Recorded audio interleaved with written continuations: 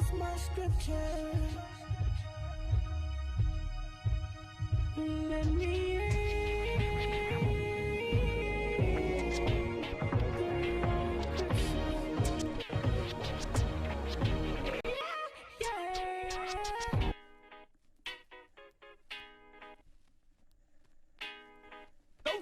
rock on, ignite my song, bring my posse along to the party, cause danger zone from the heart is in effect. So I say, buddy, study, think and learn, dig the move we made, stunning those who just can't behave. Discipline, here's a hint, a clue from the crew and too tough. All up in you with the formula coming from me, cause no one told ya of a logo of serious saying, this ain't no joke, Jimmy. I ain't playing, I'm hardcore, straight up raw. I'm the overlord, I door clocking. But no, as if you didn't know, fronting on the scene when it's time to go. Asking for a number from any member of the tough crew band. Remember, jacking on my tip, over tipping my shoulder. I'll be a soldier, a steamroller, smashing those who stand in my path. Counting them down like math, planning, mapping, rapping them down for my part of town. Girl.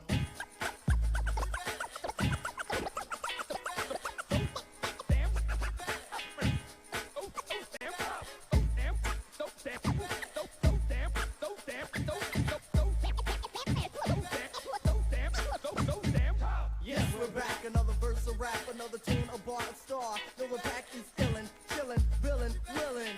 So shock, clock, and rock to the point of no return, to the point of madness and burn. Starters, I call suckers or a new jack in case you never knew that the crew is back. Check out the scenery, Jim.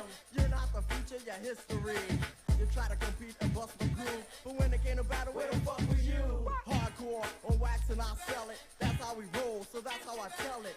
Call it dope, call it what you want, but the fact remains we're getting paid up front. Tax free, money in my pocket, trim from the ladies, cause no days, I get superior. On the mic when needed, enterprise call, cycle completed. Facts I gather, position is stronger, remain alert just a little bit longer. As I pound you down, with the funky sound from my part of town. Yeah.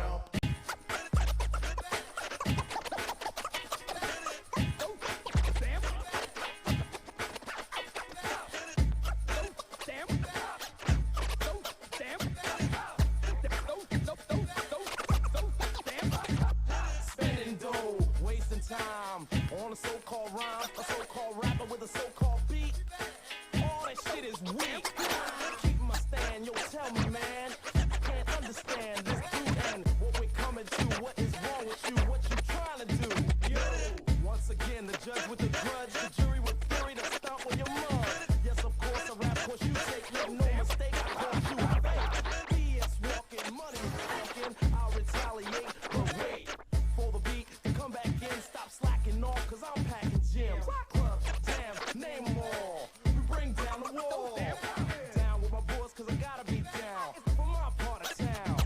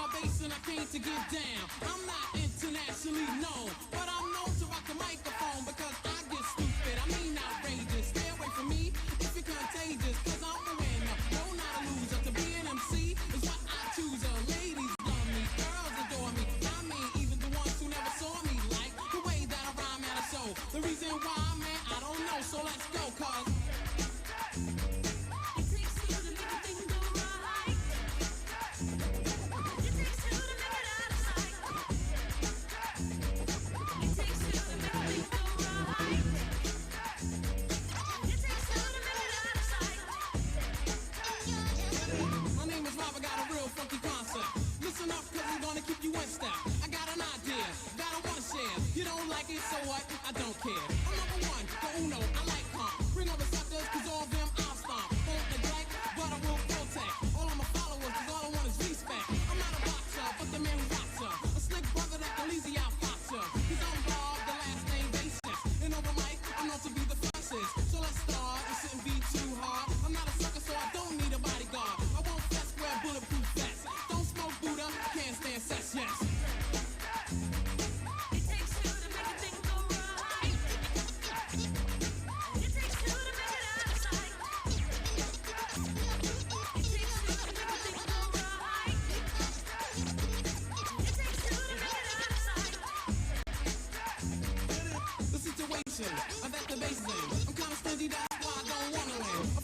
to a foe or a good friend. Now listen up, cause I want you to comprehend. Cause I'm a leader, the man, superior. I take carrier and then you get warrior. So that's it, my love will not counterfeit. The record sounds which makes me wanna hit. It won't hurt to listen to Red Alert. Take off the shirt and so I don't hit the dirt. I like the kids, the guys, the girls. I want the duck cause this is raw-based world.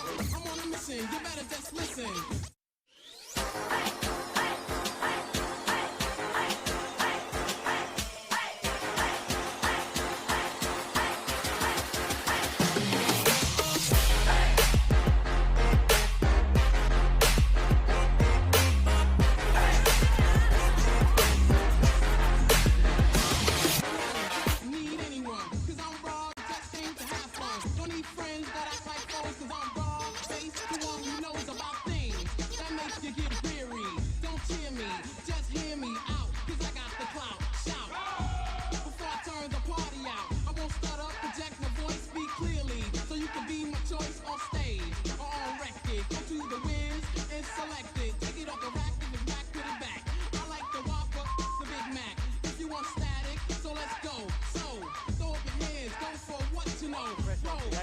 Where the Aussies did very, very well. Yes. Gold and bronze, and boy, we are stacked full of talent here today. And I'll tell you what, after what happened last week and the success of the Australians, and of course as time goes on in 3x3, and it's all about accumulating points both individually and helping the country continue towards qualification, in particular of the 2020 Olympic Games, you can feel the excitement, you can feel a little more momentum starting to grow as we get here this morning. Oh, you sure can, and you can see the big name players signing up too. Oh, yeah. I mean, we have some serious names coming up throughout the schedule today. You're talking about current NBL players, Anthony Drimmick and the like, and I tell you, in the women's section is stacked. It's stacked again. Absolutely stacked. We've got the Dimond Valley taking on Bears in the first game of the morning as well. And this has already been a fairly high-intensity game as well. And I think a couple of weeks ago when we were here for NBL Pro Hustle 1, we did see, of course, two teams really clear out from the rest of them, which we'll see today. But I think the depth of the women's today is going to mean we get to semi-final action and grand final action. We're going to see very, very high-intensity, exciting games. No, that's a good call. I mean, these two teams we've got on the court right now, the Bears and Dimond Valley, these are two squads we didn't really see last time, and they're going to be take some beating down the pointy end of proceedings today, and you can see they're going right down to the wire in this first game. 3 minutes and change left, Dimond Valley leading by 1. I see Kate Seaborn just missing a throw there, but she's someone to watch out for, as well as Vlahoska scores there. And this is going to be an interesting contest. 11-all for people joining us for the first time at 3x3. Dimond Valley trying to take the lead. 3x3 joining for the first time. It is first of 21 1s and 2s compared to 2s and 3s, or a 10-minute time limit. So it is continuous, non-stop action the entire time. And it's also something that makes us, at times as commentators, Liam, struggle to get our breath, considering we're just sitting here watching, sipping on a lemonade. These girls and guys are going to be out there playing continuously for 10 minutes over the course of the day. No, you're dead right. There is no breaks in the action, and they ring the substitutions, and boy, you need to be switched on offense to defense to transition, because they will make you pay like that, almost. She's been great too early on, has been foremost as well. And height's a big thing. You don't get any shorter as the 3x3 does move on. Here she is. Well, it's too strong inside, no foul. Gets her own rebound, goes straight back up and scores. Of course, brilliant last week.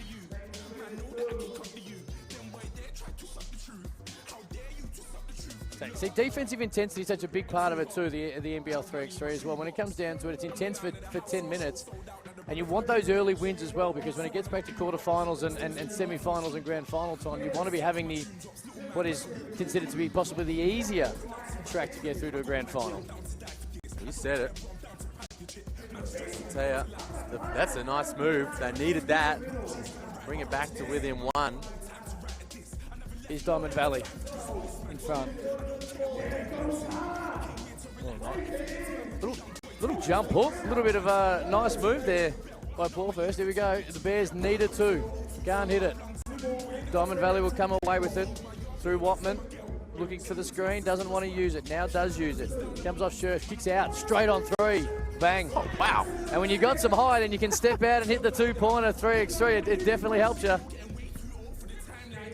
Well, he gave her the look, Scherf, and she made him pay. Put him up 4 with a minute remaining. Here's Watman. Do they go to her again? Ball burst. Off the Scherf screen. Now dumps it inside. She's been very hard to stop, and that continually, when you step outside and go inside, makes it very hard to be able to get a read on where she's going to go. She'll go to a foul line for essentially, probably, as we're under a minute, a very, very crucial point. And she takes it. Dimond Valley 17, Bears 12. They need something big.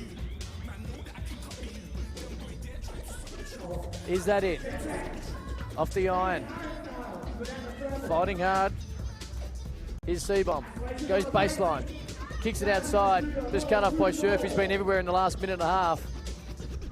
And they'll start again. Loader looking inside.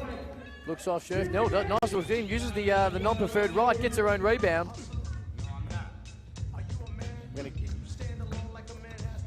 There's the right again. Can't get the roll, but Scherf's there as she has been for the last 2 minutes. Can't hold on to it. Bears need a 2. Is that a bank? Oh. It most definitely is. It is most definitely a bank from C-Bomb. They're still possibly alive. 3-point game. 10 seconds to go. We're not going to get the 21 here in the first game, but the intensity of defense is through the roof. And now we're going to see Watman not go to the foul line. Take it from the top. No, she's going to go to the foul line. 5.4 seconds to go, 3-point lead. Oh, this Dimond Valley team in the orange that are going to get the win in this first game. Keep an eye on them throughout the day. They've been very impressive. Obviously, you've got Paul Vast coming on fresh off the gold medal performance with the New Zealand 3x3 team in the Asian Cup.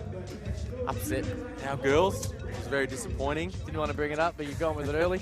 And Big Scherf, she's been a massive handful in this first game, so they are a team to keep an eye on. Watman finishes his thing. Bears gets it off. No luck. And the opening game here at NBL Pro Hustle 2 3x3 goes to Dimond Valley 19-4, and already, Liam, as we touched on, we're going to see, I think, a very, very competitive, intense, high-quality women's side of the draw. No, that's for sure. Lots of big names. We've got obviously the defending champion group, the I-Athletic. Beck Cole not here today. It was a bit of a disappointment, but Alice Koenig replacing her. Let's get to the MC courtside.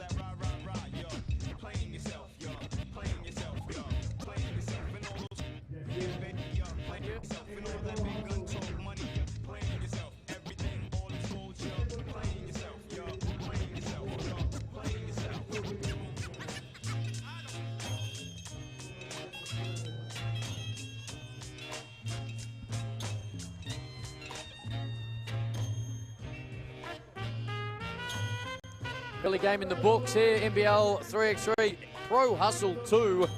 And we got Spectres I Athletic v the Moor coming up in a number of moments. Liam San Marie here with me, Cam Luke, all thanks to First Ever, Wilson, Tissot, Powerade, CMS, Australasia and MSF Sport to do a wonderful job with the court. Of course, NBL Pro Hustle 3, May 13th in Sydney next weekend. The FIBA Challenger event the week after, also in Sydney. Top teams from around the world are going to be there.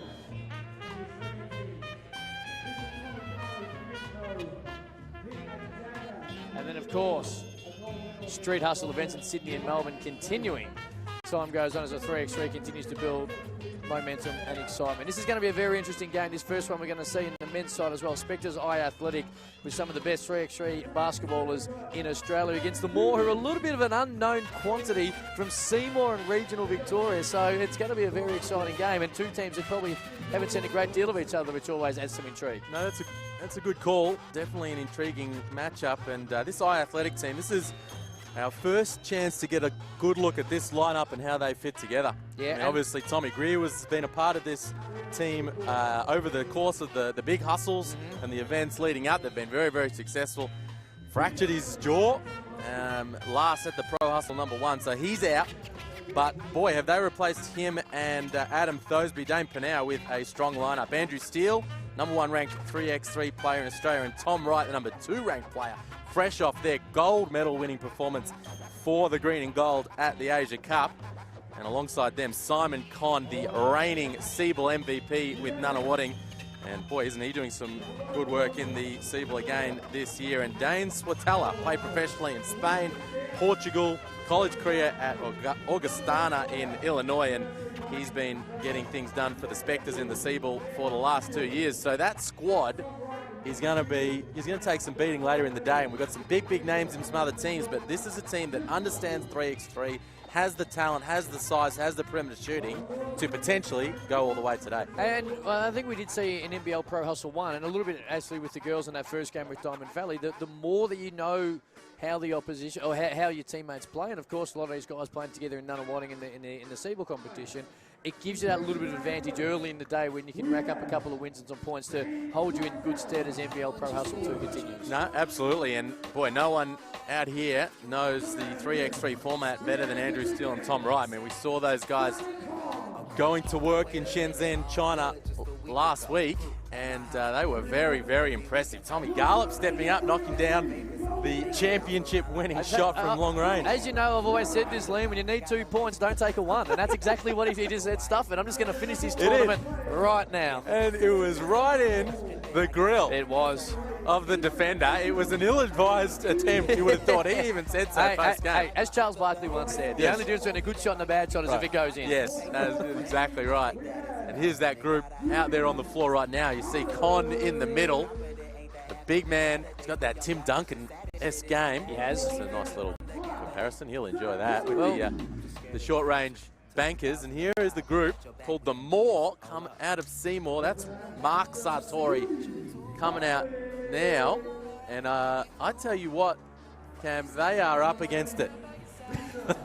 I mean, let's call a spade a shovel. I do actually like that you haven't sugarcoated it early. The height's going to be a huge disadvantage for the Moor. It's going to be an issue. It is. But also, as you know, the intensity of the game and also some of the little,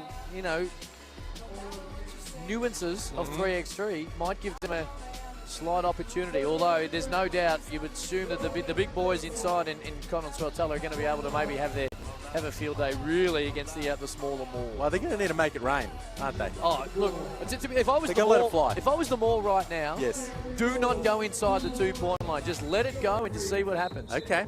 Well, the Sartori brothers. Yes. Mark and Robbie.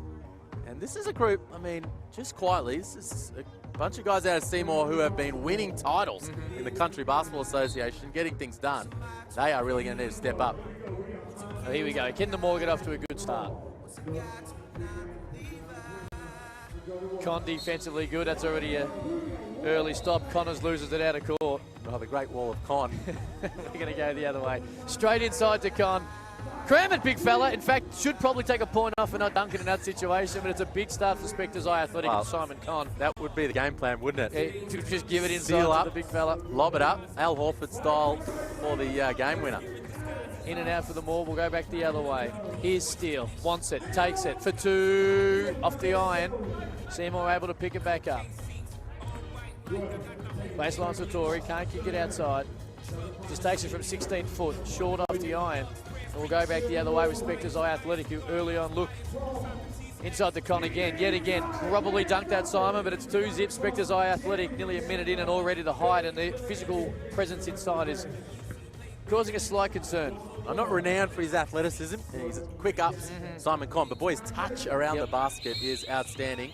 You see, Eye Athletic. 14-second shot clock might have thrown him out a little bit. They've just got to let this fly the ball. They do.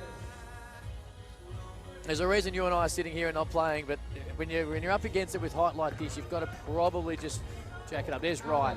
Kicks it outside. 3 balls short off the iron. From Steele, Wright gets it again. Offensive rebound, such a huge part of 3x3, and Moore able to get one and get an early stop. Team reluctant to shoot the 3 ball. There we go. A little bit short. Wright with the rebound. He'll dribble it out. There's Con. Not where he's great at. Inside to Wright. Kicks it out. Steele wide open. 2. Got it.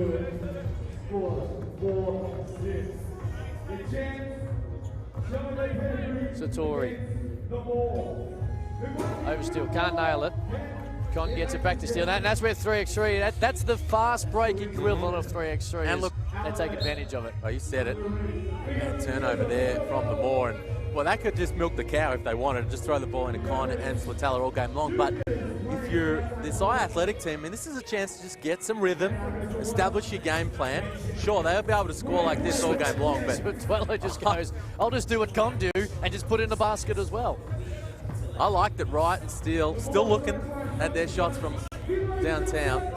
They can establish how they're going to go about it for the rest of the day. And that you make a really good point. It takes a little bit to get into, and these boys are all experienced 3x3 players, but it takes a little bit sometimes to get your groove going. And if they're able to find it early here, it's going to help. Steele for 2. It's off the iron. It's going to stay with Spectres Eye Athletic.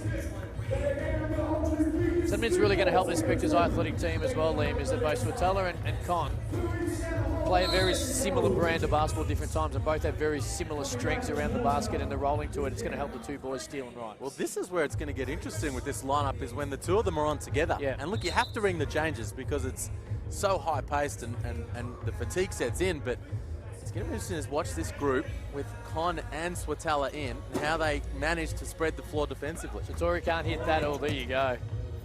It's a little bit too easy for Australia's #1 ranked 3x3 player in Steele as he just gets to the basket. It's 7 zips. Spectres Eye Athletic kicks it out. Is this it for the Moore? It is!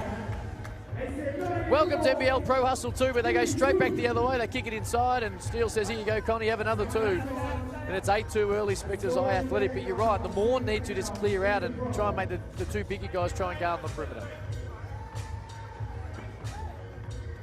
Satori, again, blocked by Con. They got a hand to it. Steele's able to come away. He says, I'm going to shoot this. Leave it a little bit short. He tries to warm up into the day from beyond the arc. Con used his feet nicely there. He was able to get a hand to it. The Moore just tosses up Satori. Leaves that a little bit short as well. Oh, if the big fella's got range, and that's really going to hurt. Not quite in that situation from Swatala.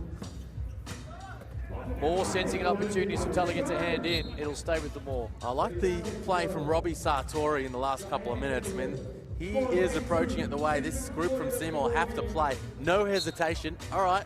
Con's got a hand on a couple of his last attempts, but he's letting it fly, being very, very aggressive. 3x3-2. One rule is you can't die wondering. As we see another one there, you just got to let it fly up. And in particular, when you're up against it a little bit when it comes to inside physical presence. Speaking of, here's Con. Little fadeaway, 8-footer. Well, that's just a deft touch by a player who's done it at all levels, and unfortunately, the Moore are feeling the wrath of it right now. Shoot it. Satori, and there's that shot clock again. It's proving a concern. Only 4 minutes into NBL Pro Hustle 2. There's Wright. Off to Con. Straight back to Wright. Little give and go. That's deemed a little bit too easy. We see this team going all the way, Cam. When we talk about some of the other lineups that we've got today, you got Peter Crawford, Anthony Drimmick, Lucas Barker, and Anthony Petrie in that lineup. They're probably the favourites for mine, winning it last time. Of course, no Kendall here today with Siebel representative duties, but to be able to bring Anthony Drimmick, who not only had a great year for the 36ers, but is racking up points like it's going out of fashion right now for Dandenong. So they're right there, but I like the fact that these guys, one, know the format, and two, play so well together as well as Wright goes bang. So there's no doubt we're going to see these guys deep in this tournament. Score 12-2. It's a 10-point lead. The Moore refusing to let it go, going to take it inside on Con, who's able to get a hand on. There's that shot line. It's 4 straight shot clock violations. And you see Tom Wright with the ball right now, getting it checked up the top, throwing it low to Con. He has been really playing well this season in the seal, averaging over 20 points per game, 5 boards and 3 assists. 46% from downtown. A couple of NBL teams sleeping on Tom Wright. It's a little bit as a backup guard. And he's been in the system before, hasn't he? The Bellman played with the Sydney Kings a few years ago. They need a backup, PG. They do. They do. Probably won't be able to pay him much because they're giving so much money to everyone else. But outside of that, you can go and say good day. If Bogan and Kick and leave a couple of dollars around, and Randall as well, maybe you can pick it up because he's definitely a guy from not only 3x3 but also at the second level Siebel that he'd fit in nicely as a backup point guard. Switala gets away with the hook there, but the referees have just given up because it's a 13-2 lead. Kicks it out, let it fly. Does. No shot clock violation there. Can't hit it there. He's right. Switala's been able to pick it up, hit it from 16 feet. And while the first women's game of the day between Bears and Dimond Valley was a exciting, intense competition, we're not exactly seeing it here as the Moore just throw it away, and their confidence is probably as low as it can be right now. Well, they're up against it, and it's a chance for us and for the viewers to get a really good look at this athletic team, and as we judge them against the other top teams in the day. Oh, Switala. That's a nice move. Got the first step, and his ability to go left also helps. Satori goes, now they're starting to hand check on Switala. Isn't he? Really is. Similar weight room to where you and I spent on so much of our 2 days. He's a big unit, and playing professionally right around the world at different parts, in particular in Europe. So he's a guy who has been in professional unit systems. Satori says, I'm going to shoot it. Yes, sir. I like that from him. It's a great pass. Steele can't quite find Switala going back door, and Moore is able to get on one and see if they can score. 16-footer, a little left-hander, it's off the rim. Switala says, I'm going to take that from you, Simon Kong. Steps outside, tosses inside here. You have one there. They know each other well, and I think that's a big part, as we've already spoken about. See, this is what I like about them all. Just let it fly. No, we need more of that. Yes, I agree. Great backdoor. Steele says thank you, the #1 ranked 3x3 player in the country. He knows his format as well as anyone. That's what we need, Satori. Just I was going to say the iron, but I don't think it drew any. Might have just hit the backboard. Backdoor, that's a great move. Great move by Steele, who would be feeling on top of the world after being a part of that team last week. Oh, he's #1. The #1 ranked player, and I tell you, there we go. He doesn't have a massive name, Andrew Steele, amongst most of the pro ranks around Australia, but boy, wasn't he impressive at the Asia Cup? He was. Con clears up his miss there and puts it in. Satori, 3 straight on, off the iron. Steele racks up another rebound. And it looks like the 21's going to come up before the 10 minutes. Only 2 points away from Spectres Athletics. Switala kicks it out. Con for 2. And they can go take the early shower and refresh for the next one because this game is done. Spectres Athletic will came in as one of the favourites and proved their worth early. 21-2 over the Moore, who are a little bit overmatched, in particular inside. But they'll learn from that experience. Yeah, and they put up a good fight. Liked it. They never stopped having a crack. But like you said, Spectres Athletic, very, very impressive. Looking forward to seeing them going up against the Platypuses at some point later in the day. We will get to the highlights in a split second to see how they did it. But 21-2, and if you are joining us again, stream for the first time, firstly, welcome. Secondly, first at 21 or 10 minutes as we see it here right now on the highlights, their ability to be able to get inside. And we know that Steele and Wright in particular can shoot the 2 ball, but their ability to be able to get inside the perimeter is a huge part of it. Let's cross down to our MC right now as he's joined on court by Tom Wright. With Tom Wright, Tom, tell me how you went just then. We had a good win first up. I think the guys are pretty locked in right from the start. So, yeah, we're looking good today. Everyone's feeling up for the challenge. Now, you've just won a gold medal in the Asian Championships. How does something like today compare to what you just went through? Yeah, amazing experience. First of all, to get selected to play for Australia, it's always an honour. Really good group of guys over there. I think we had an amazing tournament. To come away with a gold was huge. And to bring that back to Australia and play in an event like this is amazing. So it's such a good event, so well run. I'm really happy to be a part of it. Your chances for today? We're pretty confident. I think there's some really good teams out there, so hopefully we can have a smooth run through the pools and then match up against some really good teams later. Blowout today, so we'll see what happens to the rest of it, Tom. Enjoy the rest of it. All right, lucky you came in early. We have the NBL 3x3 Pro Hustle one chance. Back to get pulled out. All right, first down for the Platypuses. We have Lucas Baca. For the LA 36ers, his 3x3 Hustle Pro Hustle debut, Mr. Anthony Dimond. We got NBL champion of the Brisbane Bulls, recently retired. Anthony Petrie. And we have London Olympian, NBL champion, Townsville Crop. Lights out for the three, Peter Crawford. And we got the Indigenous team for the PCYC, Ryan Blackman. DJ Dio. Come out here, PCYC, come and say. We got Jacoby Hunter.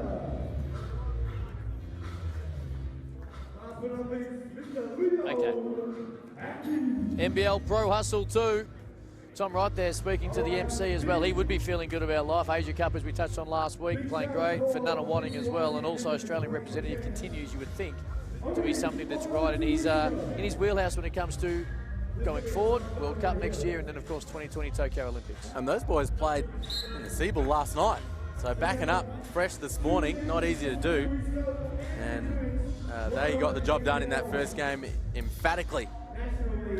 And here, I think we have the team that's probably coming in as favourites, you would have thought. The Platypuses, Anthony Petrie, Peter Crawford, Anthony Drimmick, and Lucas Barker, who represented Australia at the 3x3 Asia Cup last year. And they are up against PCYC Indigenous team. And here we go. Peter Crawford had an outstanding NBL Pro Hustle 1, straight inside. Drimmick, just take two. Or just take one. Nice little start. And away we go. Nice. Tell you what, Pete, I like the athletic. Oh, Peter Crawford, that's what he does. Peter Crawford. Drimmick can't quite keep it in. Drimmick recently re-signed the Adelaide 36ers. We expected that, matter of course, but boy, he's a big name of the future. Yeah, well, that is a great move by Hunter. He's a guy who impressed a couple of weeks ago. There is Drimmick, straight into it, nails the two. But Hunter's athletic, he's an athletic guy. Inside, into Diop. He just fades away, can't hit it. Drimmick looks for Petrie. Petrie wants to go back inside, he does. Guarded by Eki. Says, hey, you've got to put a hand up because I'm just going to knock that down. I did in the NBL, I did it in Seabull, I'll do it in 3x3 as well. There is Hunter. Needs to get going, you'd think, to keep him in, and it's 5 too early. There's Drimmick. Drimmick ain't passing, and neither would I right now, as he just finds bottom of the nets. Wow, he is white hot. Drimmick, 3 threes within the first minute of action. Diop able to push away Crawford, put it up for a nice little move, nice little spin move. Here's Petrie, here's Crawford. Did it last time in NBL Pro Hustle 1. No help defense. Oh, way too easy. Just a little bit. Here's Hunter, he needs to get going, no doubt. Said threes, obviously twos there for Drimmick, but double points worth, in essence, more than a 3 would in 5-on-5 when you get double. Hunter gets away with probably a travel. Barker gets his hand on it. It's going to stay, though, with PCYC. They trail 3-8. The Platypuses coming in as one of the favourites. Hunter looks at it, doesn't. Into Diop, little jump hook. And he's got a bit of touch around the big fella. That was nice. Here's Drimmick. Still no hand. Decides not to take the two, takes it inside. Parker just gets it off him, can't finish it. We're going to stay the other way. Hunter looking for Diop. This is where you've got to go early. Make Crawford try and play defense as well. We know he can, but the little fadeaway's unstoppable. Crawford goes the other way though and says, I'll shoot two, it's better than one, and prove it right there. Right, you got to keep an eye on PC. After you score, he's heading straight to that corner. There's a key from 14 on the baseline, from the foul line, can't hit it, hits the net. Here's Crawford, leaves a little bit short. The key's able to pick it up, going the other end. Here's Diop. 20 foot over Drimmick, leaves it just a touch short off the iron. Crawford kicks it back outside. Drimmick says no to the one, to the two, but he'll try and get to the old-fashioned way and leaves it just off the iron. Impressive play early from the Indigenous squad. Have the look of Diop. He's been doing great work in the QBL for Mackay under coach Cam Tragar, former Townsville Crocs development player a few years ago. It's a nice touch in the early going, keeping the Indigenous team in it. Petrie all over him. Comes off his foot. It'll stay with PCYC. Diop probably not as comfortable outside the 2-point line as he is inside. Here's Hunter. Tries to take Drimmick off the deal. Oh, he got a little, able to get him, but Drimmick is able to recover, get the block. Drimmick was about to end up on the socials. Just most certainly was. Great recovery. Here's a key. Diop, not where he's comfortable, but he's going to try and back in Petrie. Little shot clock violation, maybe missed by the referees. In the end, it didn't matter. Here's Drimmick inside Petrie. Foul on Diop. 11-5, it'll stay with the Platypuses. The battle down low, Petrie and Diop is intriguing. Diop has the physicality to match it with the Saddler. Not many here today will. Crawford off the screen by Petrie, and that's all net, and we've seen him do that a lot in NBL Pro Hustle 1 as the Platypuses went on to win that, and fairly comfortably. Diop loses it. Here's Hunter. Kicks it outside. Aki tries to take on Barker, tries to throw a no-look pass. It's off a hand, and there's shot clock violation again as Hunter tries to hoik one up from the third row and leaves it a little bit off. It'll stay with the Platypuses. I think the Indigenous team need to implement the Larry Bird rule with Diop. He needs to touch it every possession. Every single time. But inside the key too. Yes, sir. 13-5, 7:05 to go. NBL Pro Hustle 2. The Platypuses over PCYC Indigenous. Great backdoor Petrie. We've seen that before in all levels from Anthony Petrie. Here's Hunter on Barker.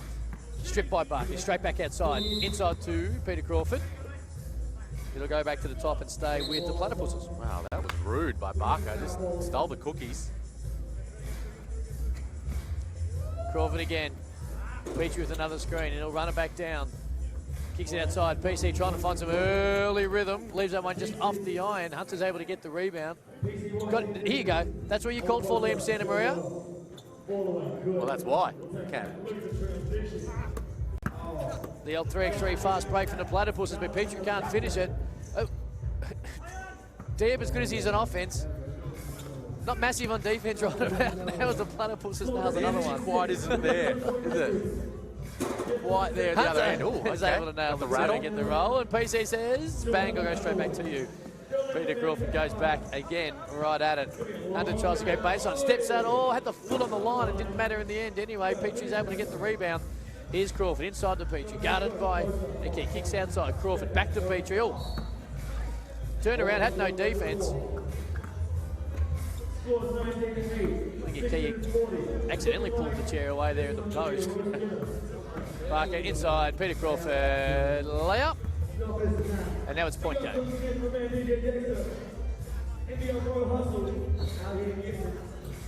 Here's Hunter.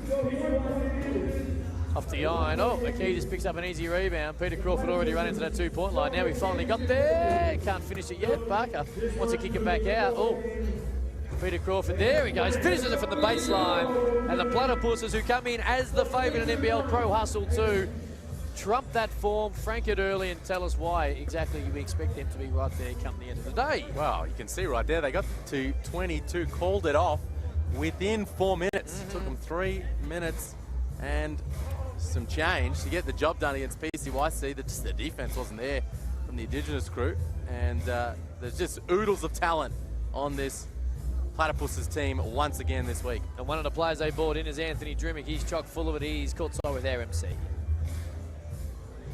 Thank you once again, and I'm here with Anthony Drimmick. Now tell me, How's it feel to get the dub and go out winning before the time expires? Yeah, it feels pretty good. I mean, we got a bunch of shooters, so, you know, if you don't get a hand up, we're going to knock a bunch of threes down and beat you real quick. Damn right. You guys get hot in a minute. Now, in terms of the competition for the day, how do you feel you rate with everyone else going on here? I mean, I didn't come here not to win the money, so I'm here to win, you know. Our team, I think we're pretty good. Definitely think we have what it takes to win, so. Just coming off the loss of the NBL championship, you must be thirsty. It is tough, played well, but what would it mean to win that 10K? Yeah, it'd be huge. I mean, we've got a good bunch of boys on this team, so, you know, we're just going out there balling out. Hopefully we can win. Damn right. Well, best of luck for the rest of the day. All right, we got the women up there. There you go, Anthony Drimmick. Early start for the Platypuses. Obviously, he's a recruit into the team after Jeremy Kendall unavailable today, and it's a pretty good recruit to bring in. Of course, had a great year, 36ers, and as you mentioned, Liam Santamaria, and to be honest, probably broke the news. Signed that 2-year deal during the course of the week as well, so he's in fine form. He sure is, and he's not messing about either. No, he's not. I love that from Anthony Drimmick. I didn't come here not to win the money. Yeah, I was his first comment to the mic. Tell you what, and then he rolls with the MC, then rolls back with the old, I just remember how you lost the NBL title a month ago. That's something I would have left out of the chat, but it is what it is. Well, they look really, really good, that Platypuses team. They are going to really, really take some beating, and Drimmick, he just was chilling there for most of the last part of that one. Game only went for 3 and a bit minutes. They took care of business, but we shift our attention to back to the women's draw. Outstanding matchup here early in proceedings in Pool 1. Dimond Valley versus the Melbourne Boomers. This Boomers squad, we saw them in the grand final game of the 3x3 Pro Hustle 1, and we saw this Dimond Valley team earlier this morning in the opening game, and they were very, very impressive. Obviously, you got Paul Vast in there, fresh off a gold medal winning performance in the Asia Cup for New Zealand. So, an outstanding, perhaps, maybe, a grand final preview here early in proceedings. And we're going to have a good opportunity here to see that more depth in the NBL Pro Hustle 2 when it comes to the 3x3 women, because we do expect the Melbourne Boomers to be there again, but we also expect this Dimond Valley team, who was so impressive earlier this morning, to be a team that's, in particular, come semi-final time, right on their heels as well. Let's talk about this Dimond Valley lineup. We mentioned Paul Vast. He's out there, they're in the black. Won gold, as I mentioned, with New Zealand last week. Played college at Monmouth University, 4 years there. Townsville, 5 WNBL, and she was part of that championship winning team last year, and going to be getting it done for the Canberra Capitals now, and currently playing with Dimond Valley in the Seaboard and absolutely tearing it up. 19 points, 5 boards and 4 steals a game. They got Watman Gould. She's an intriguing one as well. Gould played at this Basketball Without Borders camp, the NBA All-Star weekend last year. So plenty of talent on this lineup, and that's not even mentioning Lauren Scherf, the big center out of the Canberra Capitals in the WNBL. It was brilliant in the opening game as well. Boomers, Conti, Shelley, Simmons, and Maddie Garrick. And we are away. Here is Scherf, straight inside on Garrick. Here's Conti. Garrick for 2. Off the iron. We're going to start again with Conti. This team so impressive in NBL Pro Hustle 1, making a grand final. Short early on there from Simmons. How about Garrick taking on the challenge of guarding Scherf on the interior? And you love the physicality from Garrick down low, keeping Scherf out of the painted area. Here she is. Gets it from Not Watman. painted. Great D by Garrick. Nice little spin onto the left. And we open proceedings. Dimond Valley score first through Scherf. We go back the other way. There's Garrick, but that's what she can do as well. She thinks she can take her off the dribble. Can't quite on that occasion, though, and Scherf gets the rebound.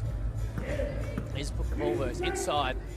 Fades away on Simmons. Tough. She's able to score. That is really tough, and it's a 2-0 lead for Dimond Valley early. Here's Conti. Ignores the Simmons back door, tries to hoik up the 2, leaves a little bit short. You can see the Boomers team defensively trying to avoid the switch with Garrick. Want to keep her on Scherf. She's got that physicality, but as a result, opened up Paul Vast the previous possession. There's Watman, left-hander, leaves it short. Simmons able to get the rebound. Tries to take it back door. Scherf says no. We're going to stay now with this Dimond Valley team's had a great start. Had a brilliant start. Down the middle, straight to the key. Watman can't finish it. Gould with the rebound. Come on for Conti. Takes it. Garrick outside. Tries to take the one. Fakes it. Now does take it. Big. And gets the shooter's roll to tie this up at 2. We saw her catch fire in Pro Hustle 1. Scherf misses down low. She needs to carry this team, Maddie Garrick. Gould for 2. Off the iron. Garrick's able to run it down. A little behind the back. Here's Simmons. Impressive NBL Pro Hustle 1. Sets the screen to Gould. Looks her off. Now gets guarded by Scherf. Kicks it outside. Garrick inside. Scherf. Mounted inside. Can't get out. Simmons. And that's something we didn't see from the Boomers in NBL Pro Hustle 1. Having an ability to be able to get a shot off in time. Absolutely. Great defensive stand there from the Eagles. Gould tries to up and under it. Can't quite finish it.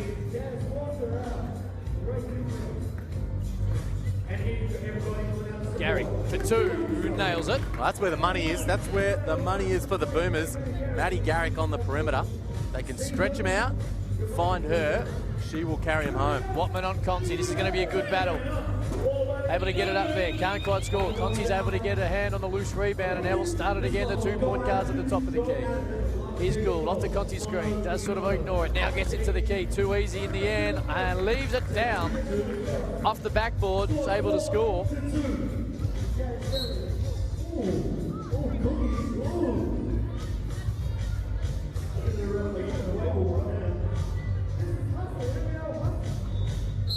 It's going to be an interesting couple of minutes here now for the Boomers. Garrick on the bench. Simmons has the job on Scherf down low. Gould will go to the foul line. Didn't take long for Garrick to get back in, replacing Shelley. A great young talent, Shelley. Most definitely is. Gould leads off the line, but Scherf just too big inside. Gets the roll as well. Was able to get over Simmons. Here's Conti. Kicks it outside. Simmons. Now that's now the other way too. Scherf's able to get the offensive rebound, put it back in, but Simmons was smart enough to be able to work her off the dribble. There's Gould off the iron. Scherf can't get it this time. Simmons on the box out. Here's Garrick. Little step back between the legs. Takes on Gould. Pretty good defense, but Garrick is up to the challenge and able to put it down. That was a tough make. 1 foot fading to the baseline. Scherf, the other end though, almost unguardable in that situation. 6'4" Boomers. Conti, step back, 17-footer from the baseline, leaves it a little bit off. Scherf on the rebound. Here's Gould, straight back inside. That's the right way to go. Great help defense by Maddie Garrick on the lob though. Conti for 2. Off the iron. Gould with the rebound. 5:35 to go. 6'4" Boomers. Make that 6'5" as Gould. Little step back from 17 foot. She's obviously got a nice touch from that mid-range game. Leading Santa Maria. Oh, that's a good hit. Gould. You can see, new to the 3x3 format here at the Pro Hustle, but she's having an impact early on.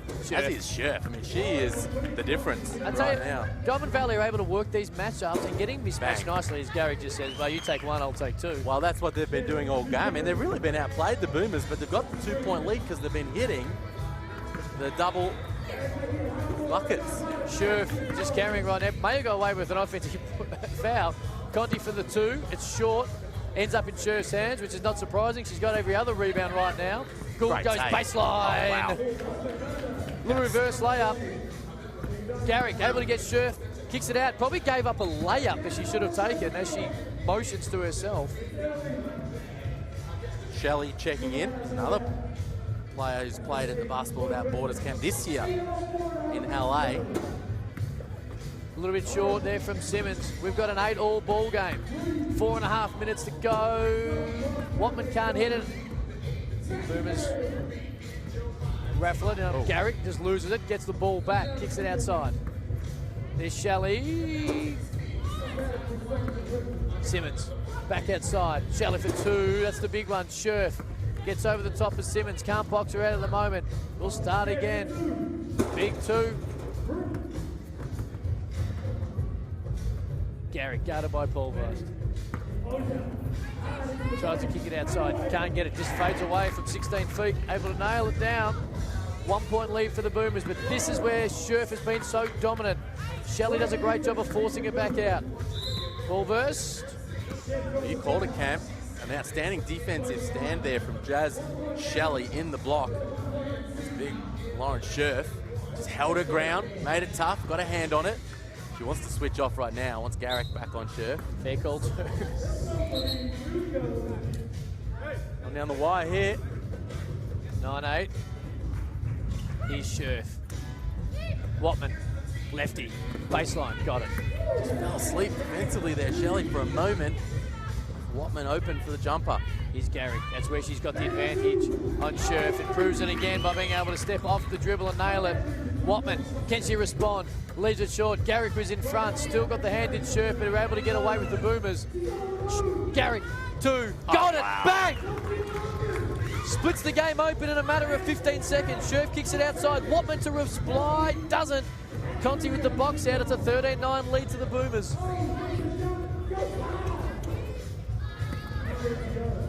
Couldn't finish it, Shelley. What can Gould do? Watman gets the shooter's roll. Okay, big hit. They needed that. Garrick didn't get the shooter's roll. Gould with the rebound. Dimond Valley alive. 2.5 to go. Gould goes around Conti. Conti gets the hand, gets the clean strip. Gould dives on it. Conti can't quite come over the top. Pace is just ridiculous here in this one. Dimond Valley versus the Melbourne Boomers. Timeout, not surprising. Both teams try to catch their breath. Outstanding action the last minute and a half, 2 minutes. As Maddie Garrick caught fire, a couple of 2 balls in a row and shot the Boomers out to a handy lead with just a couple of minutes remaining. And Watman with the crucial reply from long range. And this is where we often see, well, Maddie Garrick's taking a seat, but we see this horns action out of the huddle from the Boomers. They're not going to run that, going to spread the floor, let Conti go to work. Leaves a little bit short as the shot clock expired. Gould gets the rebound. They trail by 2, Dimond Valley. Takes baseline. Little on the right hand, can't finish it. Scherf just does what she's done for the last 8 minutes and put it back in again. Shelley kicks out. Here's Conti.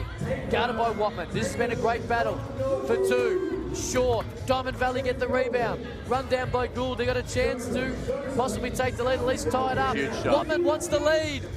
Leaves it off the iron. Here's Shelley. Goes baseline. Gould runs into it, kicks it outside. Simmons inside, probably a little bit too easy in the end. Lays it in with the right hand. It's a 2-point Melbourne Boomers lead. 1:26 to go, 14-12. She's playing smart, Jasmine Simmons, taking Scherf off the dribble to the rim. There's Gould, nowhere to go. Great unbelievable defense by Shelley. Here's Conti. Hasn't quite found the range, but she can throw a backdoor pass like you can't believe. And it's an easy layup for Simmons. It's 15-12. 3-point lead. Oh, Scherf behind the back. Wow. Oh! Not She didn't clear cleared. it? Wow. What?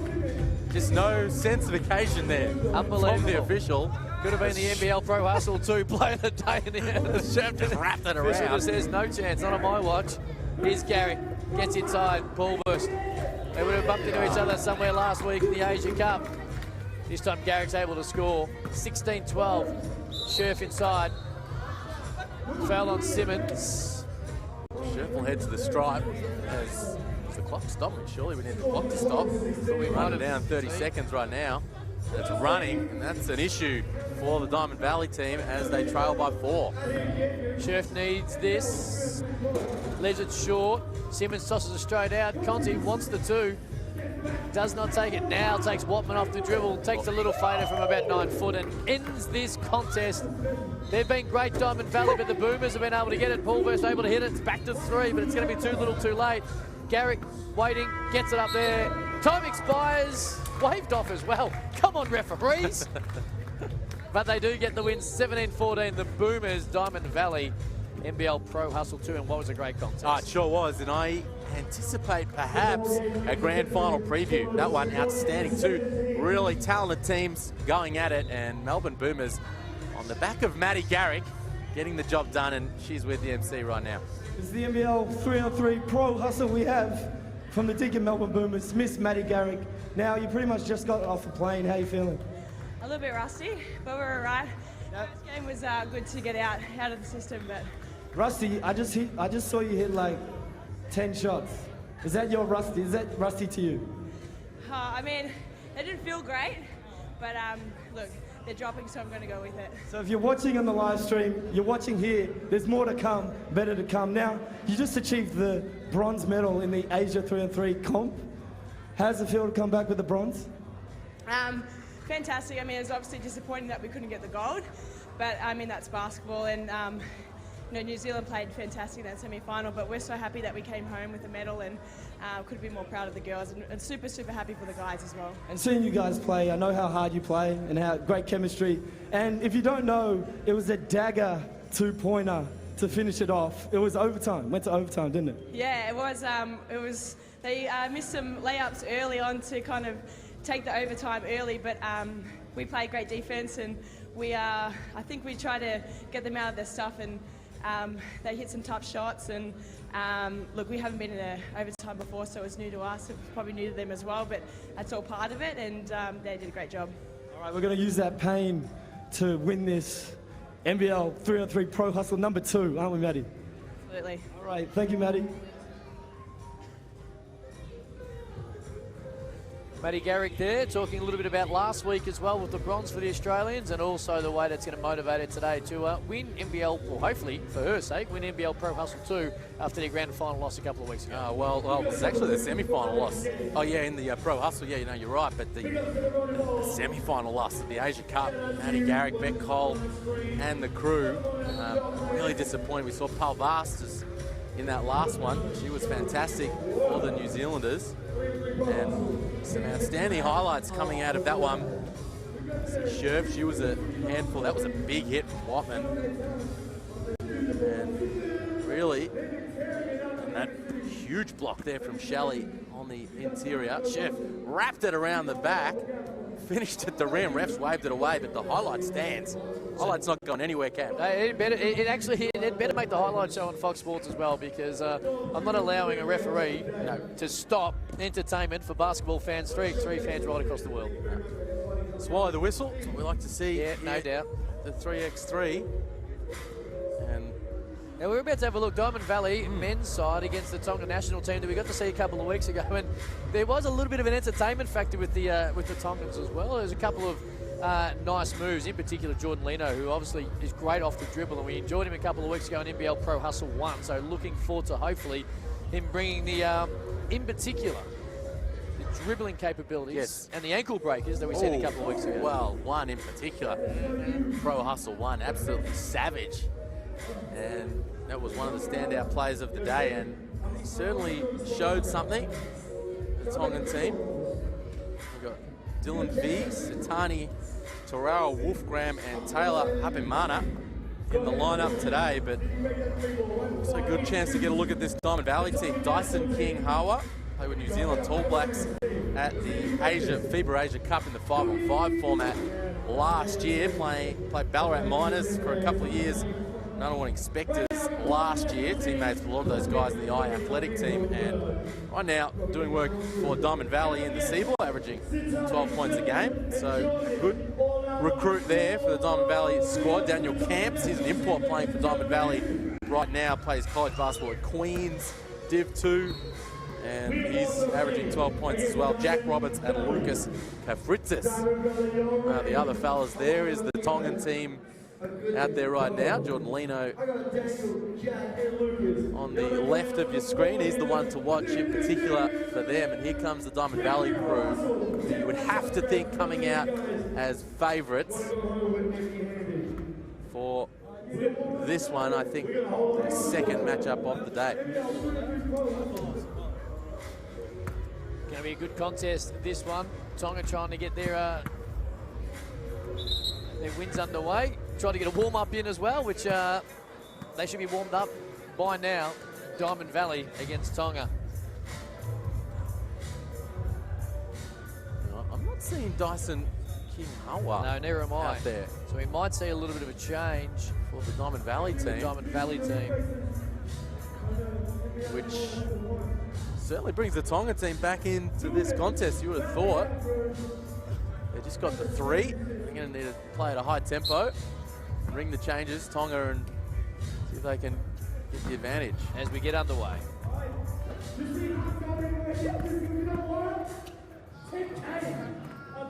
Early two by the Tongans off the iron. Dimond Valley in orange. Look at the work. 3 ball. I'll try it. Oh, that stroke from Camps is nice. Cam, no hesitation there. Towed the line, knocked it down to zip Dimond Valley. There's Lino inside, couldn't finish it. Here's Camps again. Just lets it fly. Hard a little bit off the iron in that particular. Wait, now he's going to kick it back outside. Camps. Got to shoot that. Give Lino. Lino just goes bang, and I tell you what, I remember this last time, he didn't have a conscience, which is something I enjoyed, and early we're seeing that he hasn't bought it for this one as well, which is the best way to go about it, and he's going to go again. He's feeling it, it's Lino. Well, you got to respect him. You have to. We spoke about his dribbling prowess, can put it on the deck and make plays, but just making a rain from outside in the early going. Camps cops one right across the chops. He'll go the fair line. It's the shoulders on Camps, just quietly. Strong unit.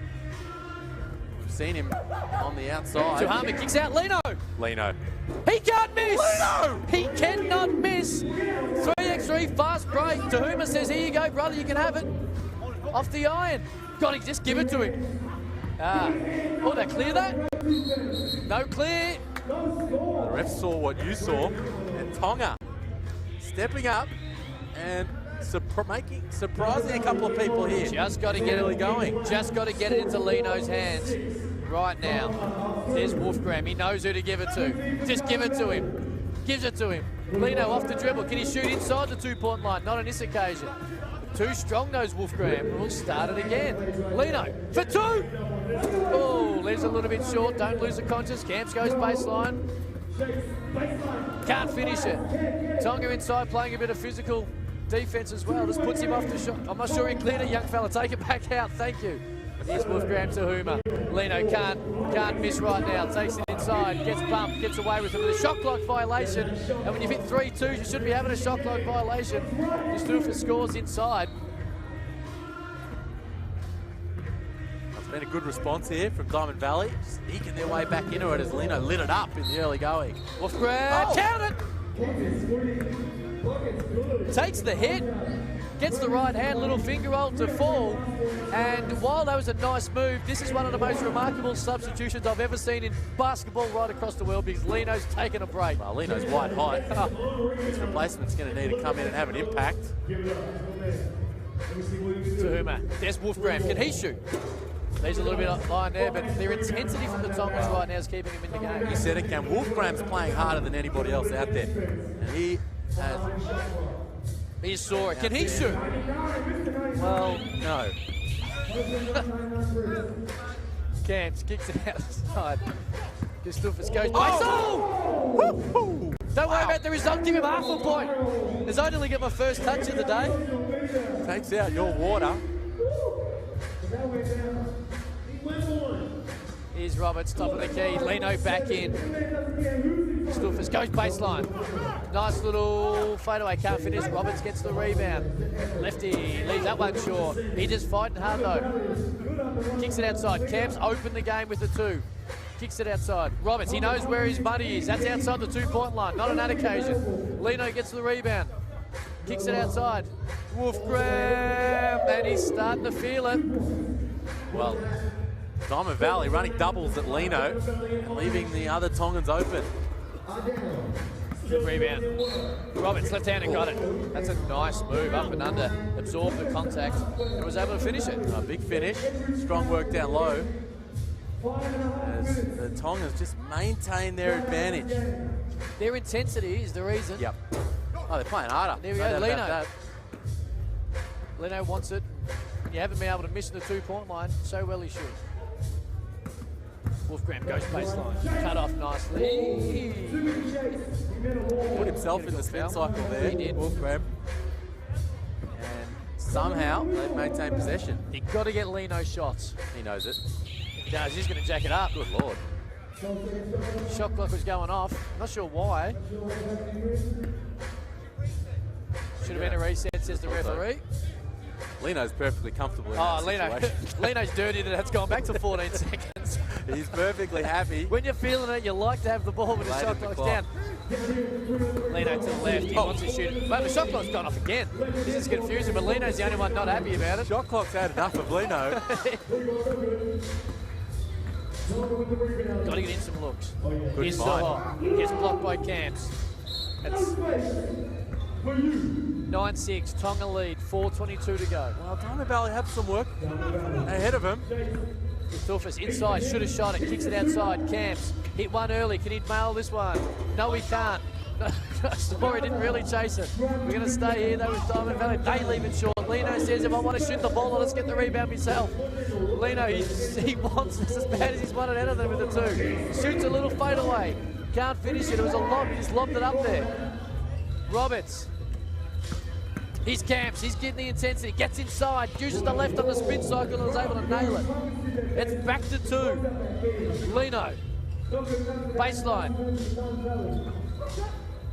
Great pass. Roberts, layup. Great give and go there by the Dimond Valley boys. It's back to 1. Tonga, they need to get some offense. They need to find Lino Wolfgram putting it on the deck.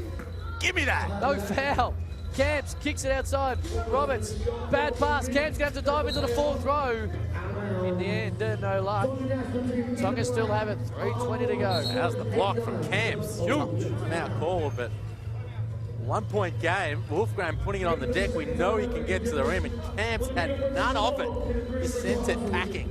This Tongan team, we only seen one on the show called an NBL Pro Hustle 1. They played, I think it was Townsville Thunder, or one of the definitely on the phone, and they just got blown out of the water by not having a great deal. The day was nearly done by the time we saw them in a quarterfinal. But their intensity here has been top notch, and it's given them ability to get some open twos early on in this game. Well, they're just hanging on. 1 point up. 3 minutes and change remaining. I said it last time, and I'll say it again. If they get a win here, it'll be a Tongan national holiday tomorrow. The whole country will take a day off. I like they come to play on the show court, no doubt about that. All tied up. 9 each. 3 minutes to go. Big Lino. shot. Bang! Oh! Cool as a cucumber, knocks it down. Camps inside, needs to lift. Can Roberts respond? Wasn't overly pretty, but left-hander. Well, no matter how this one plays out down the stretch, this Tongan team has done their nation proud on the show court here. No Lino doubt about in it. particular. Here's Camps. What can he give for 2? Can't tie it up. Lino's done it all. Wants it again. Oh, great move. Wolfgang. Another one. Layup. Oh! Oh, no. How did... Jeez, he must have just been a shoelace, not outside the 3-point line. Faked the handoff, took it off the dribble. And Camps! Bang! Oh! Takes 3 steps, but it's NBL Pro Hustle 2, 3x3. We don't care about travel if he gives you one hand kaboom. wow. Can we get a replay here as Camps put it on the deck and throw it down with the one hand?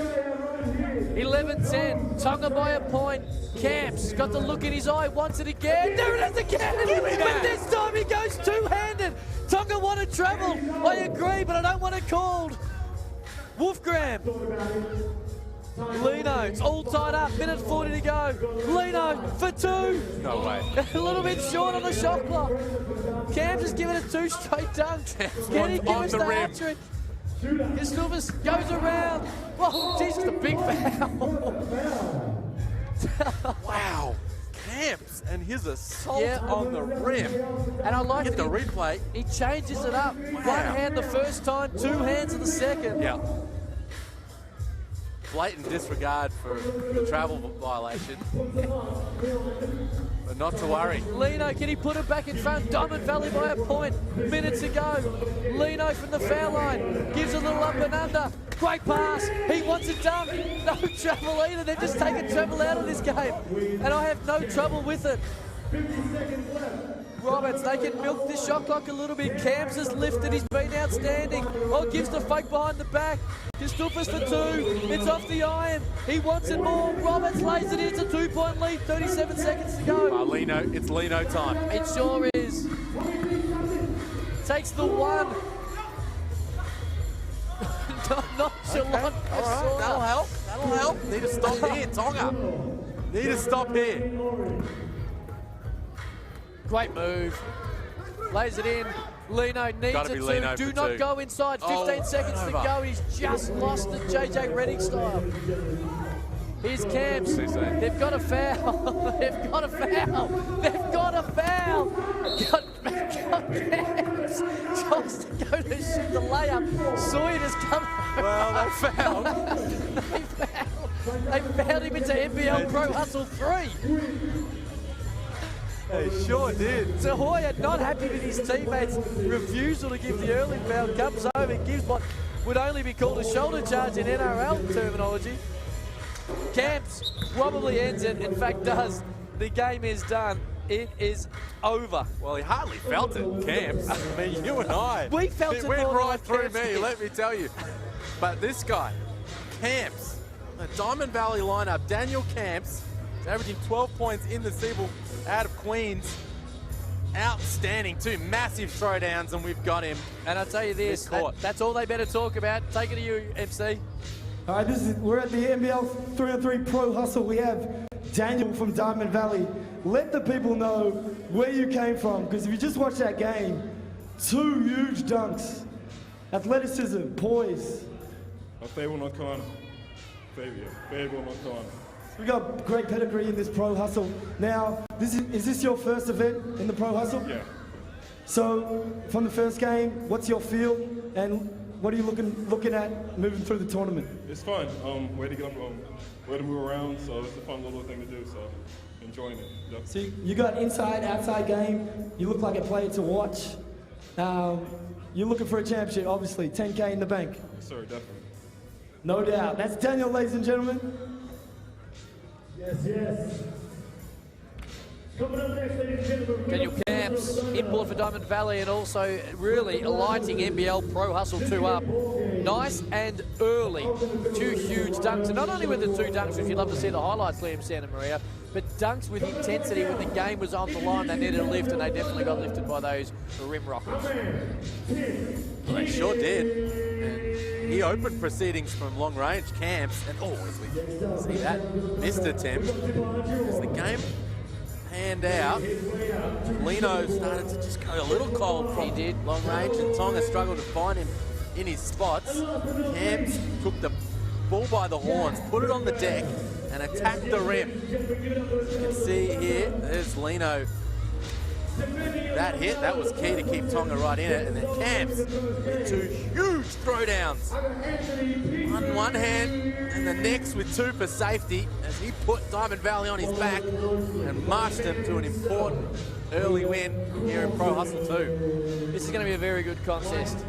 Townsville Thunder taking on the Platypuses. We've got two teams that are chock full of talent. We know so much about the Platypuses in their 3x3. Of course, one NBL Pro Hustle 1, but this team, the Townsville Thunder, led by Tim Keating, who is so highly ranked 3x3 player in the world, number 3, but also Deborah George, who's played in the NBL, Mallory, who's doing a great job in the Seabolt right now for Albury Wodonga Bandits, and McVeigh, who can put the ball in the bucket. Yeah, don't sleep on this Townsville team, but boy, look at the talent on the Platypuses in the orange. Barker, Crawford, Drimmick, and Petrie. Oodles of talents and 3x3 expertise. PC, Peter Crawford, I mean, he's the main man here. And his ability to understand the format. We saw Drimmick make it rain from long range in their opening game, but you just hope that they're not asleep here on this Townsville team, who, like you mentioned, have plenty of talent to bring to the table. Drimmick to be guarded by Keating to kickstart this important game when it comes to seedings. Intensity looks straight up. There they go, Petrie. Guarded by McVeigh. Little right-hand jump hook off the iron. McVeigh just says, I'll snaffle this. About 12 foot up. He'll just, he'll just shoot it two straight up. And with this intensity straight from the front, it's going to be a fast-paced game. Peter Crawford can't finish. He gets his own rebound. We're going to stay here. Against the champs, the Pro Hustle 1 Step back, George. Leaves it short. So it's a great chance to get a look at Jack McVeigh. Just signed a 3-year deal with the Adelaide 36ers. What do you know about him? I was out of Nebraska, had a great freshman year, recruited over from there, and his minutes started to dwindle, but Joey Wright loves the talent of Jack McVeigh. Gets an early hand on his soon-to-be teammate as well when it comes to the NBL and Anthony Drimmick. There he is. Off the iron. Keating with the rebound. This is what he can do. Has range, can splash. Jack McTray. There it is. Look forward to that being a nickname that we see on NBL.com.au, written by Liam Santamaria as the year goes on. Here's Keating, number 4 3x3 player in the country. Gives the hand off. George. Let it go. Leaves it short. Going to be a shot clock violation, to which we've seen, and probably a credit to the intense defence all day. We've seen more shot clock violations today than we did a couple of weeks ago. Well, we've seen too many. We have seen too many. Let's be real. And I'm not expecting to see any from this Platypuses lineup. No. They know they got to get them up. You've got to get a shot up every possession. First rule of 3x3, first rule of NBL Pro Hustle, leave your conscience at the door. Should not be shot clock violations. Lamar Mallory checks in, as you mentioned, doing work for the Albury-Wodonga Bandits in the Siebel. Also played in the German 2nd Division. Plenty of talent, 17-8 for Wodonga. George hasn't hit the iron now in his last 2 shots. Barker gets the rebound. Here's Drimmick. Physical inside. Barker. Oh, nice. Drimmick able to get the shooter's roll. Petrie and Deborah George going at it inside, but Drimmick said, I'll just take it 2 instead. Here's Mallory. Oh, gets hit on the elbow. He'll go to 1 for 1. Drimmick is a little pushing to back off it. The intensity is high early. I love the chippiness. I think both of these teams know what is at stake when it comes to the points and seedings later in the day. Well, yeah, the 10 grand is what you're looking at, and you know the words chippiness and Drimmick go hand in hand in many ways. Happy to get amongst it. You talk about a little intrigue. The matchup here, Drimmick and McVeigh, teammates, similar style of game, length, similar skill set. You'd think Drimmick be keen to stamp his authority on that little matchup. Great pass, Barker inside. Petrie can't finish it. Probably got racked across the arms. Wasn't quite called. Here's George. He hasn't been shy so far. I like it. The fact he hasn't hit the draw of the ring yet, I don't like. He takes it, Barker inside. Runs out of space, just shoots it anyway. Love it. Leaves it hard off the iron. Drimmick gets the rebound. Is that matchup we talked about, Drimmick and McVeigh. Adelaide 36 are teammates. Playing time. Joey Wright watching. Off the iron is Drimmick. Here's McVeigh. The other end. Gets a little bump from Drimmick. Doesn't get the call though. It's going to stay with the Platypuses. Drimmick straight back at it. Goes up. Can't quite finish it. It's been scrappy last 40 seconds. Barker picks it up, just gives it to Petrie. He puts it off the glass and puts it in. Straight the other side. Deborah George for 3. Now he finds his range. What a great outlet. Mallory finding Deborah George on the perimeter. Barker tries to respond. Can't. McVeigh says, I'll snaffle it. Guarded by Drimmick. Here's Deborah George. Gets Barker off the dribble, off the left hand. Goes a little underhand scoop over the shoulder, scores. That's the boys. The boys from the former NBL dunk contest participant, Cairns Taipan, Deborah George. Thunder in front. Drimmick stares Mallory in the eye. Takes the 2, can't finish it. Petrie cleans up. Gets rid of McVeigh. Can't quite finish it inside. It's physical inside. Deborah George picks up the rebound. Guarded by Drimmick. Hard off the iron is George, not getting the shooter roll in that particular case. Here's Drimmick, tries to get around Mallory, does in fact that, gets in, reach, lazy defense, and 1 for Anthony Drimmick, who'll go to line and try and put the Platypuses in front. It's 5-all, 5:40 to go. Pool B, game 4, NBL Pro Hustle. The strength from Drimmick, taking the contact, finishing at the rim. That's the next step in his game, being able to put it on the deck. Chris Golding had that to his game about 5 or 6 years ago, took him to the next level. In particular, when you got the length that guys like Drimmick, McVeigh, Golding here touch on. There's Deborah George. Can't finish it too. Barker with the rebound. Here's Peter Crawford. He definitely doesn't have a conscience, nor should he. What a pass! Drimmick off the iron. Down. Take it to the top. These are the little things that some of the 3x3 rookies have to sometimes get taught through. They haven't played before. Here's Keating. He has played before. Number 4 in the country when it comes to this format. Peter Crawford the rebound. Barker kept it alive. The Platypuses lead by a point. Crawford inside. On Keating. Gets the hand. Crawford feels he was fouled. Kicks it straight out. George can't hit the 2 though. Can't make it pay. Mallory, he wants it. Mallory guarded by Crawford on the baseline. Crosses him over. Here we go. Oh, and then Drimmick comes over and says, and then gives a fake apology, which... Wow, fake apology. We drew me right under the bus, but he got his money's worth. He did, he got his money's worth, and I have no drama with it. And then says, I'm going to say sorry early. Foul before. Is the game within the game? Thought Valerie was going to go up. There's McVeigh in a mark against the rebound. Peter Crawford loves that spot. Doesn't want to kick it out to Drimming. Takes the hit, doesn't get the foul called, gets it off the glass, gets it, and then just strips it. Not sure he cleared that, I'll be honest. Referee says, no, we'll let it go. Oh, she was right there. She was right there, as we were right here. Oh, there's Mallory. He's got some handles. Big fake. Goes around Crawford. Crawford tries to come in late, but Drimming says, not on my watch. Now the foul on Crawford. But I like the intensity on defence. I know we're still probably 3 months away from the 36ers training camp, but both signed their contracts. Drimming trying to say to the young fella, hey, you want any playing time, any of my playing time? You're going to earn it from now. Big fake from there. There we go. That's the set play that Platypuses always run. Out the net, throw to Peter Crawford. He feels he was undertaken. Now Dimond George. Crawford just hits him back. Still no call. We're going to start again. Crawford, baseline. Oh, Dimond George gets a hand. Bumped out of court. It's going to stay with the Platypuses. Dimond George a little bit surprised. Physicality. Not sure why. Increasing there. George and Crawford going at it. Here's Drimming, guarded by Keating.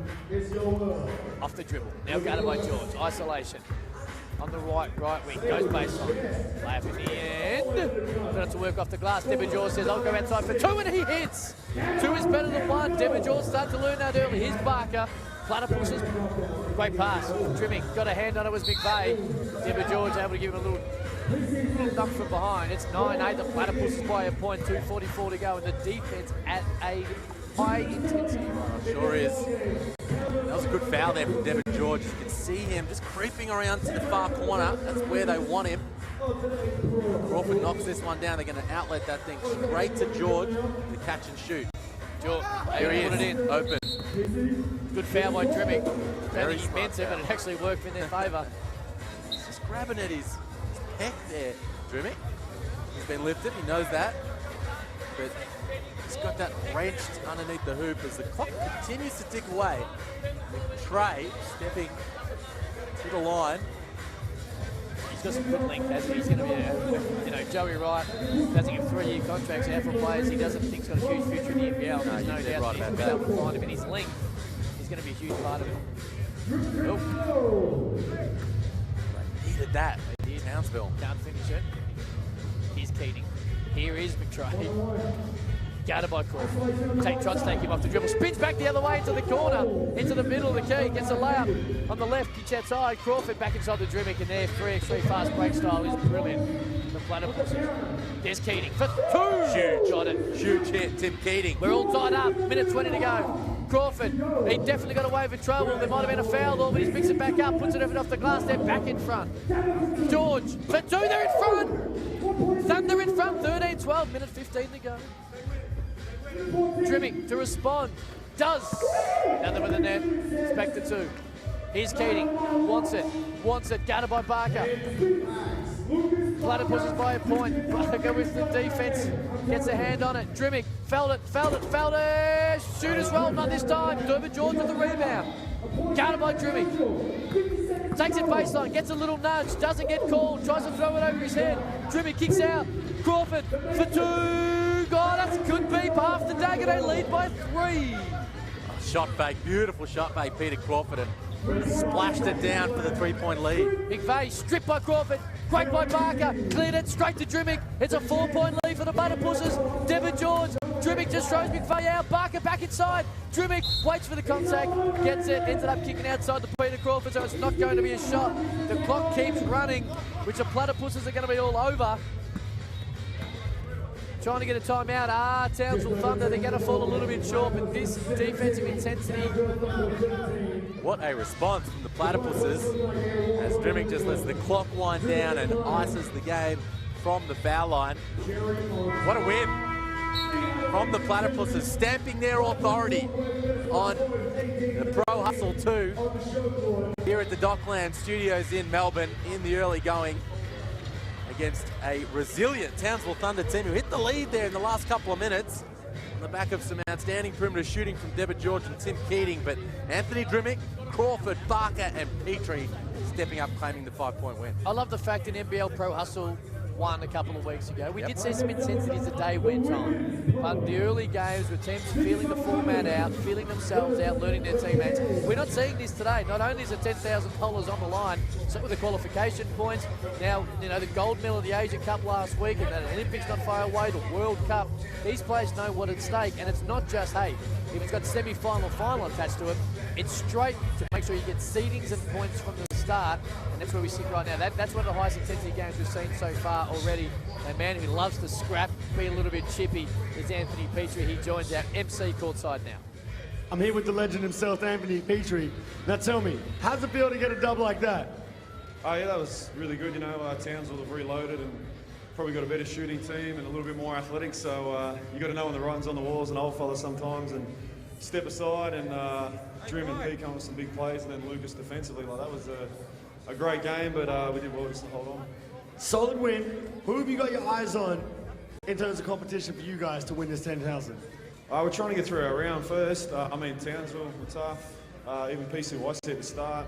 Obviously, the Aussie boys that did amazing at the Asia Cup with Spectres and the high athletics. So I know I really haven't had a chance to catch the other teams yet because we've been playing. So yeah, it's good, but we just got to battle through our round first, get to the quarterfinals, and go from there. Absolutely right. Well, the best of luck for the rest of the day. Down here, the 3x3 hustle. We got the women's tournament coming up next. We got your ticket. See the highlights here from the Platypuses Townsville matchup. Townsville really came strong in those last couple of minutes. See that steal from Peter Crawford, that was a huge play. Townsville, a couple of threes here, one from Keating. Strong action inside there from McVeigh, and another from Deborah George. Fired them into the lead inside the closing minutes. That one, huge from Deborah George, but the Platypuses responding. Peter Crawford, veteran savvy there, shot fake, knocking it down, and they held on for a crucial 5-point win. Hold them in good stead, and I would not be surprised at all if we see our Townsville team in the quarterfinals, semi-finals, trying to play their way into the money later in the day. Big thing too, I thought about Townsville was the fact that, you know obviously know how highly rated Tim Keating is, but as Devin George, Mallory, McVeigh even, I think they understood the format more as that game actually went on. Now they left some probably shots on the table, some shot clock violations, which is a huge no-no in 3x3 because you get so few opportunities. But in saying it, you felt like they're getting better in the actual format as that game went on. That's a good call. We mentioned Jack McVeigh. It's been a little bit of a man of mystery for some people as he was signed to that big contract with the 36ers. 3 years, Joey Wright. He's a man with an eye for talent. Look at the guys he's brought in over the years, and his ability to throw a bunch of years at Nathan Sobey early in proceedings, saw the talent that he'd become a future NBA fringe caliber player, an Australian boomer. And he likes what he sees in Jack McVeigh and Anthony Drimmick. It was an enthralling matchup between the two. You'd think if McVeigh's going to play himself in minutes this season, they are going to come at the expense of Drimmick, you would think. So there was a little bit of feeling in that, and we hope to see them match up again later in the day. And I'm sure you remember a couple of years ago, I'm 99% certain I'm right here, Anthony Drimmick and Terence Ferguson, when they were playing for similar minutes, might have had a little run in an altercation in training, which we see in all sports, but that's the type of intensity Joey Wright expects from his team, be it at training, in games, or going up against teammates in the 3x3 NBL Pro Hustle. Well, Drimmick's happy to get amongst it, isn't he? He does. Forehead to forehead at one point. Yes. And he's one of those guys that just ends up involved when things get interesting. That actually turned the season for that Adelaide 36ers team. They were in the bottom of the ladder when they had that altercation in Brisbane. They won the minor premiership and lost the game 3 semi-final. But there you go. And that's some unfinished business for 36ers. They do. That group, Sobey, Creek, Johnson, Drimmick, Tease, that whole crew. I love Joey Wright keeping them together. That's some unfinished business. As we turn our attention now to an enthralling women's matchup between the Deakin Melbourne Boomers and the Bears. Renee Garlett, Kate Seabom, Eleni Valos, Loader. She's doing some good things for the North Bears in the Waratah League out of Portland State, number 2.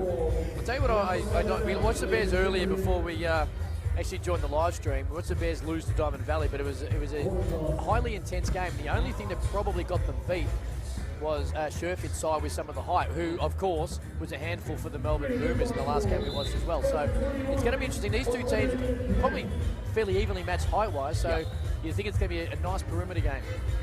And I like this matchup, Garlop versus Maddie Garrick. Yeah, I like it too. Garlop, obviously, we know what she's done in the WNBL over a long career. And Maddie Garrick, arguably the MVP here in the women's section here today. And here we go. She's going to try and assert her authority straight away. Leaves it off the iron. Here's Vlahos. There's Seabomb from the baseline. Leaves it a little bit short. Here's Garlop. Keeps it in.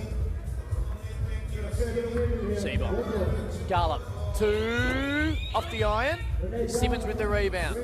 She impressed in NBL Pro Hustle 1. No different here in NBL Pro Hustle 2. Here's Garrick.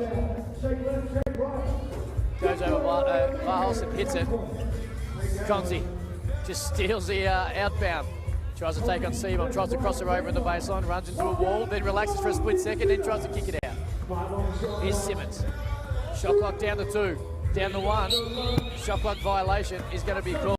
That's where she's at her best, Jasmine Simmons. We saw her taking Scherf off the dribble in the earlier matchup for the Boomers and putting it on the deck, trying to make plays here. Seabomb. Valos. Garlop. 2. Got it. That's what she can do. It's done for such a long period of time in so many different competitions here in Australia. I'll tell you, the Garlop extended family, the 3x3, the royal family, you would have thought. Tommy Garlop winning gold for Australia. Josh Garlop in the grand final last week, the Pro Hustle 1. And here, Renee, married to Tom, as we know, and they're making it rain. Look, to be honest, the pressure's on Renee now to be able to hit a buzzer beater because, you know, the rest of the family have been able to do it in the last couple of weeks. That's true. Garlop loses it. Here's Shelley, so impressive in that first game.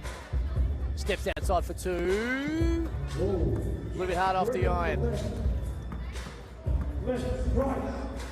Loader kicks it out. Valos off the iron. Garrick gets another rebound. It's 2-all, nearly 2 minutes gone. Garrick, 16 foot off the iron. Loader just snaffles the board. Nice start for the Bears. Great pass. Garlop on the alley-oop. What a pass by Loader. Garlop said, put it up there, I'll finish it. She does exactly that. They lead 3-2. Garrick, too easy. Garlop late, too late, off the glass. And we're tied at 3. Garlop says 2's better than 1. It's my favourite theory in their 3x3. These players know it. Garrick takes it to the rack, takes it out over Valos, is able to score. Garlop over Shelley, off the iron. And we'll start again with Garlop. Looks inside the Valos, gets it. Good defense by Shelley, might have got away with a little nudge. Not called. She can play, Shelley. Left that one just off the iron, but she can really play. There's Valos, baseline 2, leaves it long. Shelley gets another rebound. It's 4-3, Boomers by point. Conti back on. She wants it straight on 2. Nothing but one on the net. Wow. Garlop's got to play her a little closer to Conti. She's got that range. And Maddie Garrick, she's been taking advantage of that matchup with Valos. Got that cross match a couple of times. See her having a seat now, but they need to make sure they keep Garlop on Garrick, I would have thought. Loader. Guarded by Shelley. Not really many places to go right now. Somehow having to find a way to the basket and score. Right on Simmons. Have no idea what happened there, Liam, I'll be honest. I think she stepped out of bounds, Conti. Had to be. She wanted to go a little deeper. Kicks it outside. Seabomb. 2. Leaves it short. Gets her own rebound. Great pass. Couldn't find Valos. Well, they're hanging in there, the Bears. Now, within striking distance, you just get the sense and the feeling that this Boomers team is about to explode. Shelley from the top. There's Garrick. 45 for 2. Got it. They need something now, the Bears. There's Seabomb. Loader. Back to Seabomb. Inside to Garlop, who started the game so well. Entry pass not great. Somehow able to retrieve it. Kicks it outside. Loader, shot clock, and when you leave shots on the court, Liam Santa Maria in a 3x3, it comes back to haunt you. No, you can't leave them there, you got to let it fly. And Garrick said she's feeling it. She wants to get it and go. Here she is, guarded by Seabomb. Crosses back over, runs into a wall, takes a real tough little one-footer. Well, tough for maybe you and I and the mere mortals, but Garrick's able to get it down. And it's 9-4 Boomers, and as you touched on, they're starting to spread it as Garlop tries to cut back into it. Shelly waves away the screen, but Seabomb gets a hand on it, is able to pick her pocket. Here's Garlop. Bears need a score. Kicks it outside, is low to the one. Goes to the baseline. Oh, Get out. Simmons. Get out. Simmons, an absolute golden name in Australian basketball right now. Well, maybe not right now. Not Maybe 48 hours ago. No, he did play well today. He did respond to 76ers, your boys. So they are in a deep, deep hole. They're gone. I'm a little worried about two things for Liam Santa Maria. One, their ability. Embiid, in fact, we'll talk about it in the break because the real Simmons tries to take it to the rack, can't quite finish it. That was the block from Jasmine Simmons. Sent that shot packing. Garlop, 2, got it. Needed it. 9-6, Bears, stay alive. Conti, guarded by Seabomb. Doesn't want the screen by Simmons. Now kicks it outside. Simmons on the left, takes on Garlop all the way to the left, gets a pump. Finish for 2. Embiid and Simmons, Ben, haven't played in a game that's mattered until this series. And I'm worried about Brett Brown's coaching future after some situational decisions he's made in the last couple of games. You feel like it didn't matter going down the stretch against Miami? I thought, I have a feeling that they overmatched Miami and the pressure wasn't really felt till now. Garlop can't finish it. They should have won today. Well, beaten by Brad Stevens, who they lost to. But that's also, he's coach of the year.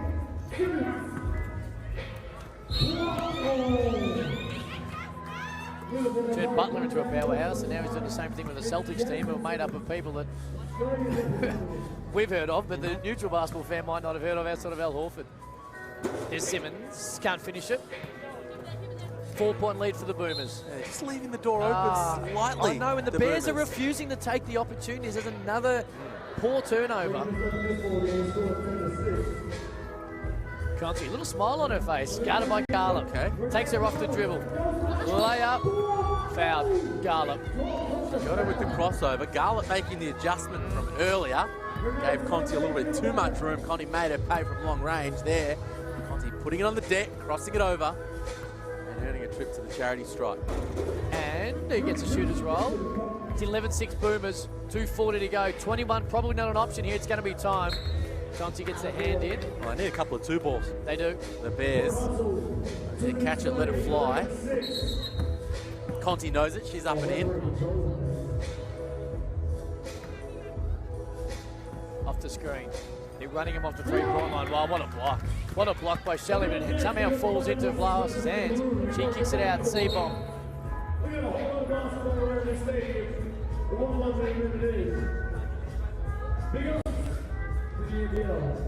Not sure they had to clear that one. No. Considering that it was a blocked shot, or at least a blocked pass. But anyway, it's gone back to the Boomers, who lead by 5. Conti says, I'll make it 7. She can't on this occasion. Garlop, smart move. Just a little trip over there by Loader. And it. But I think that's the international signal for makeup call. yeah, I legitimately believe that is the case. Because Garlop got one little fingertip to it, but it was a missed shot by the Boomers. So I'm not really sure how that happened. Carlos on Conti. She has the height advantage. Can't quite finish, although there's a bump. She'll go to the foul line for 1. But the clock is not friendly to it's the Bears not. as it continues to tick away. As Bears head to the foul line, Varlos. They make it count. They need to get on with things. Can't get the shooter's roll. Simmons kicks it out. Conti always has that little smile on her face, which I love. Goes left, gets the roll. 12-6, minute 10 to go. Needs to shoot it. Loader doesn't want the first one. Does she want the second one? Yes, she does. Yo! Off the iron. I think the Boomers are now going to escape with it. Conti behind the back. Oh, crossover from the foul line. That's move. And I'm glad the referees didn't find something to take that away, because that was move of the day we've seen so far. Monique Conti shuts the door, absolutely slammed on the Bears.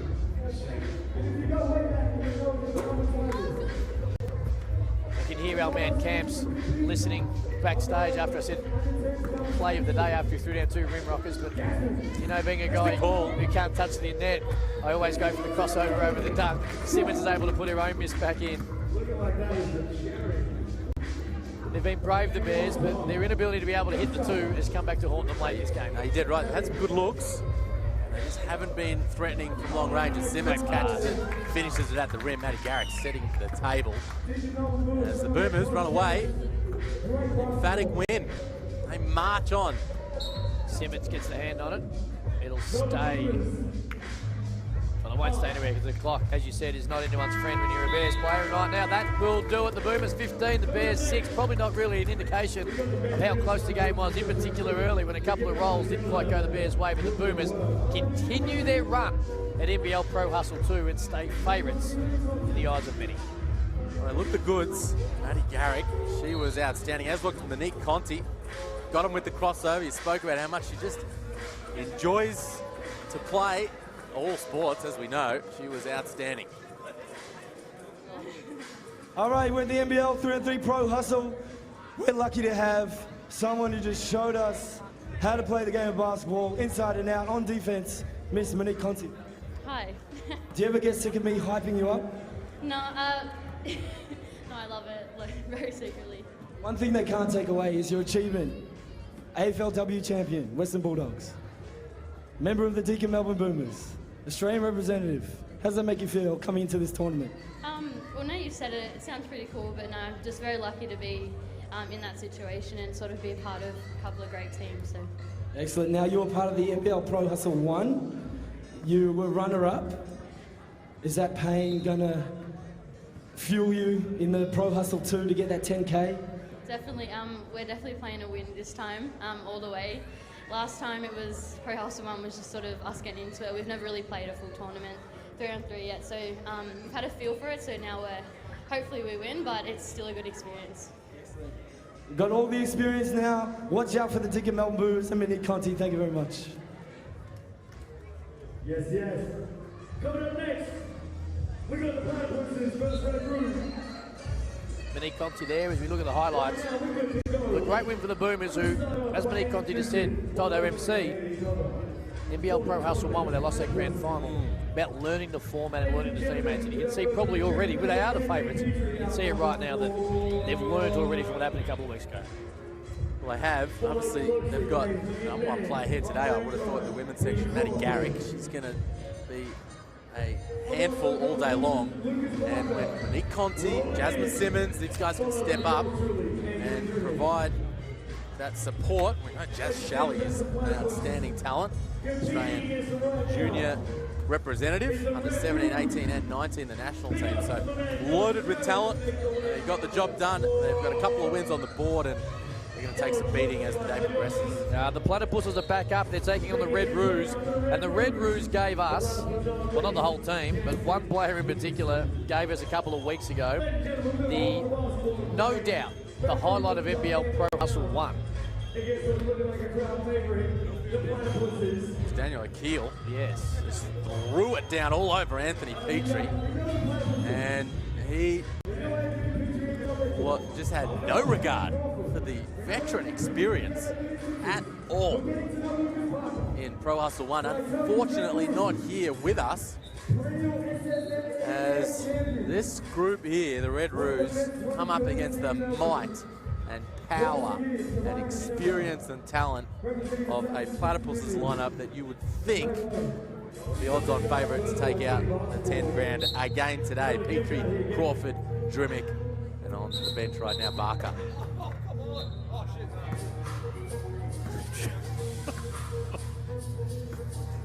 Drimmick had a seal, wasn't happy the clock hadn't started. There's Peter Crawford, can't quite finish it. Inside the Petrie. Oh, okay. Hello. What? The block. Maybe Ruot might be the one that gives us a little bit of a poster today. What was that? Tries to give a little Euro step there too. Can't quite finish it. But a nice little start here for Red Roos. One on defense. Here's Crawford. Petrie said, try and block this. Kicks it back outside. Drimic just stares the defender in the eye and says, yeah, stop that. Well, we know they're going to get to 21, the Platypuses, but can this Red Roos team hang around for, get to midway? Prout can't finish it.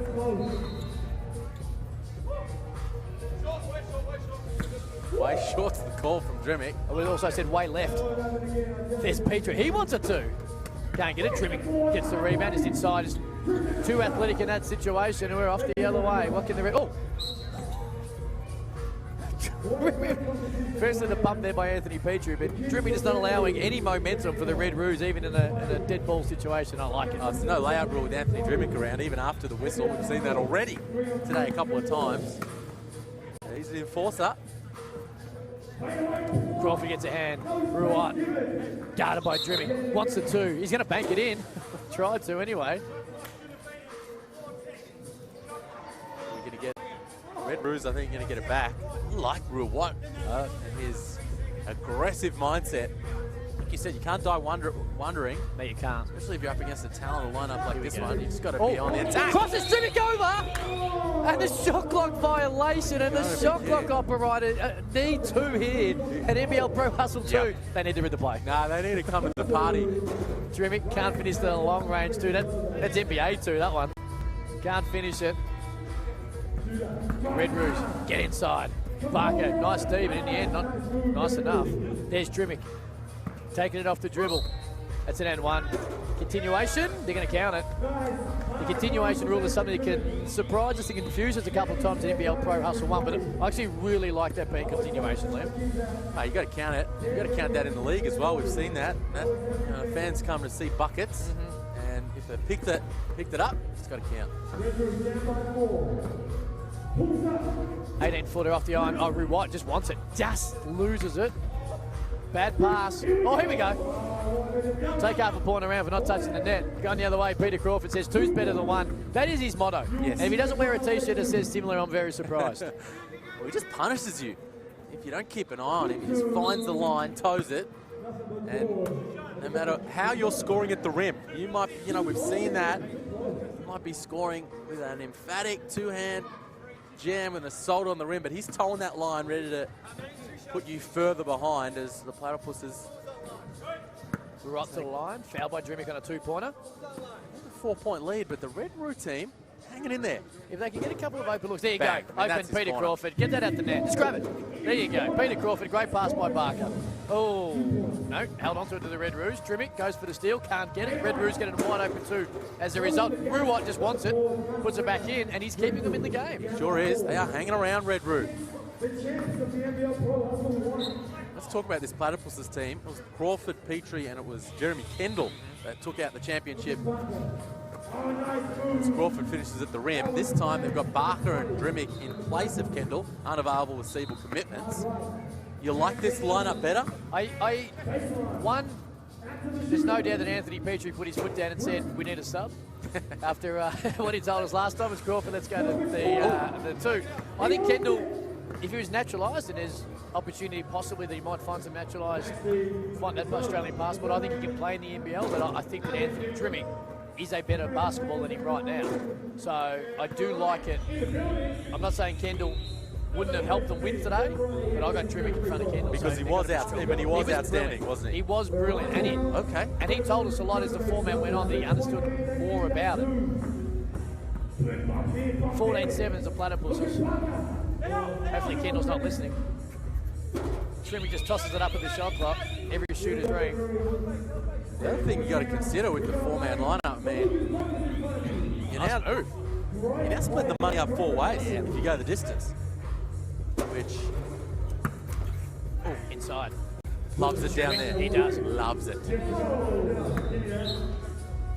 Now, Red Roo still hanging in there. They are. You can see they've managed to hang in there over halfway as the clock ticks under 5 minutes.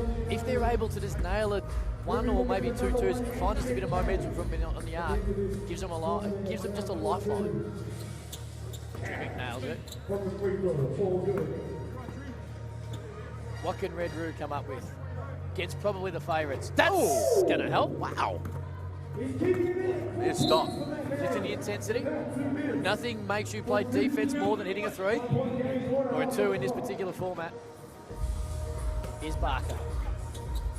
Drimic on Ruot. It's been a nice little matchup.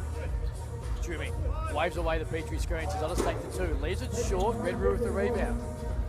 Door slightly ajar. 4:15 to go. Wants an isolation on Petrie. Leaves it way short on the 2. Barker says, I'll take the rebound. Goes outside to the 2-point line. He wants it as well. Off the iron. Petrie says, one hand snaffle it, puts it back up. That's a horrible pass. And they're the mistakes you cannot make against the Platypuses. If you give it straight back to them without getting a shot, you may as well pack up your bags and head home. They make you pay, no doubt about that. And they've done that here as they've blown it out to a 7-point lead. Oh, Ruot says, Drimic, where did you go? And this is on the left hand. On the crossover. Now Drimic going back the other way. He's been the best player in the court. Loses that one though, but Ruot's having something to say about that. Here he is. Oh, he's need to shoot it. Ruot on Barker. Got the height, got the strength, still fades away, leaves it off the iron. Drimic takes it off the rebound. Barker inside. Petrie for a 2. They lead by 6. No, he should have shot it. Does not want it. Shot it. Another isolation for Red Roo. Oh, Drimic just comes over the top, gives him the stare as well. Doesn't care about picking his teammate up. There was collateral damage. Just make sure that he says, hey, not in my house. No, he's slightly more focused on the stank eye, Anthony Drimic. You're not got no drama with that. As Parker has to peel himself up off the MSF court. Oh, the shot clock violation again. And that's a little bit of maybe not playing a great deal of the format with the shorter shot clock compared to your normal competition. Here's Barker. They lead by 6. 2:40 to go. Great pass from inside. Petrie slapped. We'll go to the foul line. You got to hand it to Red Roo though. I mean, they are close to going the distance here against the Platypuses. They're not going to win. We know the Platypuses are going to get the victory, but we're 7.5 minutes in, and they've just been able to play them tough. This talented Platypuses lineup. The thing will be, just a little things in 3x3, just giving back those poor little turnovers, nonchalant type of passes, as Ruot says. Not this time. They're the big things that hurt you when you're playing against a really good team. Platypuses being one of them, if not the best here. Petrie gives the old Falcon to Peter Crawford. That right in the schnoz, Peter Crawford. Oh.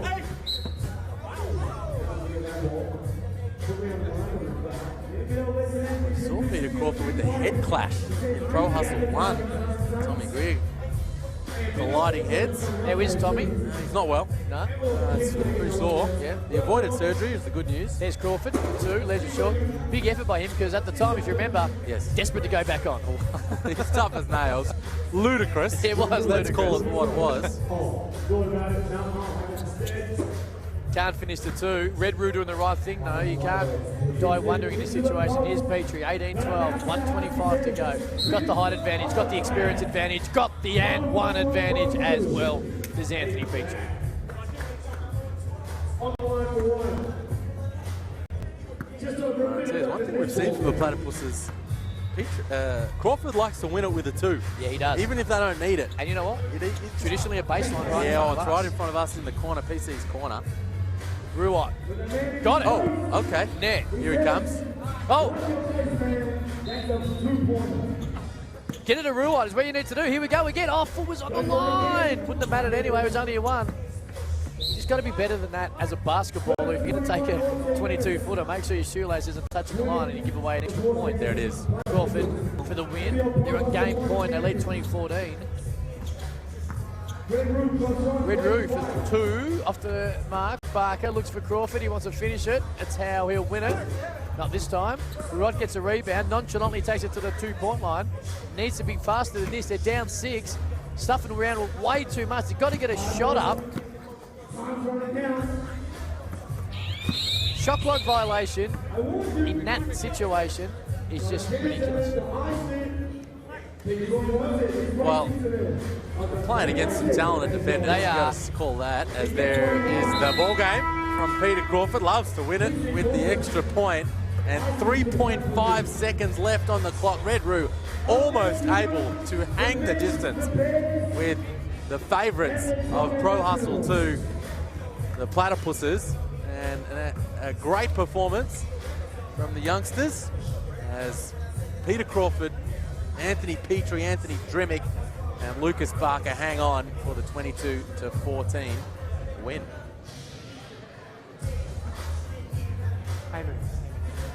Talking of Peter Crawford, he is now courtside with our MC, NBL Pro Hustle 1 winner and NBL Pro Hustle 2 favourite, the Platypuses, Peter Crawford.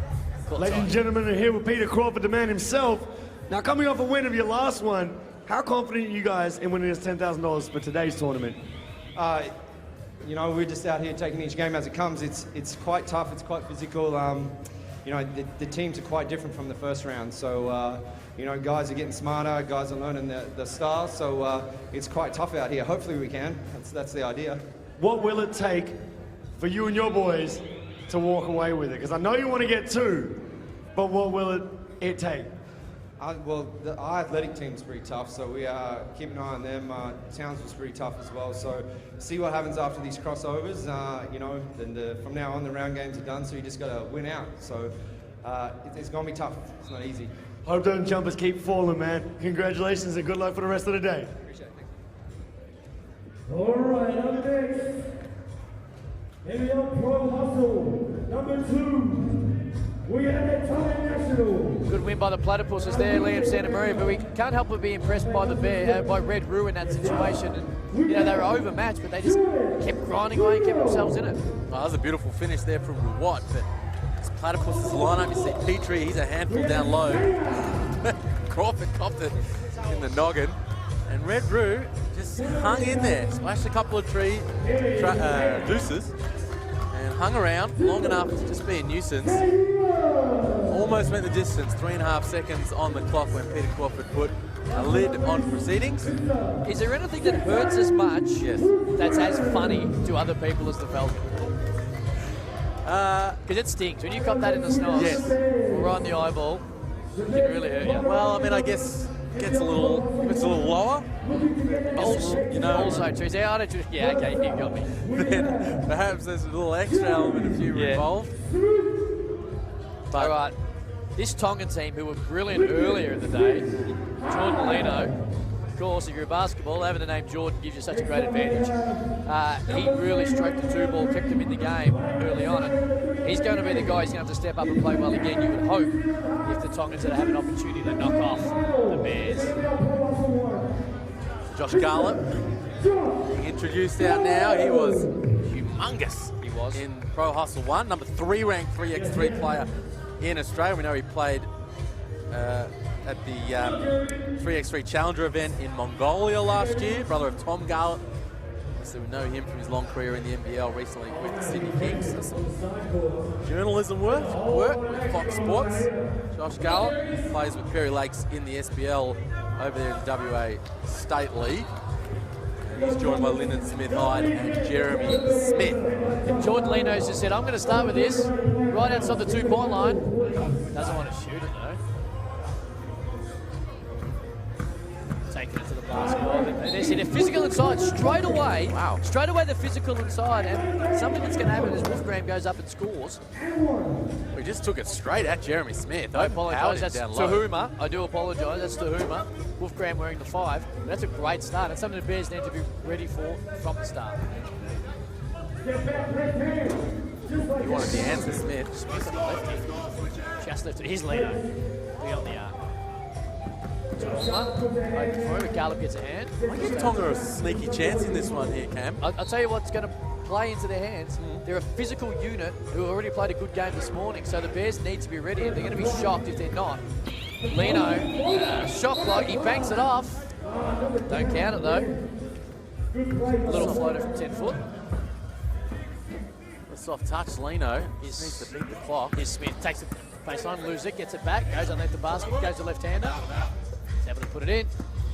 We're tied at 1, just over a minute to go. Rule C, game 6. Here's Lino. Yet to shoot at 2, and we're a minute into this game. It's disappointing for everyone. Wolfgram just tries to get the foul. Couldn't have been too far away from it. Oh, now. Oh, there it is. The old, I got fouled, didn't get called, so I'm going to belt someone next. Well, he's happy to just show the ref what a foul should be. how to get that call. Josh Garth having to take it. Off the iron for Smith Hyde. Oh, there we go. All right. There's Tahuma. Went inside before, now stepping outside. Garlop can't hit it. Lino gets the rebound. He's just warming into the game. Great scroll. Thought he was going to try and dunk that, which would have surprised everyone in the basketball fraternity. In the end, just does a little finger roll. That's a 4-1 lead to Tonga. Here's Jeremy Smith. Loses himself. Kicks it outside. Smith Hyde can't hit it. Tonga have come out physical. Here's Lino. Stroked it early with straight 2-pointers this morning, but this time shows he can put it on the ground. Doesn't finish the first. Oh, should have probably gone up. Tried to find Tahuma, couldn't. And it's going to stay with the Bears, who trail 1-4 through 2.5 minutes into this game. Well, they need to get a move on the Bears. Tonga getting some good looks. Smith raised an eyebrow. Was able to get Tahuma up in the air and able to score. You can't touch it. Game delay warning there on Smith from the Bears. Can't touch it after you score. Let it go through the hoop and hit the deck. Here's Wolfgram inside the Lino. Kicks it outside to Tahuma for 2 over Garlop.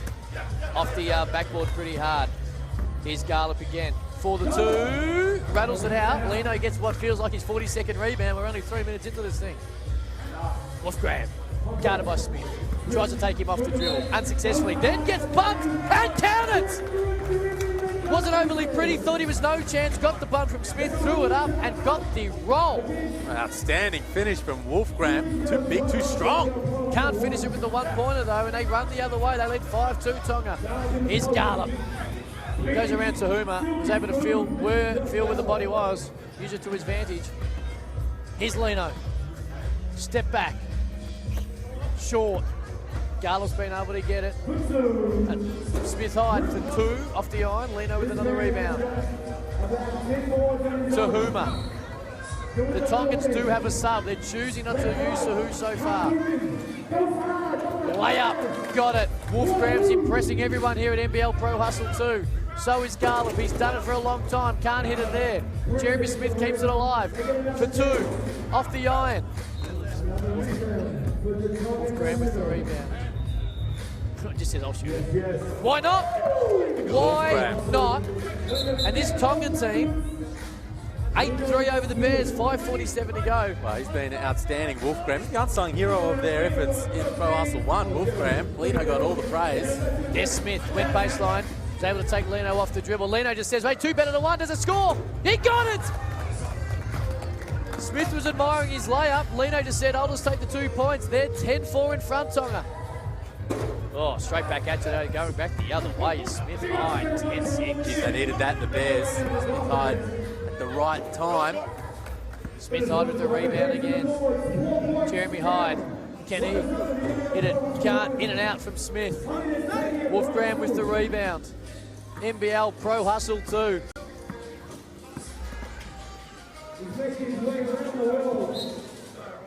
And it's this point in the second half of the ball games where we see the fatigue set in for the Tongan team. Usually. For 2. Off the iron. Garlop keeps it alive over to Lino. Gets it back, dunk! Left hand bump! That's right on Wolfgram's head! Wolfgram doesn't really care though. He goes, I'll take it back outside. Give me own points. Thank you very much. Leaves it off the iron though, unfortunately. Inside. Smith Hyde for 2. Can't get the roll. Tonga still lead 10-7, NBL Pro Hustle 2. I've said it once, I'll say it again. If the Tongans win a game here, Wolfgram off the iron. It will be a Tongan national holiday tomorrow. They do look tired. Fatigue playing a part. 10-7, Tonga by 3. Wolfgram blocked. Shot clock was gone. Garlop raised the eyebrow, kicks it off. Smith Hyde got it. Wow, he's had to hit a couple of big shots. Smith Hyde keeping the Bears in the ball game. It's a 1-point contest. There's Tuhara, can't finish it. A little bit of an unconventional crossover. Can the Tongans win this game? Tongan national holiday possibly on the line. NBL Pro Hustle 2. Big sub for Tonga. Wolfgram having a seat. The big man on campus checking in. And Lino inside Suha, just wants it straight up. Couldn't hit it. Garlop, can he put him in front? He can't. Kicks it outside. Smith hides in his last two. Can't hit his third in a row. Garland with another rebound. They're a point down. 3:20 to go. Smith Hyde over Lino. Off the iron. Tahuma. Here's Lino. Guarded by Jeremy Smith. Tries to take him off the dribble. Smith gets a hand in. Turns the fake. Inside. Suha. Off the iron. Jeremy Smith gets around Lino. Met by Suha. Fouled. Underpinned him. No score. No clear. Didn't clear it. Smith thinks he's going to the foul line for a bonus. A bad luck for you, big fella. Didn't clear it. 3x3 rookie. Learning that if you don't take it right, outside the three-point line, nice moves like that won't count. Inside, does it count? It does. Wolfgram. Garland guarded by Sahura on the double team. Having a bit of a smile to himself, the big fella. He's making his presence known down there, isn't he? He's like, I'm not going to hit a shot. Garland's going to be a little sore when he leaves. Gives him the arrogant return as well. I like it. Tonga by 2. 2:22 to go. Wolfgram, 18 foot, leaves it at 17 foot. Tried to chase his own basket down, couldn't quite get it. Just love to see the Tongan team hang on here. Oh. You can see the timeout call. They are feeling it. Clock stopping. Scarlett making sure that happens, but they've been in this position before. We've seen them, the Tongan team. Up 2, 3, 4 minutes to go, and the fatigue setting in, and they just drop their bundle. A little time out to catch their breath. Can they hang on? The Bears coming strong. 11-9. Smith with it, straight on 2. Can't tie it up. Garland probably gets away with one. He didn't get away with one. No, he did. Foul on... No, hang on. No, it is on Garland. Tonga with the ball and a 2-point lead. Minute 50 to go. Inside. Sahur. 3 second ball. He doesn't like it one little bit. He does not like it one little bit. That's oh, Garland says this work. Can't get it. Smith's got to run it down. Guarded by Lino, the star of the Tongans. Uh-oh. There we go. Gets inside, hangs on it, left hand down. It's a 1-point lead for Tonga. 11-10, a minute 25 to go. Well, the scoring's completely dried up for the Tongan team. Who's got the mental nerve down the stretch? It wasn't Wolfgram in that situation. Can Smith do it? Steps back for 2. Breaks the heart maybe of a entire country. Lino has it. He's the guy that needs to look at it. Well, it's a familiar story. The Tongan team getting up and then falling behind, and the Bears behind Jeremy Smith. A late push with the 1-point lead. Wolfgram tosses it. It was a rough pass. Lino somehow gets it back. They're a point down. He shoots the 1. Get out. He shoots the 1. What was that? Could we see overtime? Smith Hyde. It's off the iron. Garland wanted it more. Guarded by Lino. Gets a hand. Smith's in his last. Can he hit that too? He can. 14-12. time. The Bears Lino 27. time. Lino, don't shoot. Do not. That's not a good strategy. 14-13, now they're going to have to foul, which traditionally... Smith. Don't foul, shot clock's on. They've lost it. Tonga can win it. Lino can steal it. He finds it, Wolfgram. Now they've got a foul. They've got a foul or steal. They don't get to him. The Bears have been able to pull it out and have broken the heart of the Tongans. 14-13, the Bears hang on. Jeremy Smith down the stretch, able to hit the big 2. Well, epically disappointing for the Tongan team, and they were, like you said, the entire nation and all of us that were pulling for them. They were sensational. They hung in, but I tell you, Jeremy Smith put them on their back, the Bears, and carried them over the line. That huge throwdown over Wolfgram. And then a couple of big hits late in proceedings, and we've got him out in the middle with Eamon. Ladies and gentlemen, I'm here with Jeremy Smith. Big game from the man, holding it down. What's it going to take for you guys to walk away with this $10,000? You got to play a little bit smart. We used to playing 5-on-5, so we playing like generic help defense and stuff. We just got to play a little bit smart, that's all. How's the 3-on-3 game compared to playing 5-on-5? Oh, it's way harder. You got way more space, and it's more the pace is way quicker. That's just the difference. Nice little throwdown you had in the game. You had the kids up in the stands going nuts, but wish you luck for the rest of the day, and hope it all goes well for you. All right, we have the women's game next. That's to put on the show. We have the Bears versus Dandenong Roos. Tell you what, the NBL Pro Hustle 2 is going to a new level. The momentum, the excitement, the intensity is up, but there's definitely just a certain flatness after the Tongans couldn't quite get it done. No, there is. No doubt about that. Hold on. Oh, nothing flat about that throwdown from Jeremy Smith. Rising up, dropping the hammer with the left hand, and then he stepped outside. Got the rattle home there on that one, and he was big as the Bears hung on. We saw the Bears just surprising people late in proceedings of Pro Hustle 1, coming up, making their way right through to the final. Not many saw them getting there, and today, again, just hanging in there, and no doubt we're going to see them in the quarterfinals, semi-finals, making some waves you would expect. And I think Jeremy Smith, who just spoke about it with the MC there as well, they're used to 5-on-5, learning the format. They're a team outside of Gallup, but they are learning the format just a little bit going forward. We turn our attention to the next women's game. Pool 1, the Bears versus the Dandenong Rangers. We've seen the Bears in action on Show Court earlier today. It's our first look on this court at Dandenong Rangers group. Taylor Roberts, Taylor Gilliam, Rebecca Fitzy, and Kiera Rowe. And a whole bunch of talent on display, and the Bears go from one Garland to another. Renee Garland carrying the load. For this group, Kate Seabom, Eleni Valos, and Eliza Jane Loader. But the opportunity of $10,000 is up for grabs. All the way, Dandenong straight into it, can't quite finish it. Needed to make that one. That was given. Oh, got right Ivan. Looking for the cut. Great back door, early foul. And I think on Valos there. Off the ball, working. Just how you wanted to be. Here goes once again, first ever. New ball called. Provide everybody with their get-ups. Referee refusing to put his hand over and grab the ball as it's gone over the side, so gets a new ball in early on.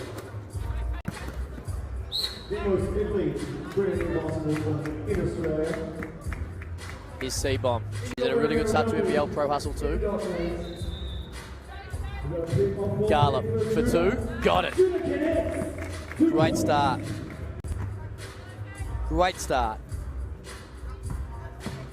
Tell you what, Liam, we're having a lot. There you go. I just got a foot to the ball. There we go. Our first touch in NBL Pro Hustle 2. Always happy to get involved. Had I been able to reach down, I would have probably shot the 2. Kicks it outside. Dandenong straight back at you as well. The Bears and the Rangers. 2-all in the early stage. Carlos keeps it a little bit short.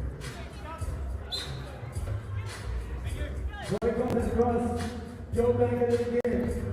Here we go. Great move. Great move.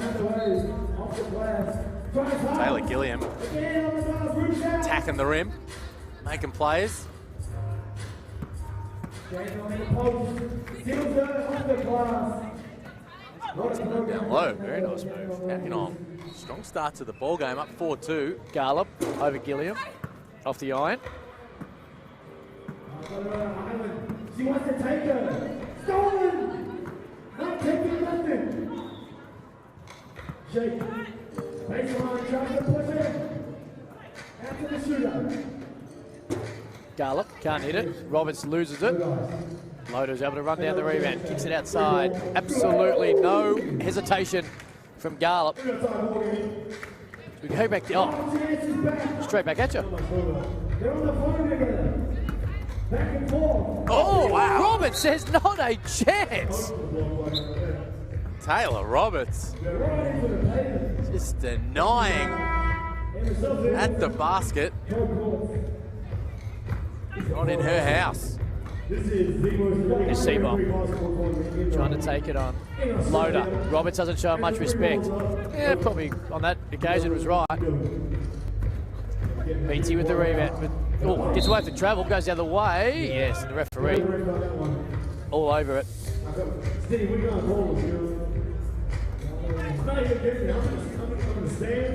Dandenong by 2. Here's Loader. Seabomb for 2 to try and tie it up. And does exactly that. Went tight at 6:42 to go. BT, cut off, kids inside Roberts. He's inside too big. He's probably got fouled. No call from the referee, but in the end is able to pick up her own rebound and score. Here's Loader again.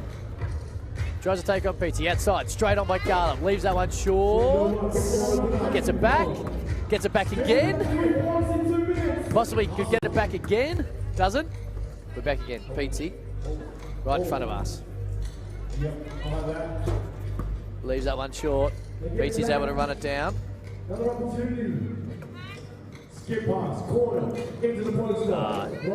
Nice move. There's Rowe. Can't finish it right. Oh, Roberts just gets hacked across the head. Probably could have been a foul. In the end, doesn't matter. It's 8-6 Dandenong. Oh, Roberts is a beast in there. She's doing very similar. Oh, Garland. And this is what I like about 3x3.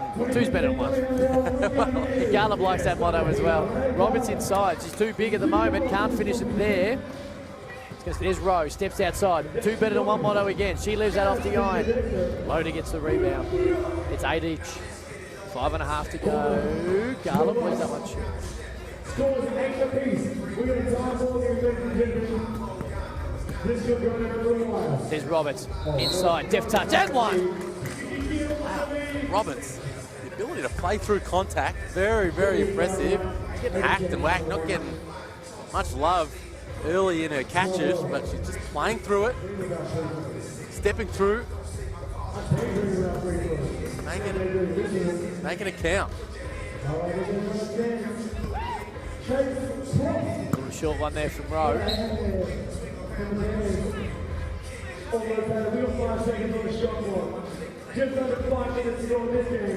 Rowe and Seabomb. Oh, Rowe just says, I'll shoot it.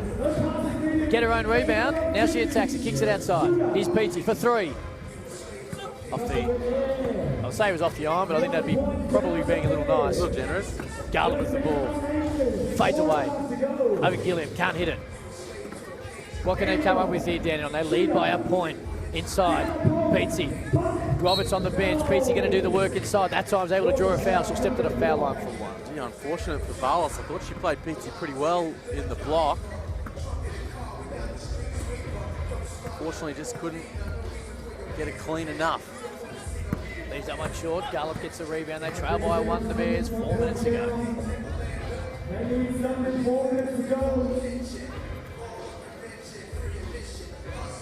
Oh, Peachy with the defensive block. Shot blocks off.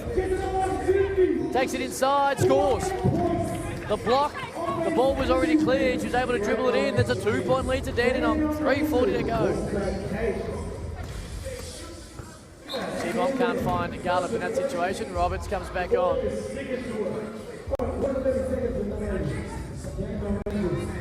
Rowe takes a seat. Shot clock, Seabomb was unaware of it. By the time she threw it up, it was too late. The Rangers lead by 2. Oh, Roberts for 2. Short. Chasing it down. Couldn't quite get it. Seabomb gets her to it. Now has the mismatch off the perimeter. Kicks it outside. Garland for 2.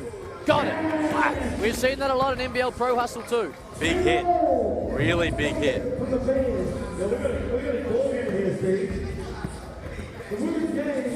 Bears just hang in there, tied up. Good look, couldn't find her. Great defense by Vlalos. 10-all, 2:48 to go.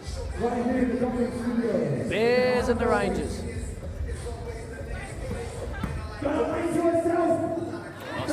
Just feel the longer this game goes, the experience of Renee Garlip is coming to the fore. We've seen her deliver down the stretch. Beatsy. Here's Roberts. He's been great all day. Tries to throw up the left-hand ball. Can't quite find it. C-bomb with it. Varlos kicks it outside to Garland. The experience you spoke about, crucial now. We're getting within 2 minutes. Long two. Shot clock expiring. Didn't draw Ryan. Dandenong get a chance to tie it or take back the lead with 2:05 to go. 2 minutes left in this ball game. It's only a point in it.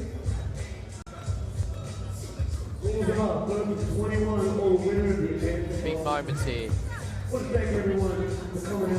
Rowe off the iron. Here's Garland. Guarded by Gilliam. Gilliam gets a hand on him.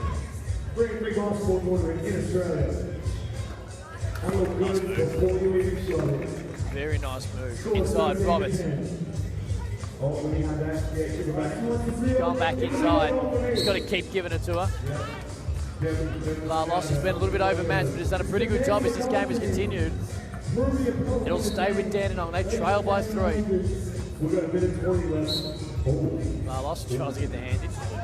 It's been a resilient performance from the Bears. Got down early and have just worked their way back into the game. 3-point lead, a minute and change remaining. Here's Roberts. Been the difference so far. Probably gets away from an offensive ball after you foul there, but in the end, she's able to get the basket to score. That's all that matters.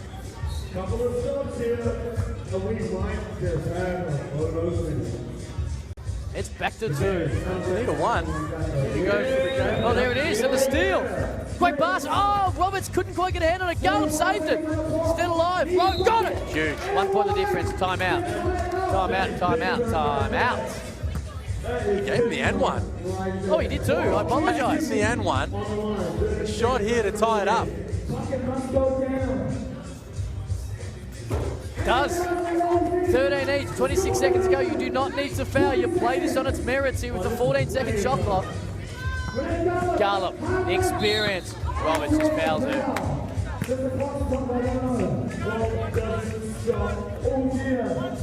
Wow, clock's going to run out. And Garland with a shot to win the ball game. Got it. There it is. 2. They're going to get a shot. She's well out of bounds. Oh, and the Bears sneak away with it. 14-13. A Renee Garland foul shot with 1 second left. The difference in a highly entertaining Pool A Game 10 match. Well, it was an outstanding play. The game winner there from Renee Garland, putting it on the deck, inviting the contact, putting the referees in a position where they needed to make the call. And just the strength, the veteran savvy, the talent of Renee Garland coming to the fore as the Bears fight their way back from an early deficit and get what in the end was a somewhat surprising win, you'd have to say, Cam, with the talent and the early form of the Dandenong Rangers. No doubt about it, and Renee Garland was the hero, and she joins our courtside Steve. Hi, we're here at the NBL 3x3 Pro Hustle. I have Renee Garland. How have you found the first couple of games? Yeah, it's been good so far. None of us have played 3-on-3 before, so it's new and exciting, but it's been good fun. So these early games are really important for you to get your feet, figure out how you want to play, and sort of get a feeling of the competition. Yeah, absolutely. I mean, a few of the teams have played before, and you can kind of tell, so if we can kind of get a grasp on what we're doing, hopefully that'll help. Now, all the people that have been watching this live broadcast, you just iced the game with a pro play to draw the foul and score that 1 point win. Oh yeah, I mean, I got lucky, but yeah, we'll take it. That wasn't luck, don't be modest. Renee Garland, everyone. There you go, Renee Garland using the experience that Liam Santamaria spoke about 3 minutes ago to be able to get a foul late to win the game. But this was a high entertainment plus game. No, it was. I'll tell you, it was an arm wrestle. We will see the highlights here and a couple of splashes from long range, but it was a defensive wrestle. Taylor Roberts there with the block. Garland being able to put it on the deck and make plays. But there wasn't a lot on offer. And in the end, Garland putting it on the deck, inviting the contact, getting the call, icing it from the foul line. And the Bears progress. Another win on the tally for them as they look to shake things up against the, I guess, more experienced 3x3 teams that they'll probably meet in the quarter and semi-finals. Tell you what, though, too, and first look we've had at Dandenong today, Taylor Roberts was outstanding. And while fatigue probably played a little bit of a part as that game wore on, the way she was able to continue to, and playing through a fair bit of contact, as you mentioned, being able to to be able to keep them in the game, get them in front was a huge, huge bonus for the Dandenong Rangers, and I think we'll see them later in at least the semi-final, I think. On that note, we might take a break. We've got a shootout not too far away. Oh, a shootout. Well, not you and I, but there will be some players who can actually shoot the ball. We'll be back with that very shortly. It's NBL Pro Hustle 2 here, 3x3. Come down and say g'day. We're at the Docklands. We'll be back in a moment.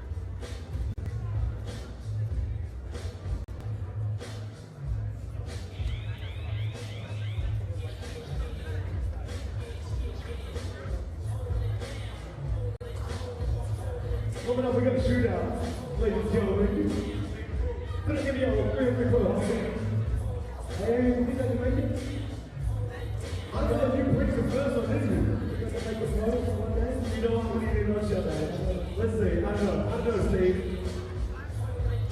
You sure you want to lay out? Try it out. Before you go. You're gonna make it? Go for it. Hey, my guys up in the stands. I told you how to do this. Steve, there's going to be something on it.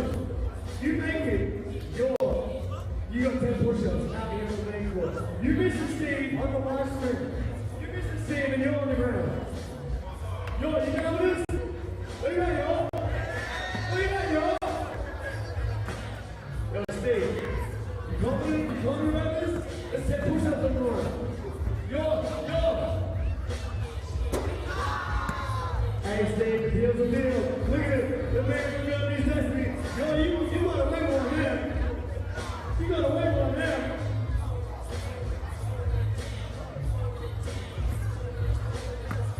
Yeah, Rocky. Double nothing? Nah, Steve. I gotta ask my word. This is what I'm for. I want to see how they go to the ball here. But I want to see. Free hustle, look forward to the basketball league. We can tell. Now I'll show you how it's not done, but we're going to have a bunch of people on phones and kids to show you how it's really done.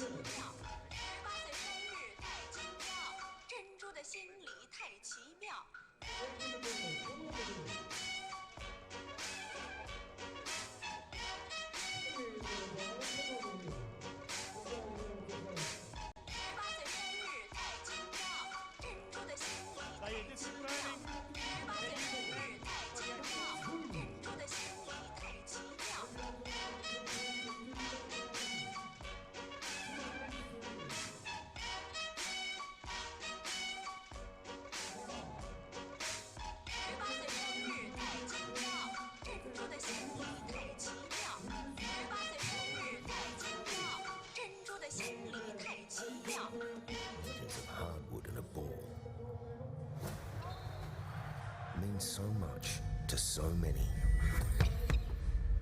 This is where dreams are born, where heroes are made.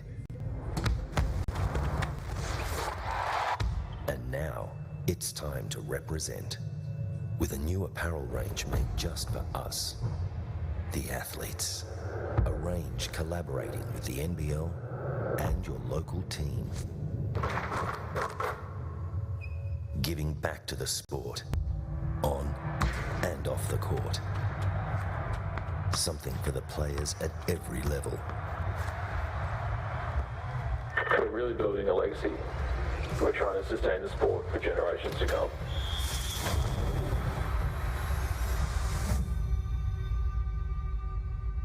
I honestly believe this is a new chapter for basketball.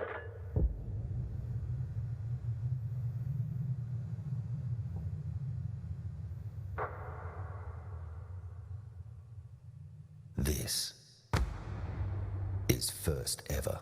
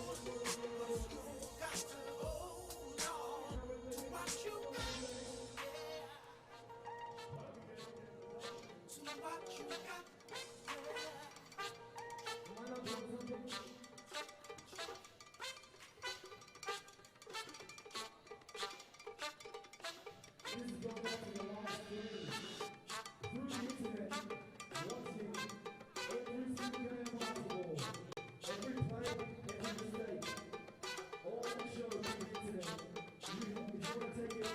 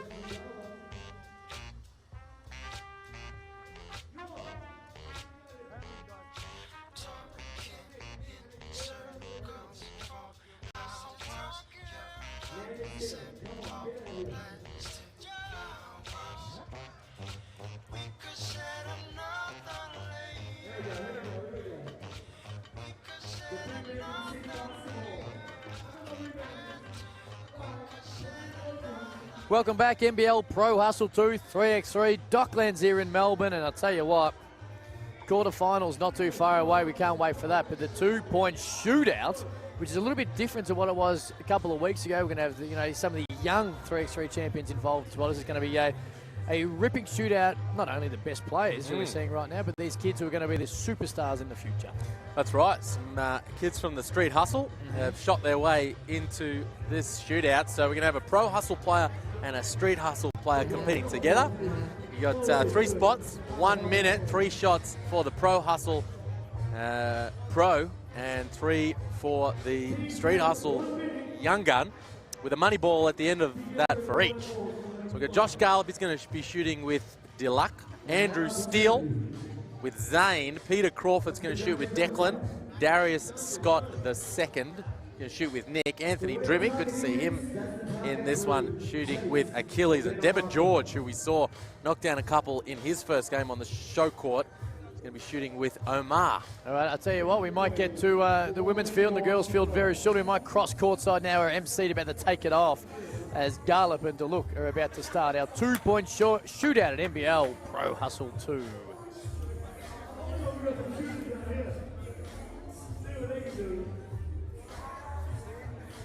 Just waiting for production. We'll be ready to go. We know we are.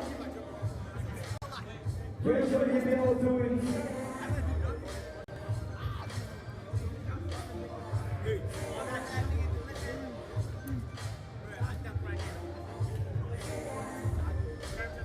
So we just wait for them to be ready out there. Who you got? I might go with Drimmick and Achilles. Haven't seen Achilles shoot, but Drimmick. I'm a little... To say that I'm disappointed is probably an understatement, but Jordan Leno not in his field is it's a letdown. I'm going to go for Anthony Drimmick as well, so we're both going to be in the same boat. Now we'll go courtside. The MC is going to take it over, and here we go. Our first 2 shooters. Here we go. Garlop, 1. Wham, I like that. Oh, that was a nice shot from the young man. We got Diluc and Josh Garlop. Money ball! Oh, looks good though, man. You're right there. It's gonna happen. I can see it.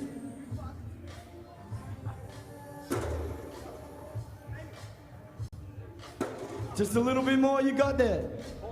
There it is. There it is, nothing but net from the young man, Mr. Diluc. Money ball! Another one, there we go. Kids cooking. Get into it. Open it up. Corner spot. Yep, I'll have that. Thank you very much. Oh, 3 in a row from the young man. He's showing out Josh, the pro. Money balls on the line. Here we go. Knockdown, big time. Shot, young man. Yeah. What a shot. Ladies and gentlemen, I get a round of applause for these two. Ice in his veins, Mr. Diluc. All right, next up we got Andrew, man of Steele. Oh, Steele coming Number up 1 3-and-3 player in the country. And we have young Zane. Looking to make it work. Fellas, looking at the scorers bench. We're good to go? We're good to go. Ready when you are, boys. Corner, no dice. Got your back. Yeah. All right, the pro got 5, Josh got 5 in the previous, and the young man Diluc got 6. The score to beat. There we go, moving on to the next spot. Gonna be a tough cover here. Steele, looking at it. Yep. Steele. Had that for breakfast. Oh, here we go. Here we go. Here we go. Here we go. Oh, drips out of the cup. Nah, you got no chance at it with the money ball. Steele. There we go. Leading by example. Nice. Yeah, I like this. Young man following the big man's example. Final spot. Little man's showing him off right now. Hey! Cooking. Oh, don't be... Hey, my man! That's what I'm talking about. My God, right I like the young man. What a great thing the NBL is doing. Yes, Ever can you do something like this with a pro and a young kid coming up the ranks? NBL doing a great thing. All right, we got Peter Crawford and Declan. Oh, here we go. Tough comment, that last round was fire. The specialist. Well, let's see if you guys can hold it down here.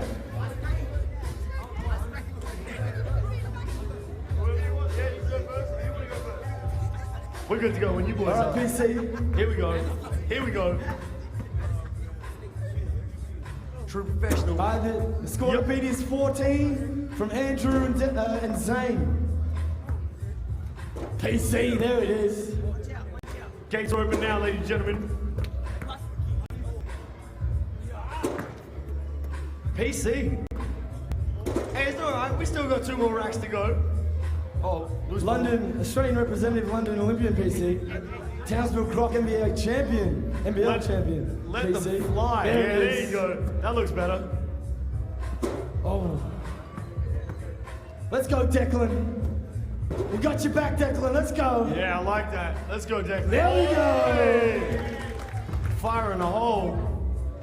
Time for the money ball, ladies and gentlemen. PC. Yeah, make it look easy. Let's go, Declan. One more rack, mate. Cash it in. Very relaxed. Moving to the next spot. Bang. Wills that one in.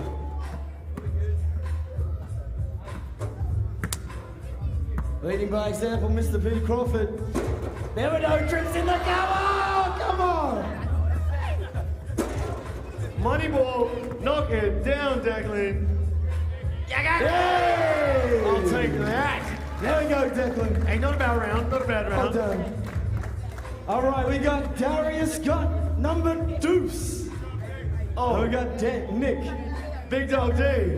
And Nick, you're gonna have to hold it down for this guy. I don't know why he was in the 3-point contest. That was 10. The score to beat is 14. Let's see what Darius From Andrew Man of Steel and Zane.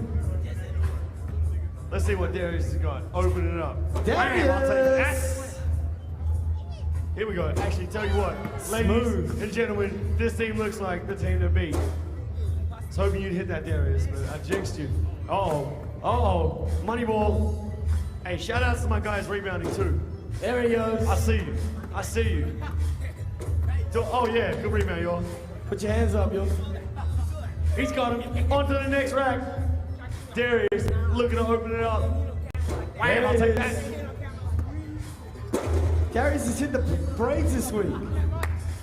Yep. Wearing the Jordan 5s as usual. Oh, there you go. Another one. Yeah, let it fly. Darius is semi-finalist in the NBL Pro Hustle 1.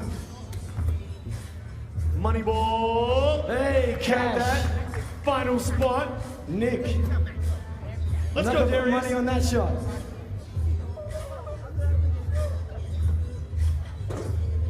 Let it fly. This rack means it all. Oh. Nick! Oh. Ball coming back to you. Watch the laptops. I finish it off, Nick. Come on, baby. Oh, bad luck, son. All right, next we got LA 36 and Anthony Not a bad Trimmage round. and Achilles. Let's go. Give it up. Oh, this could be a real round right now. Anthony, you gonna go first? Yeah, you got 9. Score to beat is 14. Straight into it. He wasn't even waiting around.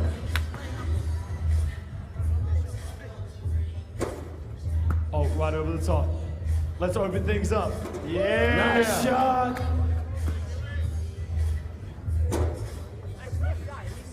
Here we go. That's another one. I thought that was money.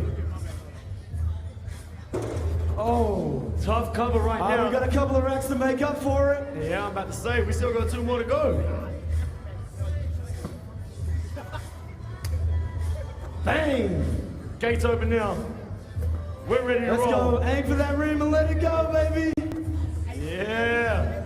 Yeah. It's working Yeah. now. Oh, it's Achilles, working here we now. go. On the money balls. Yeah, here we go. We got rhythm. Come on, get it. Race to that corner. We got rhythm. We got rhythm. Don't lose it.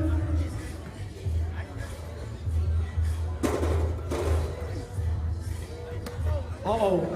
Uh-oh. Turn the fan off on that one. Yep, I got you back. Let's go, Don't worry about Achilles. that. Yeah, baby. Money balls on the last two.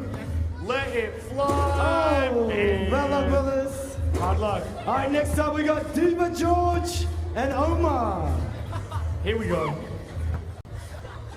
See if they can make a difference here. Hard luck.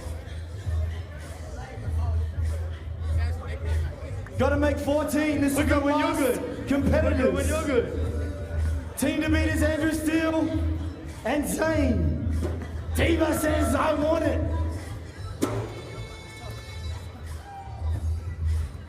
Diva! See if he's 3 from 3 here. Diva Yep. again, that's 3 from 3. Shooters go shoot. Here we go. See what the next rack has for him. Omar, come on, baby.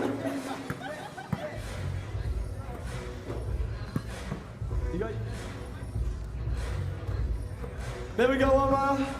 Build the rhythm, build the flow.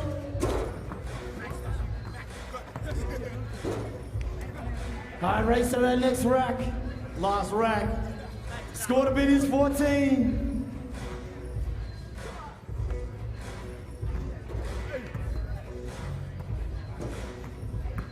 I got you back, boys. Don't worry about that. Diva! Omar! Diva! There you go. All right, I think we have our winner. Andrew Steele and Zane. Now our winners, give it up for Andrew Man of Steel. Look at that. Look at that, Zane. You can put another number 1 next to his name. Number 1 3-on-3 player in the country. And the first in the shooting competition with young Zane. Well done. Big ups. We still got plenty more basketball left to play, ladies and gentlemen. Let's get that prize out here. All right, guys. We've got Andrew Steele, and we've got... Who do you play for? Kingston. Where's that? In Frankston? Educate me. Now, what was it like in front of all these lights and all these people shooting with the great man and hitting all those shots? What did it feel like? Same as normal. Same as normal. I like that. All right, so we got Andrew Steele, a champion coming up through the 3-on-3 ranks. How's it looking in this tournament for you? You missed the NBL Hustle 1. How's it looking? Yeah, we're going all right. We're 3-0 so far, so just got to keep rolling. Now, you also just got the gold medal in the 3-on-3 Asia 3-on-3 competition. How was that? Yeah, it was a pretty unreal experience. You know, we had a tough qualifying draw and just made it to make through. And you know, the final, everyone was feeling pretty sore, but we were able to grind it out and get the win. And let's just go through what happened. Tom Garlip, it was in overtime, the scores were level. Tom Garlip hits a 3 in the man's face. His face couldn't be deeper in his chest. Yeah, he was right up in his grill, and Garlip, it was just like his last attempt. That was it. He was going to be subbed himself off the court after that if he didn't make it, and he just, bang, swish. And if you watch the footage, they're all rolling on the ground, not because they're celebrating, just because they're tired, they're just sleep. They want to sleep. They're exhausted. Yeah, that's exactly right. We were absolutely spent after that. We had to go home and, you know, down some non-alcoholic beverages. Now, Zane, last thing, most importantly, how do you feel? Are you motivated to shoot more, shooting with the man himself, going into become a pro and doing the best you can, moving up the ranks in Kingston? Yeah. Anything else to add? No. Well done, Zane. Awesome. Well, thank you to you guys. We've got 2 prizes here. 3-on-3 hustle, snapshots. Get your faces out to the people. Give it up to Zane and Andrew Steele. Well done. Yes, yes. Right back at it. We've got the girls coming up now. Got the ladies. Here we go. We got Chelsea and Naomi. Get to your corner.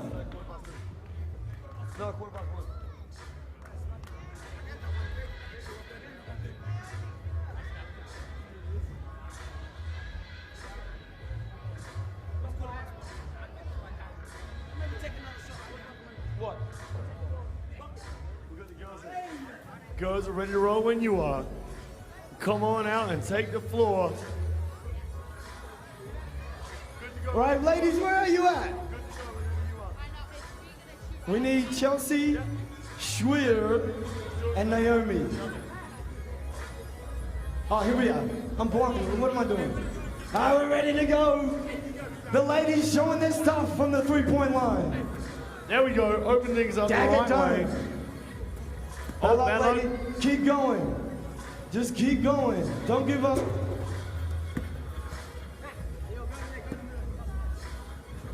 Use them legs. Use that elbow. Follow through the ball. Let's go.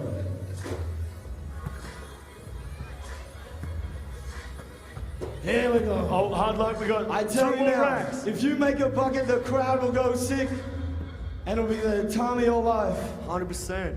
It's gonna happen. 100%. I feel it. Hey, shout out to my rebounders. Let's too, go. though. A little bit more. You got it, Naomi.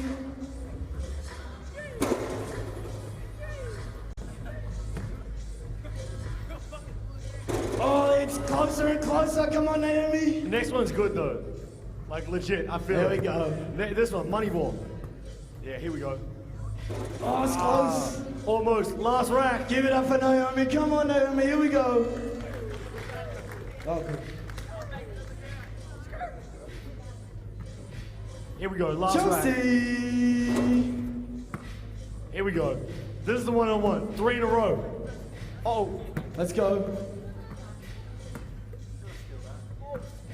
Bang. There we go. Money Chelsea, ball. shoot it. I like the focus there. Next one, give it all you got. Oh, drips out. All right, let's go. Knock this one down here. Money ball. Let's go. Yes! Yeah, baby! I told you they go nuts. That's what I'm talking Well about. done, Naomi. Give me a fist. Not bad. Bang, Not like bad. that. Making it work on the Well last done, one. Naomi. There's a lesson. Never give up. Keep going, and things will work out for you. We got Maddie Garrick and a wreck. Girls. A wreck Let's from do City it. Basketball. Where you at? And Maddie Oh. Garrick from the Deacon Melbourne Boomers. Oh, yeah. You got seven is the score to beat. Let them fly. Are you good? Hi to Rick. I know Rick very well. Coach her every week down in Richmond. Shooter, right? Definitely can shoot, can do a lot of things. Miss do it all. You good to go? Here we go. Next one's good. Next one's Let's go, good. Rick. Aim and shoot. You know the drill. Aim and shoot. I'll go for the money. Okay. Let's go, Rick. Let's go. Meant to shoot a black one next, but we'll make amends. Box out. Oh. Oh, Maddie, come on, man. Oh, yeah. Ooh. Like mother, like daughter on that last stop two. the show. Hey, we'll forget about that Someone last close one. all the doors. I'm about to say. Close all the doors. That's a big hanger door. The draft is Let's real. go, Rick. Give it all you got. Don't Here hold we back go. now. Don't hold back now. Do it all. Get my stats up. There it is. Come on, Rick. I don't want to be catching rebounds, girls. Let's go let them fly. Yep. Yeah, baby. A Rick. From City Basketball. Knock the money ball down. Oh, tough luck. Let's go, Rick. Last spot. Last spot. Let's go, Rick. Hustle into it. Let's do it. Here we go. Final rack. Maddie Garrick. No dice on the first one. Leaves the twos for the game. Yeah. Baby, Rick. First Lady of Richmond, Mr. Rick. From City Basketball.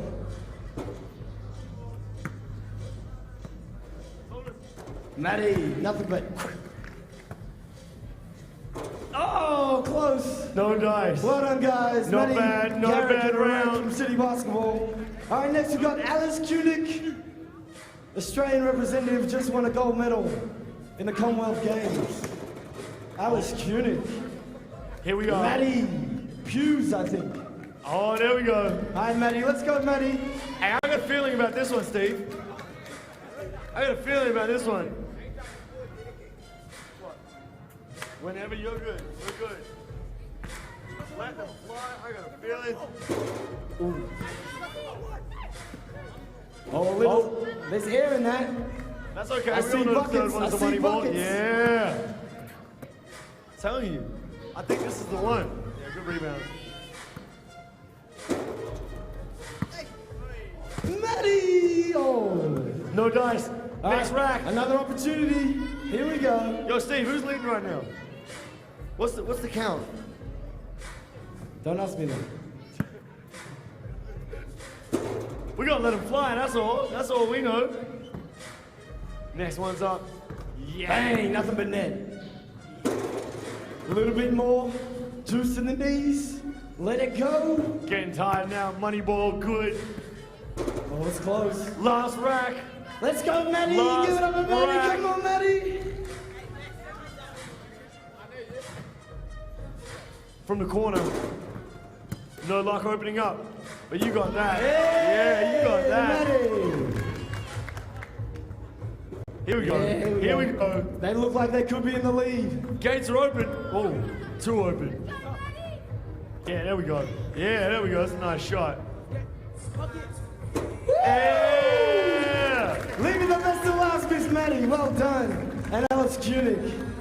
Great job. I think they're in the lead. I can't tell you the score, but I think they're in the lead. Now, next, we got Deacon Melbourne Boomers on Monique Conti and Bridget. Oh, yeah. Let's go, Bridget. 11 is the score to beat. You guys Alice got Kunick this. and Matty. Let him fly.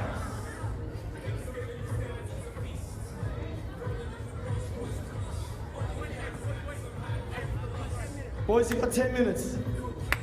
All right, Monique Conti. Good to go whenever you need. Bridget. Here we go. Let's go, Bridget. Oh, hard luck on that one. Yeah, nice. The pro. Bridget, you got this. Get your elbow down, follow through the ball, and let it go. Not bad, not bad. Next rack. Next rack. Monique Conti, AFLW champion with the Western Bulldogs. Yeah! Oh, it's coming. It's coming. Bang. There we go.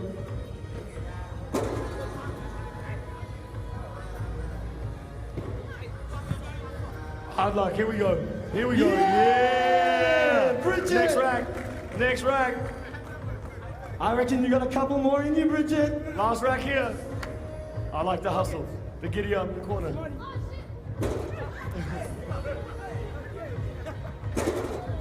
Bad luck. Couple more balls left. Conti. Yeah. Bridget. Oh. Bridget, good on the money ball here. I already feel it. Come Here on, we go. Bridget. Here we go. Come on, Bridget. hard Great luck. job, though. Great Hard job. luck. Well done to you two, Monique Conti and Bridget. We got Marina Whittle and Kiana. Yo, Great Kiana's got the crowd. for Kiana. I like that.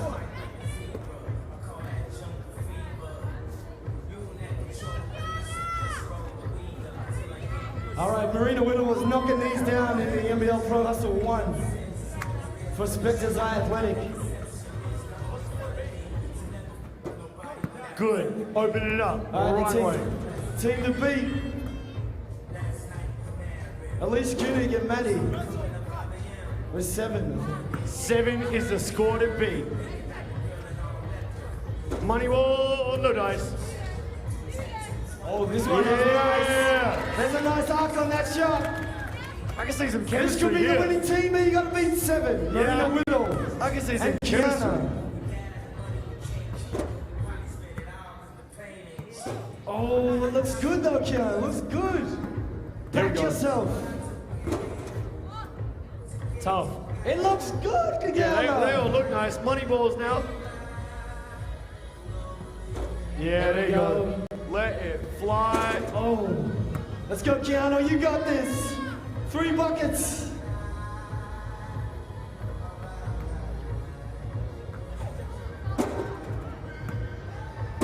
Oh. Last rack. Corner balls. 11's the leader. My bad. Not 7. 11. 11's the leader. All right. Last shot of this round. No dice. Bad luck, guys. Great job, though. Great experience coming out here to shoot with the pros in front of the live stream under the lights at Docklands Studio. All right, last but not least, Jazz Shelley and Nethby from Hoops 24/7. Here we go, last one. Now this team gunning for the prize, no doubt about it. Score to beat is 11. I've heard this lady's a shooter. Who'd you hear that from? Come on, Nethby. Here we go. Open it up. Come on, Nethby. No dice. Let it fly on the first Jazz one. Shelley showing how it's done. Gates open. All right, you got 2 racks to win. Aim and shoot. Bang, just like that. Yeah. Just like that. Let's go, Nethby. Uh-oh, in the corner. Like that. Like that, that's the way. That's what we want. Last spot. Last 2 for the shootout. Holding it down for the girls. Long rebound. Money. Here we go. 8. Here we go. Heat up here. Oh, money balls. Oh, almost had it. You can still knock it. Oh, hard luck. Almost had that one there. Give it up for the girls. Not bad shooting. Thanks to everyone for participating. Let's give it up for the winners. Alex Koenig and Maddie. Yeah. Come on, show your faces to the world.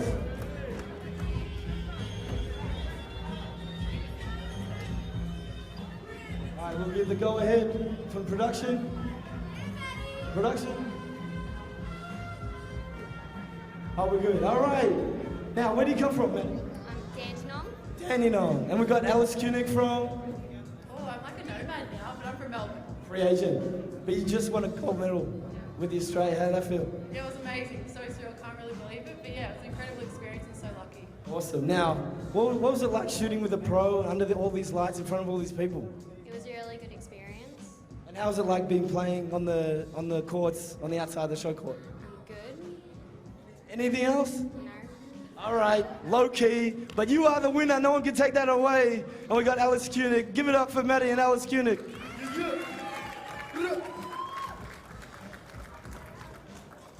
Big ups to my man on the 1s and 2s as well. We got plenty more basketball, ladies and gentlemen. All right, back in action. There you go, Liam Santa Maria, Cam Luke. It is NBL Pro Hustle 2. The 2-point shootout is done and dusted. Andrew Steele and our man Zane from the Keysborough Cougars here in Melbourne get the job done in the men's, or the boys, and the pro, and the street hustle, and the women's. Alice Koenig's had an outstanding WNBL year, then Com Games. Now she comes here and continues to play and shoot as well as she always does. And Maddie from the Dandenong Rangers as well teamed up to win the women's and the girls' side of it. Yeah, it's great to see the street hustle kids and shoot alongside the pros. And I tell you, Zane, he downright carried Andrew Steele to the title. He kind of did. Just quietly. The little fella just was making it rain from long range. And we've got the quarterfinals coming up in the men soon. We've got one more of the round-robin games of the women, which is going to be a very interesting matchup between Spectres Eye Athletic and the Bears. Our first look at Spectres Eye Athletic. Just a quick look ahead at the quarterfinals for the men. Spectres Eye Athletic will take on PCYC Indigenous team. Canberra, we haven't seen them on the show court. We have not. Today they'll take on Townsville. The Platypuses up against NBD. My man Ryan Starrett's going to need to catch fire in that one. And then the Bears versus Eye Athletic. It's the quarterfinal of the men. And it's a deeper. And I know the quarterfinals of the men was pretty good last time, but it's a very deep quarterfinal action as well. I've been looking at my bracket. What are you trying to work out how it's going to... Better than like your March Madness bracket. I'm surprised you can read it. It'd be broken so badly. For the women, one more game here on the show court before we go straight into the semi-finals. Straight into it. In the women. There's Marina Whittle warming up. She's got the taped up. She's got the tape on the shoulder. We know she's been coming back from injury at the moment. She was very impressive in the Pro Hustle 1 for this team that took home the 10K, but a major change, Huge. obviously, at the sort of franchise player spot. Beck Cole out.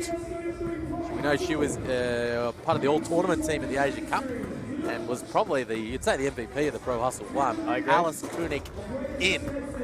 How do you see that change up? I see it as a decent replacement.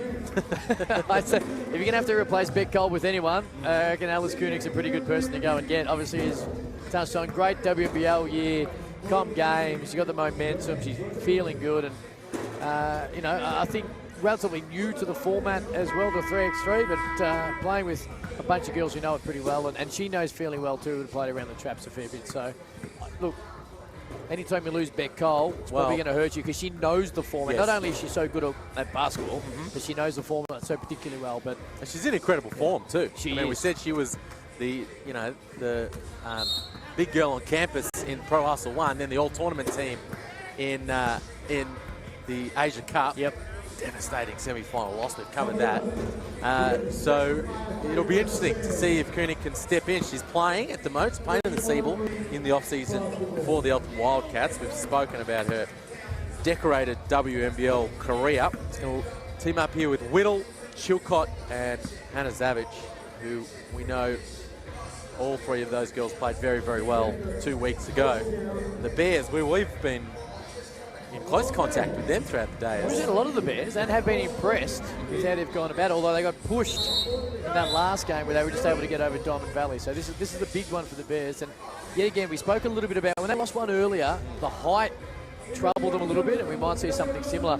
So you can see straight up, Alice Koenig knows a little bit more about the format because she just plonked herself right in front of us on the baseline for a two-pointer to hopefully get one up early. So away we go. Whittle, Koenig, straight to the basket, misses it, gets her own rebound, kicks it outside. Whittle for two, got it.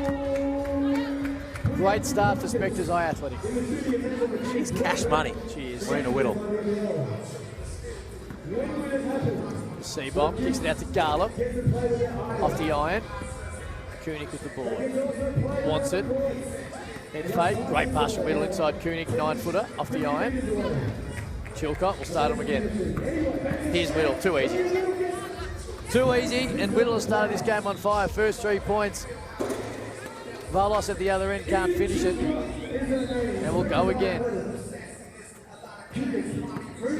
Oh, that's got to be an offensive foul, surely. Not here, Cam. Not here. Not today. I'm sorry. But I tell you, talk about the strong start from Marina Whittle. She's just going to work. 3 points so far, heading to the stripe. Full of confidence, signed with the Bendigo Spirit. Play with them in the... I think she's going to make her WNBL debut this season. So, star of the future, no doubt. Here's load up. C-bomb wants it, takes on Koenig.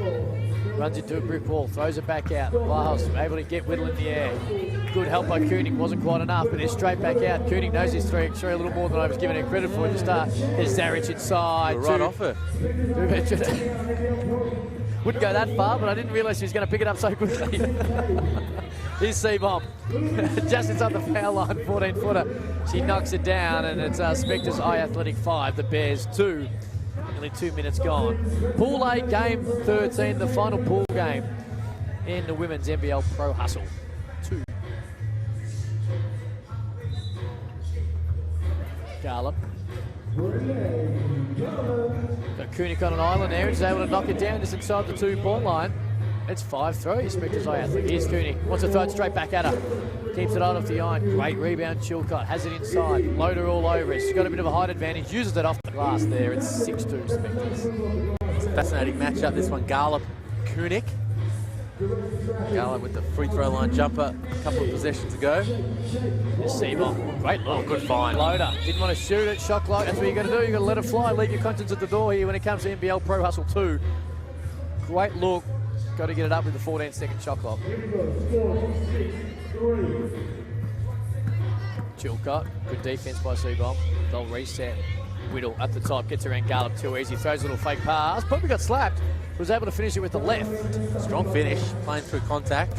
Oh, get out! Get out! Hannah Zarich blocks it straight into Loader, and I think it might have come off Loader's foot. Referee didn't miss it. Good job, ref. Spectres Eye Athletic get the ball back. Great pass. Whittle inside, off the roll. He's able to finish it. It's 8-3 Eye Athletic at the moment. Here's Garlop on Whittle. Great move. Spins back to the middle and is able just to kiss it off the glass. Boy, that was nice. Footwork there, Garlop. Great look, Chilcott to Zarich. These are girls who learn how to play together, know the format well, proved it 2 weeks ago, and we're seeing it a little bit tonight. Whittle can't get the roll, gets her own rebound though, it's almost as good. 1 point, able to knock it down. Nice move, Loader, on the non-preferred right. Here's Chilcott, inside to Whittle, guarded by Garlop, no double team coming, gets real deep. Real deep, oh! Rolls it out. Just dropped the shoulder to Renee Garlop there. Marina Whittle put her under the hoop. Just couldn't quite find the bottom of the net on the finish. 10-5, just under 6 minutes to go. Last pool game in the women's side of the NBL Pro Hustle 2 here at the Docklands in Melbourne. Liam Santa Maria here with myself, Cam Luke. Garlop, guarded by Koenig. Seabom goes baseline, kicks it back out. Garlop tries to throw the one-handed pass, but again the shot clock violation, which actually hurt the Bears a little bit earlier in the game. Coming back to show them right now, they've got to be a little more, a little less shy is probably what I'm looking for. Yeah, a little more organised too. They know what each other's doing early in the set. Spectres Eye Athletic, they've got their players, they know what they're doing. Dave Biwa spending some time with these girls, getting them prepared. Likewise with the men, and you can see just that level of organisation, much less shot clock violations. They always know where they're going to get their shot from, and they go at it. Koenig finishes it, 6-point leads, just under 5 minutes to go here. Halfway home is Seabom, guarded by Whittle. Takes her off the dribble, still doesn't pick it up. Double dribble. That is locked down. Double dribble, there was her hand in there, but Whittle, either way, shot clock violation again. I'd say Marina Whittle is a dominant force out there right now on both sides of the ball. Here's Koenig. Waves away the Zarich screen. Tries to kisses it off the glass, doesn't quite work it. Garlop, they need to score the Bears. Seabom, hands off. Garlop, the veteran. Showed her experience in that win against Dimond Valley earlier in NBL Pro Hustle 2. Seabom, the nice fake. Then does the one little foot floater as the shot clock expired again, but they go back. 3x3 fast break style for Spectres High Athletic. They can't finish it. Garlop. Thought Liam Santa Maria was better to get. I got a little twitchy. That's there. Wouldn't have been a shot clock violation had we got the hand on the ball. Koenig off the dribble. Oh, wow. Drops the shoulder a little bit. Load against the reach in though, and the foul. Yeah, talk about forcing the issue. So Garlop doing that throughout today, but Koenig putting it on the deck, dropping the shoulder. Can play physical, no doubt about that. Gets to the stripe, makes it count.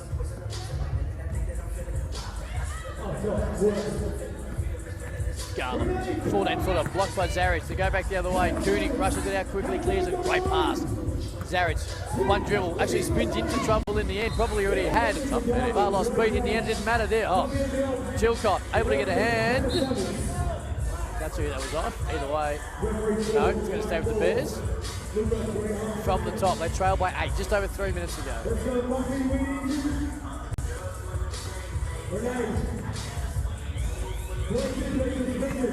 Scarlett on Koenig. There's Loader, shot clock violation again. Defensive intensity and lockdown from Athletic, causing all types of problems. I tell you, Cam, we don't have the results in front of us from the whole tournament so far, but I wouldn't be surprised if this might determine things for the Bears in terms of qualification in the semi-finals. So a lot on the line, you would think. As Marina Whittle just continues to go about her work. Great move, Loader. Even better block there by Chilcott. Inside to Zaric. One-on-one over Barlos. Got a good hit. They're starting to... That is great. What a play. What Marina a Whittle. play. Marina Whittle is by far the best player we've seen today. She's been outstanding. Able to get Chilcott open there. Zaric down. Matty Garrick wants a conversation.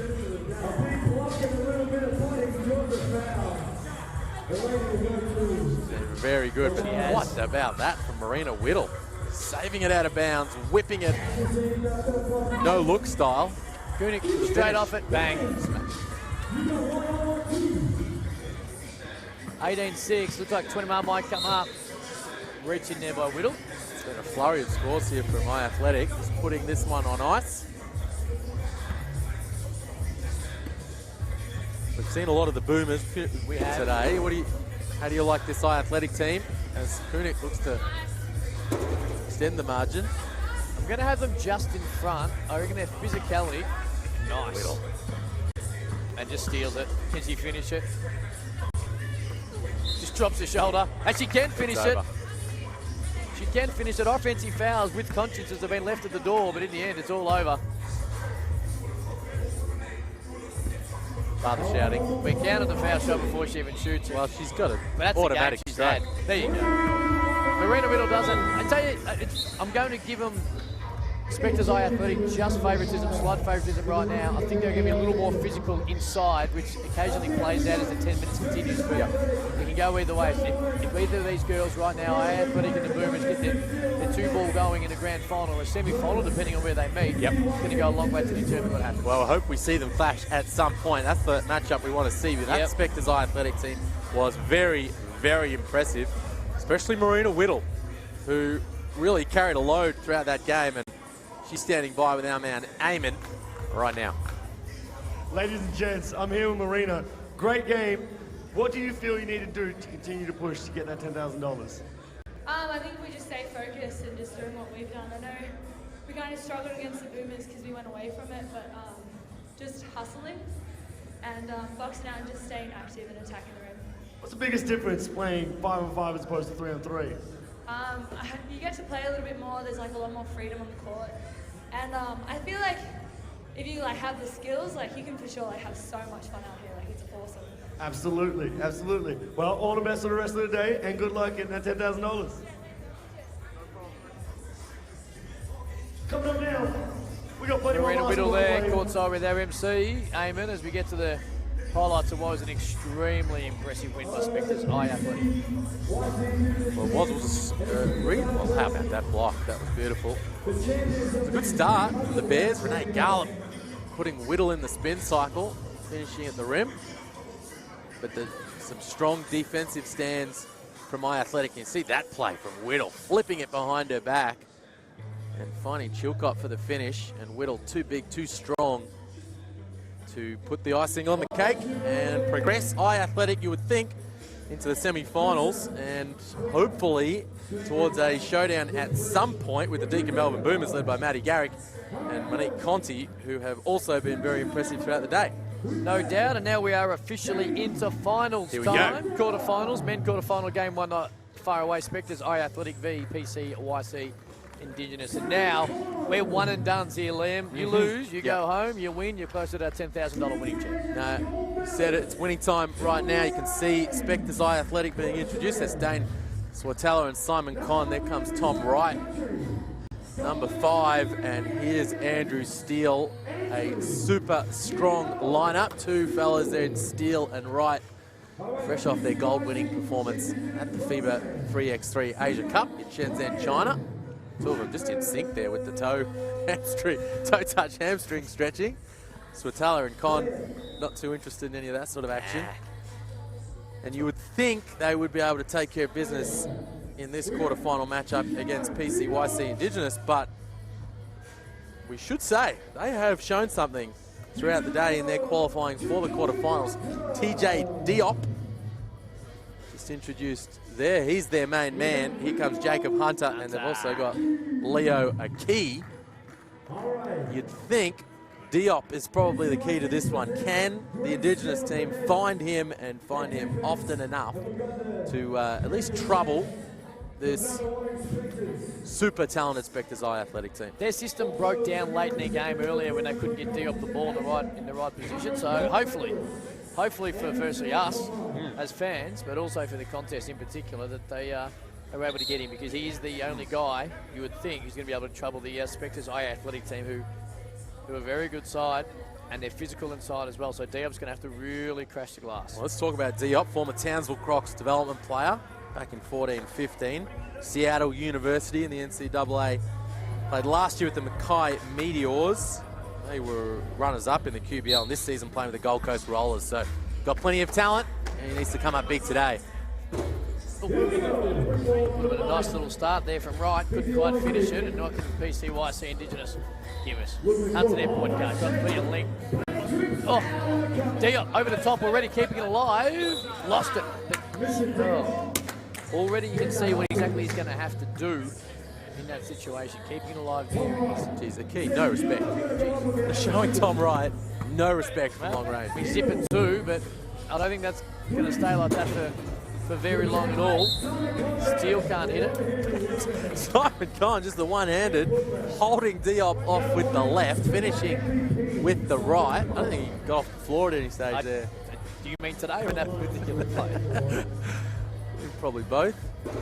There you got the job done, big fella. Little and one for Simon Conn to kickstart our day.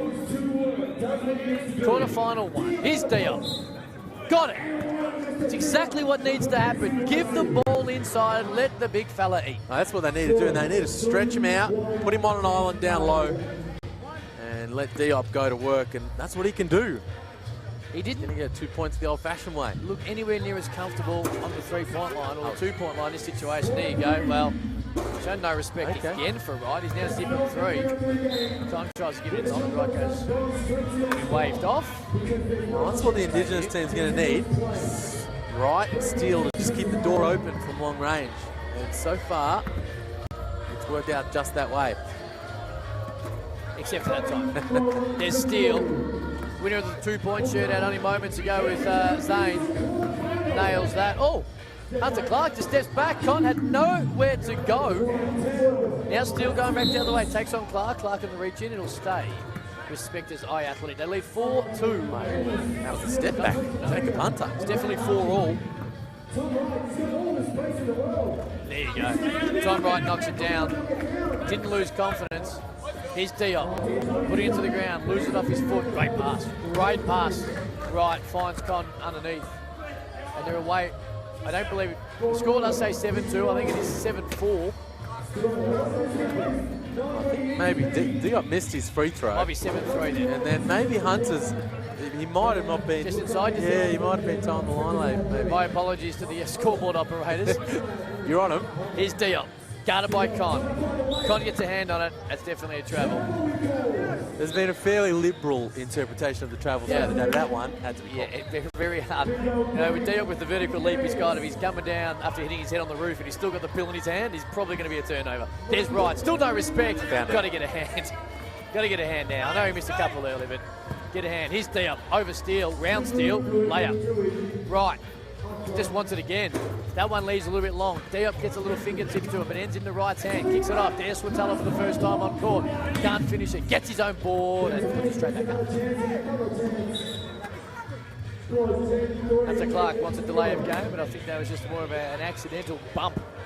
Back up the top, guys. That's by Swatala. That's where the issue is for the Indigenous group, is just on the interior there. Diop needs to be a physical force down low, and defensive end of the floor, he's not quite as locked in as you want to see. And on those defensive boards, Swatala and Con both able to get on that offensive glass and just tick the scoreboard over for Spectres Eye Athletic. There's Diop, just got done with the 3 second. Steele for 2. Got it. They're now cooking on all cylinders. It's 12-3, Spectres, Athletic, PCYC, Indigenous team. This big fella to get going. Reaching foul, that won't count. It's a matter of how quickly they're going to get it done at this point. It is. 2 minutes 16 in, and they've already got the 12 points there, over halfway there. Oh. Clark. Sotella on the ground. It'll stay here. Clark for 2. Off the iron. Steele with the rebound.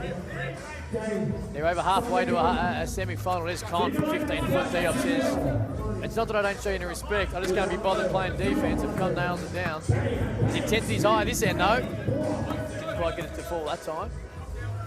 Steele gave up the 2. Interesting move, although in the end he'll draw a foul shot. Well,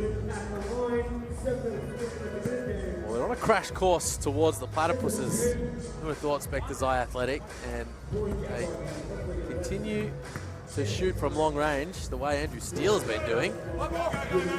And they're going to be right in amongst it for that 10 grand, you would have thought.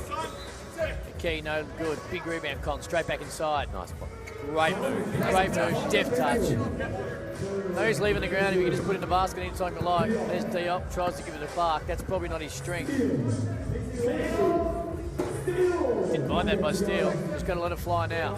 They're feeling good. They're 15-3 up, just under 7 minutes to go. Here, this is where Diop's at his best.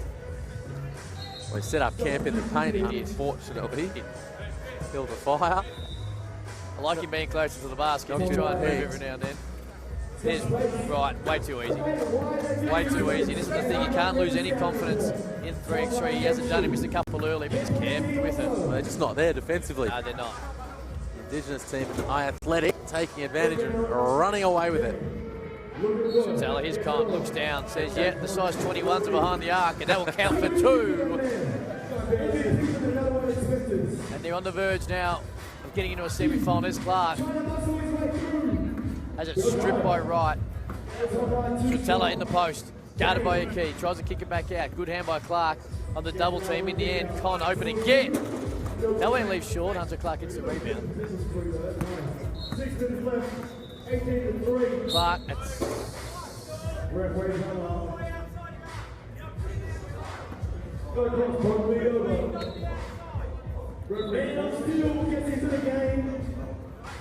From the top. 4 minutes to go.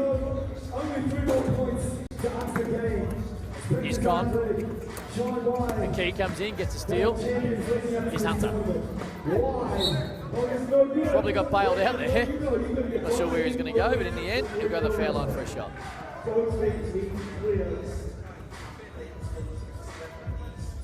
There's Wright.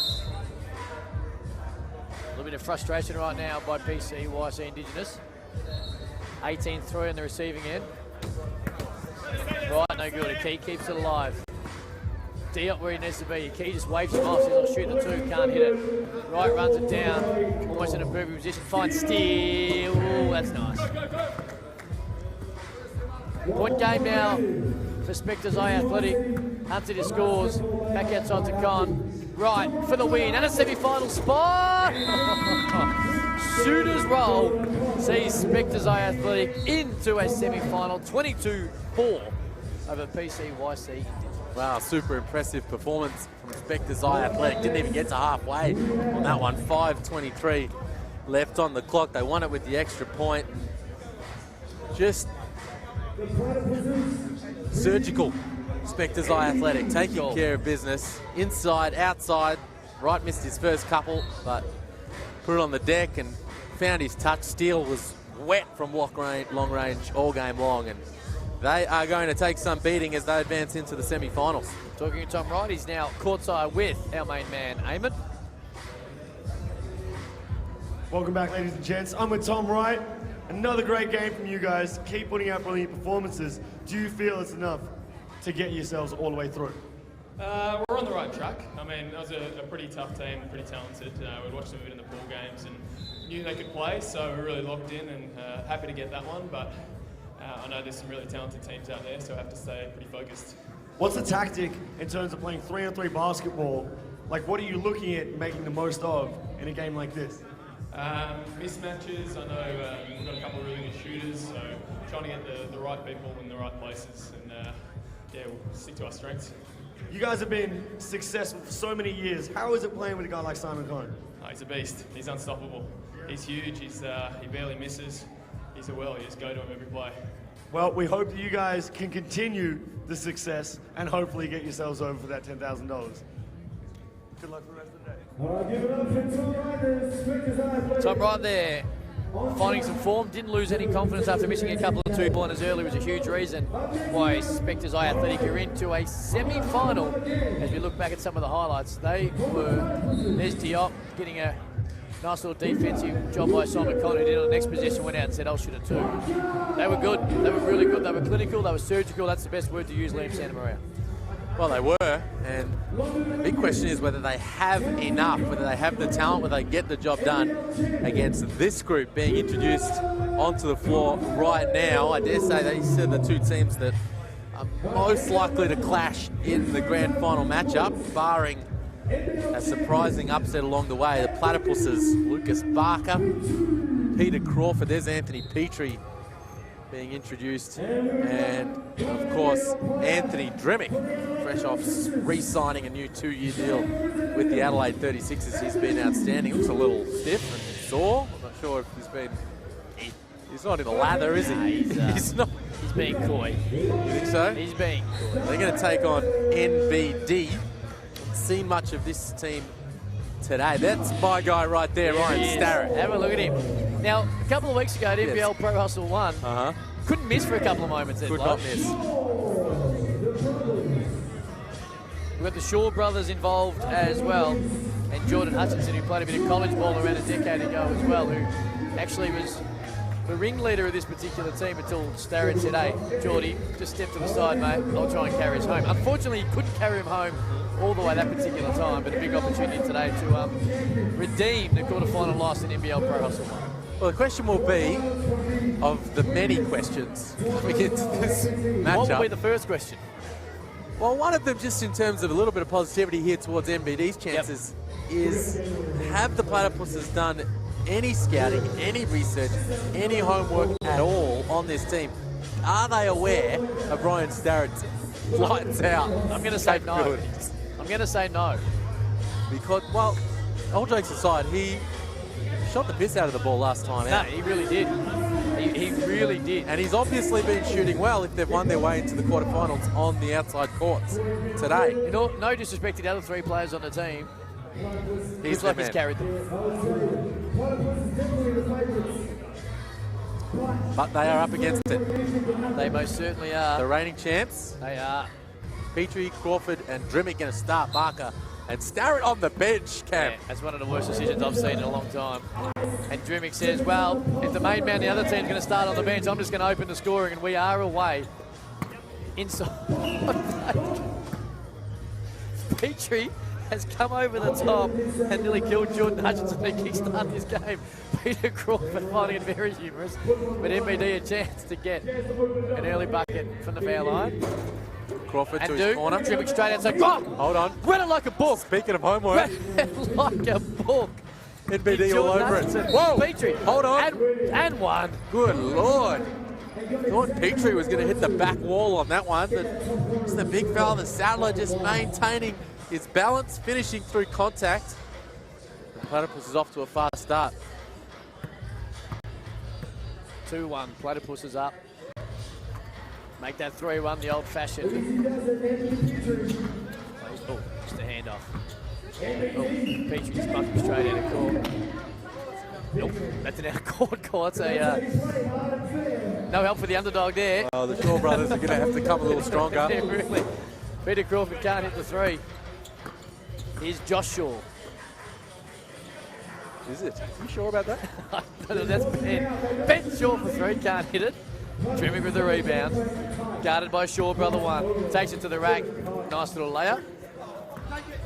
Far be it from me to sit here and have a go with the strategy of a team, but when you've got Ryan Starrett, who didn't miss an NBL Pro Hustle one, sit on the bench, when you need a good start, it's an interesting ploy. No, it's a very good call by you. Dremick can't finish it. Oh, great back door. Hey, not overly pretty, but effective. Josh Shaw kisses it off the glass. Here's Petrie. Just throws it to himself, I think. Can't finish it. Kicks it outside. Peter Crawford gets run off the 3-point line there, or the 2-point line. Little left-hander is able to finish it. And it's 5-2 the Platypuses. How's the poise? Minute Crawford 16 to go. Beating the shot clock. And we see Barker coming in. Starrett continues to sit, just tapping the feet on the bench there. There's got to be something wrong with Starrett, you would have thought. Yeah, I'll tell you what. Down it. He was brilliant in NBL Pro Hustle 1. I'm not even sure where these boys are from, but I guarantee that he won't be carpooling over them if he doesn't get off the court sometime real soon. Trimming runs it down. Kicks it outside. Peter Crawford. Splash. Ooh, off the rim. Okay. Going to keep it alive there is Josh Shaw. He runs over his brother. Throws up the little one-hander. Can't finish it. Kicks it out. Trimming. Guarded by Hutchinson. Just shoots it over him. Off the iron. Shaw with the rebound. That would be Josh. Kick out. They do need that. Couldn't quite finish it. Barker with the rebound. Try and reset. It's been a scrappy minute or two. Trimmick, great defense. Hutchinson kicks it out though. Peter Crawford can't get the run. Trimmy can't lose it. Oh, you talk about the scrap, Cam, and that's just exactly how NBD want it. That's what they do. They are right there. They are one Starrett long-range bomb. And here he is. As he checks in number 2 there on the right of your screen. They can get the sniper open. The man controversially overlooked for the 2-point shootout only an hour or so ago. And for the starting lineup here in the quarterfinal. Can't even talk about that. It's like, oh, here we go. Cookies. Kick it out.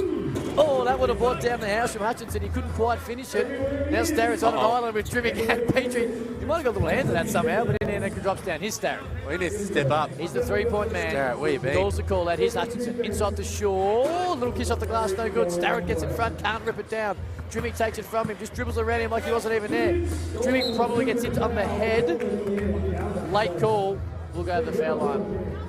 It was a late whistle, but it was a good one. It was right. It was correct. Yeah, we want the contact, we want the physicality, but we can't have shooters, blokes getting to the rim and copping it in the back of the head like Trimmick did. And leaves it off the iron. Left the door slightly ajar. They have. Here's Hutchinson. Played some college ball 10 years back. Sure. Ignored Starrett. I wouldn't have done it. But in the end, it worked. Nice little 1-point fadeaway. And it's 6-4 the Platypuses. NBD, no big deal. If I remember, No big deal. No big deal. It's no big deal coming up against the Platypuses. No, it's not. Petrie inside. Over Starrett. And, a little bit nonchalant there from Hutchinson. Bad the other way too from Shaw. Okay, we're at the point where Ryan Starrett needs to get a look. At the point right now where someone has to stand up and take control. Either Trimmick or Starrett. Whoever puts his hand up. And for people who've seen NBL Russell 1, he could not miss. There's a 3 or 4 minutes. There's a 3 or 4 minute he could not miss. And we need him to do it now.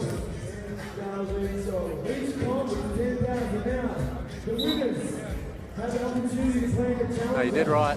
I hope that that's what NBD are talking about right now. They need to get their main man involved. If the Platypuses are just sitting on him a little bit, not letting him get a touch. Ryan Starrett, number 2, checking the ball there with Peter Crawford. Barker, back to Crawford. Wide open look, really. Starrett a bit too late to it, and unfortunately that's there. See, that is a big deal. 9-4. Starrett yet to get a 2-pointer up. Oh, he just didn't get a clean catch. Gives it inside. Shaw on the left. And one. It was a hell of a finish. Great finish. Need that. Coming up against all kinds of NBL veteran talent. Peter Crawford heading to his corner. Gets the one. Can't find him. He read it too there. He tell you what, he's read it there. No big deal. They're onto it. They are onto PC's corner. Here's Crawford inside.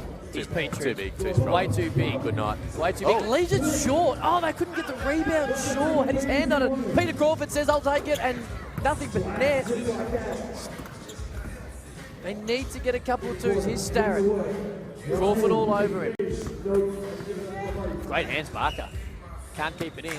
It stays with the NBD 11-6, 6:06 to go. Quarterfinal number 3. I don't want to flog a dead horse, Cam, but we spoke coming in about the importance of Ryan Starrett and his ability to get shots up and knock a couple down if NBD are going to be in this. Now, they have hung tough, but he's yet to even get an attempt. He has not had a 2-point attempt. And from what we saw last time when we saw him in NBL Pro, well, we know he can shoot.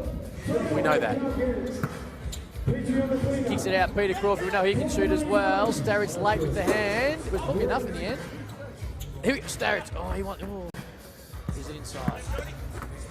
Nice move. Can't finish it. Wants a foul. Not going to get it though, we're sure.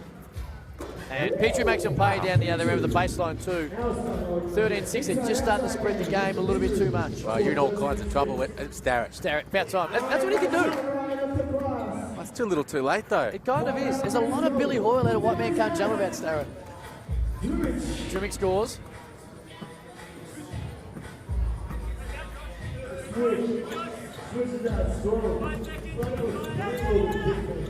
Kicks it outside. Oh, wide open. Got it under shot clock. Wow. And the first fist pump of NBL Pro Hustle 2 from Hutchinson. Drimick down the other end, leaves it short. Hutchinson, oh, Peter Crawford, I think it's off Crawford. NBD might keep it, they do. There's time, damn. Oh, there is. There is plenty of time. 4 minutes 56 remaining. A couple of big shots from NBD, and we could be looking at the biggest upset we will have ever seen in 3x3 Pro Hustle history. This Platypuses team are odds-on favourites, you would have thought, at least to make it to the grand final, if not take out the title. Can't Again. get up. Ugly, effective, not quite. Drimick with the rebound. Need to stop. Peter Crawford. That's where you just can't for a split second relax. Drimick gets it, goes up, probably got fouled. It's an and one. Should have been, probably, but in the end, it's 1 point anyway. Here's Starrett, hasn't quite been able to get it to Peter Crawford all over him. Kicks it outside, layup, no good. 15-9, the Platypuses. Oh, they're in trouble now. They're down 6, possession with the Platypuses. If they score here, they're really going to open this thing up. And offense is starting to dry up a little here for NBD. Barker, Crawford. Gate shut. That's trouble. That's the gate shut. You think the Platypuses are now going to escape into a semi-final and remain favourites, although they haven't been as impressive as we thought they might have been, but got to give some respect to NBD. No, you do. You've got to hand it to them. They've been... But their main man completely shut down. I haven't seen Peter Crawford with this type of defensive intensity since the 2012 Olympics when he guarded Kobe. There, I said it. You did. Drimick. Off the iron. NBD with the rebound. Here is Starrett. Got to get at least one up. Takes it inside. Probably got fouled. Gets that one. That's his second tough finish at the rim. You know what? He's 2 for 2. He's had 2 shots in the game. He's nailed them both. Yeah. Crawford. You got to know where your money is. Crawford. Still no foul. Starrett, here we go. There it is. Oh, well, it's about time. Oh, off the iron. Big rebound by Barker. Kicks it out. Drimick tosses it relatively angrily to Peter Crawford, who then just finds the bottom of the net. Here's Starrett again. Just throws it off the backboard. His teammate never came flying. Can win it here. And does. Anthony Drimick finishes it. 21-10, which I can tell you this right now, you hear this too often in sport, but that is not an indication of how gritty NBD were. Just probably some class getting some open looks. But in the end, Platypuses through to a semi-final 21-10 win over NBD. Well, like you said, NBD, on their first game on the show court today, came in and I thought they gave a good account of themselves. They were brilliant. And, you know, 5 minutes to go there was not a lot in it. Maybe just a couple of 2-point baskets in it, a couple of possession game, and then the experience and the poise of the Platypuses. Peter Crawford, a couple of splash down 2 balls, and then Anthony Drimick just closing the door from the corner. And they progress. The Spectres Eye Athletic are through, as are the Platypuses on the back of Anthony Drimick and his final game-winning shot. Anthony, another big game. What do you feel you guys have to do in order to win this? Because, I mean, Eye Athletic look like a tough competitor. Definitely. I think just going to keep our energy up and play a bit of defense. You know, we've got a couple older bodies, so we need to make sure we're rested and ready to go for the semi-final. Who came up with your name? I have no idea. I joined the team a couple of days ago, so I don't know. It's probably Peach or yeah, I think it was Peach that did it. So Just had a couple of people ask me about it. For you guys to keep going the way you're going, what is your biggest challenge coming up in the next couple of games? Yeah, like I said, playing a bit of defense and yeah, just not getting tired throughout the game like we did then. So can't let teams get any easy ones, and you know, hopefully we can walk away with the check. 100% effort. Good luck for the rest of it. Back to you, Steve. We got more basketball coming up, ladies and gents.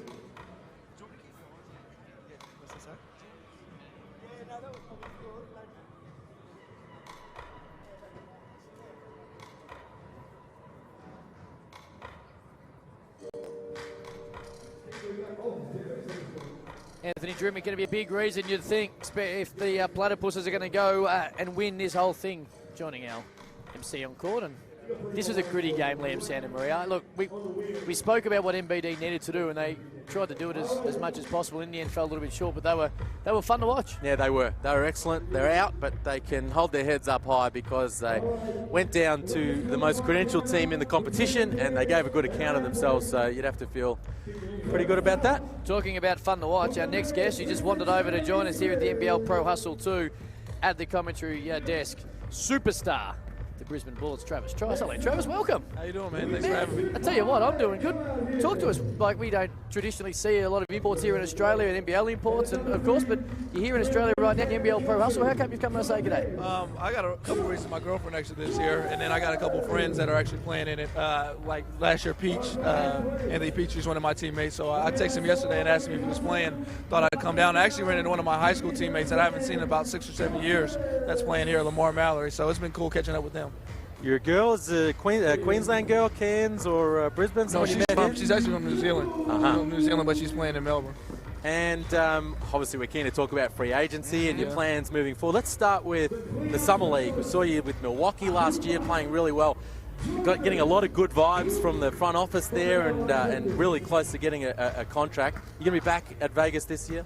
Definitely.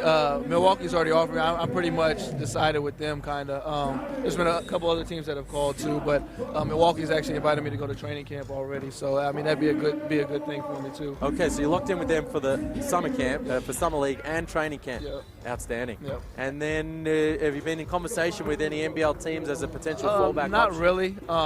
I mean, I talked with Brisbane at the end of the year, and they were pretty much wanting to see how free agency went. Yeah. But no other teams have really called. So I mean, I'm down for it. I mean, I love playing in NBL. I love Australia. I mean, I've already said it on record. I wouldn't mind living here.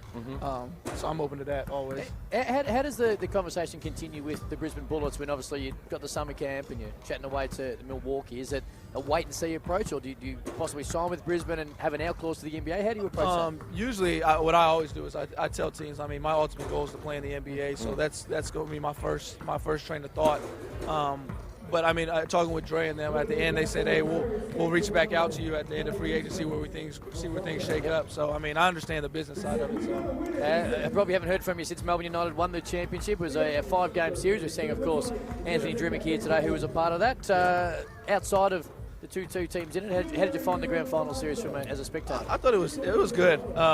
I mean, a lot of the stuff that was going on outside of the game, I mean, that's entertaining. And, I mean, as a player, you know what that is. You know what it's about. So it was definitely entertaining. I think it was a great series. And just going back to the NBA situation, it must be very exciting for you knowing you've got that training camp situation locked away. You can use Summer League just to kind of put your best foot forward, but without that anxiety of getting that invitation.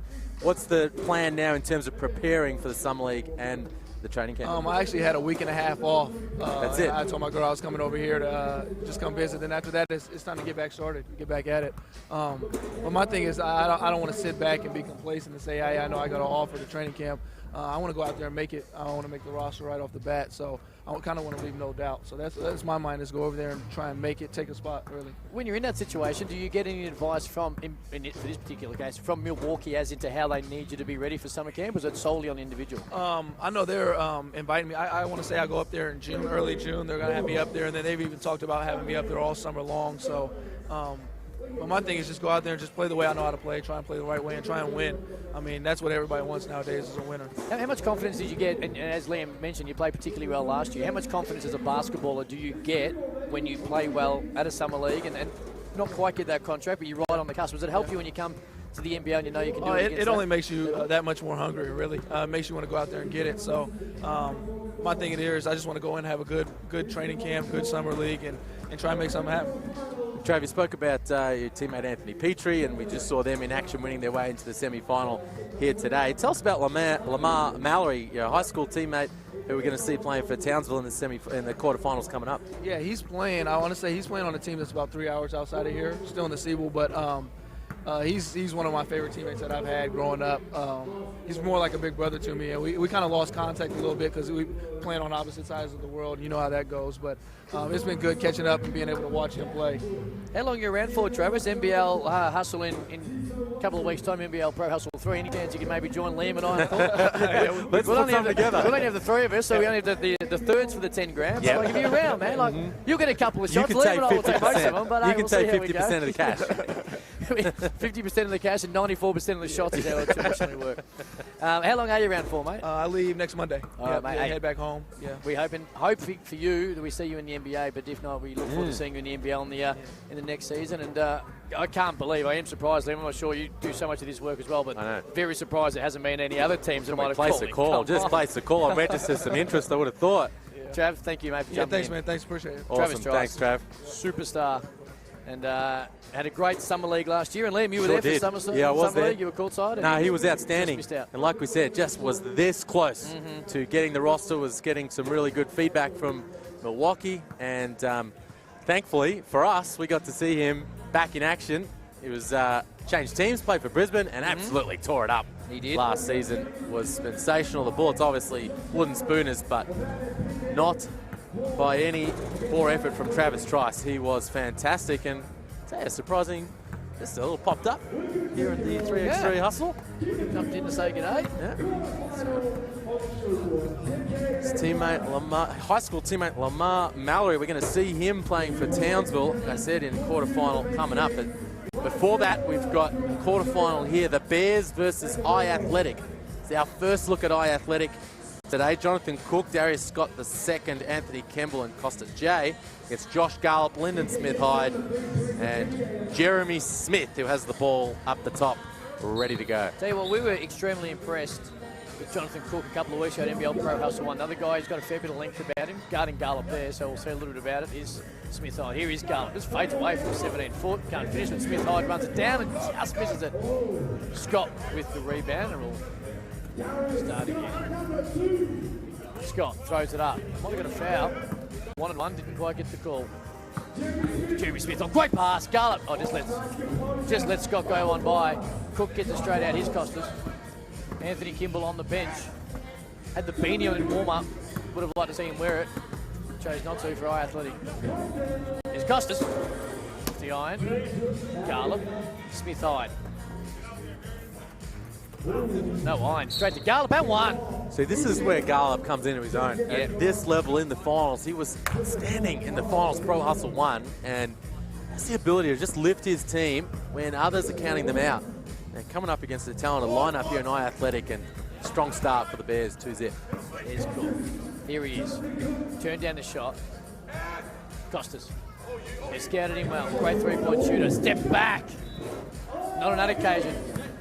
Scott keeps it alive. Only into the hands of Jeremy Smith. There's Smith-Hyde, straight on for two. Got the shooter's roll, and that's what you need in a quarterfinal. A little bit of luck goes a long way. You're trying to taste the 10 grand. Great pass. Cook couldn't quite get it back. Scott. Oh, there you go. Straight right back at you. Another minute. Garlop didn't get a hand, and Scott's able to drain it. Jeremy Smith just goes up and under. Too quick for Scott on that occasion. A little left-hand reverse layup. It's 5-2 the Bears, early doors. Costas, great pass. That's cool. That's what he can do. A little bit of contact. They're letting them play through it early in a quarterfinal. Here's Garlop, guarded by Cook. Gets deep. Oh, little shimmy. Goes to 1 foot fadeaway. It's no good. Costas with the rebound.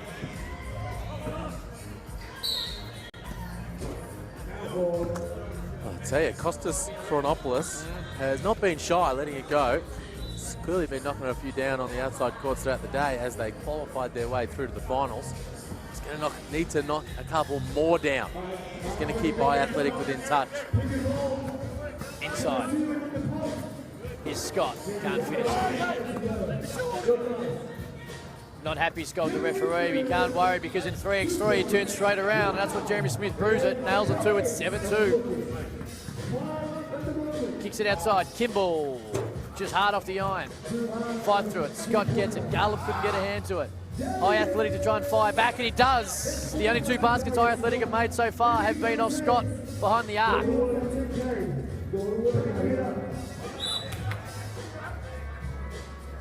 Off the leg. He's got arguably the best kicks in the building. Scott, Darius Scott II, and having a big say in proceedings here, keeping High Athletic within touch.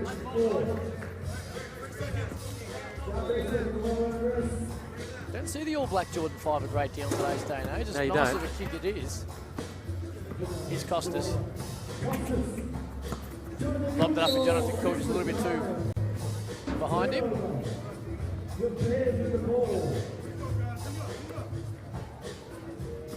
Back to the top. 7-4, 7:31 to go. Smith Hyde. Costas gives no respect on the check. Like it. Here's Garland, guarded by Kimball. Great D, Kimball. Forces the fade away with the 1-footer again by Gallup. This one's short off the iron again. Costas with the rebound. Comes off the Cook screen. Forces a mismatch. Still doesn't turn it away. Takes it down the rack. Uses the left hand. Doesn't finish it. Smith Hyde with the rebound. Guarded by Cook. There's Garland. Smith. Guarded by Costas. Still Smith. Oh! Uh-oh. Oh, jeez. There's the camera and copped it. That'd be some footage on the replay. He loves to attack, doesn't he? We saw him throw down a couple. Here it is. Now here it is. The ball goes flying into the camera. Whoa, whack. Kimball down the other end. Well, not really, but near my point. It's a 2-pointer. Off the iron is Smith. Knocked away by Kimball. It'll stay with the Bears. They lead 7-4, 6:57 to go. Quarterfinal 4. Last spot in the semi-finals up for grabs. Garland wants it. Oh! Okay, 2 free throws for Garland. Out on the outside shot.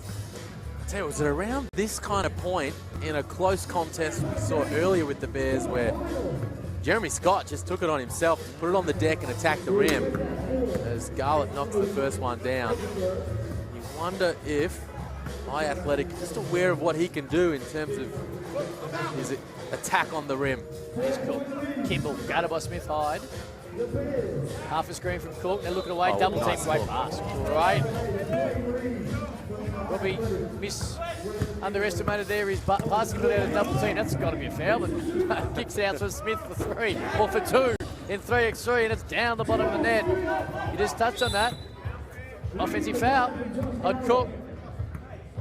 They let him play earlier in this quarterfinal. Now they're starting to just bring it in just a little bit, rein in the physicality. Just getting a little separation, the Bears. 11-5, 6-point lead. Smith, guarded by Scott. Oh, gives away the screen. Great move. Great move. It's his second reverse layup on the left. Once he goes underneath, using the ring for protection. Here's Scott, 18-footer. Got it. Right back at you. Garland. Scott's all over him. Loves the contact. Garland goes to the foul line. Loves it. Jeremy Smith getting better and better as the day goes by. It's gonna be an interesting matchup. They hold on here and they advance to the semis and play the Platypuses. Costas is Garland. Screen by Cook. Doesn't see him on the roll. Still gets to the rack. Goes on the non-preferred right. Can't finish it. Garland kicks it out. Cook just tackles him. And it's an unsportsmanlike foul. No, it's not. Here's Smith. Guarded by Scott. Still guarded by Scott. Half a screen there by Garland. Step back. Smith just inside the 2. Banked it. Tried to. In and out. Costas with the rebound. High Athletic need a score. Scott goes down. Here's Costas. That is a tough shot. That is a tough shot. Wow. Costas Renopoulos with the fadeaway from long range. Smith. Costas gets the hand, leans in. I'd love to get a replay of that fadeaway. Here it comes. Scott hit the deck and Renopoulos with the shot clock winding down. It was only a 1-pointer, but wow. It was the most impressive 1-pointer we've seen on the day. No doubt.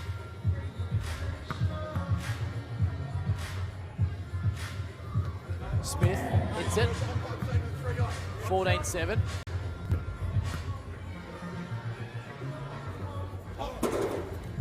Jonas has come in with the 10 fouls, kicks out Costas. Nailed one about a second ago. He's going to nail another one.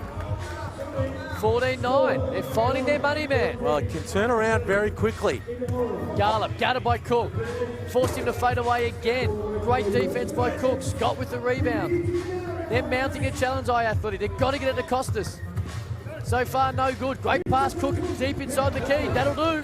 Left hand off the glass. They're back to 4. 5 minutes ago. Smith high. Inside the Smith. Just goes straight over Costas. Had the height advantage and the athleticism. They put a touch in there too. Not if Costas feeling it. Couldn't finish it. Smith on Scott. Gets him in the air. Can't finish it though. Great help in by Cook. Costas! Got it!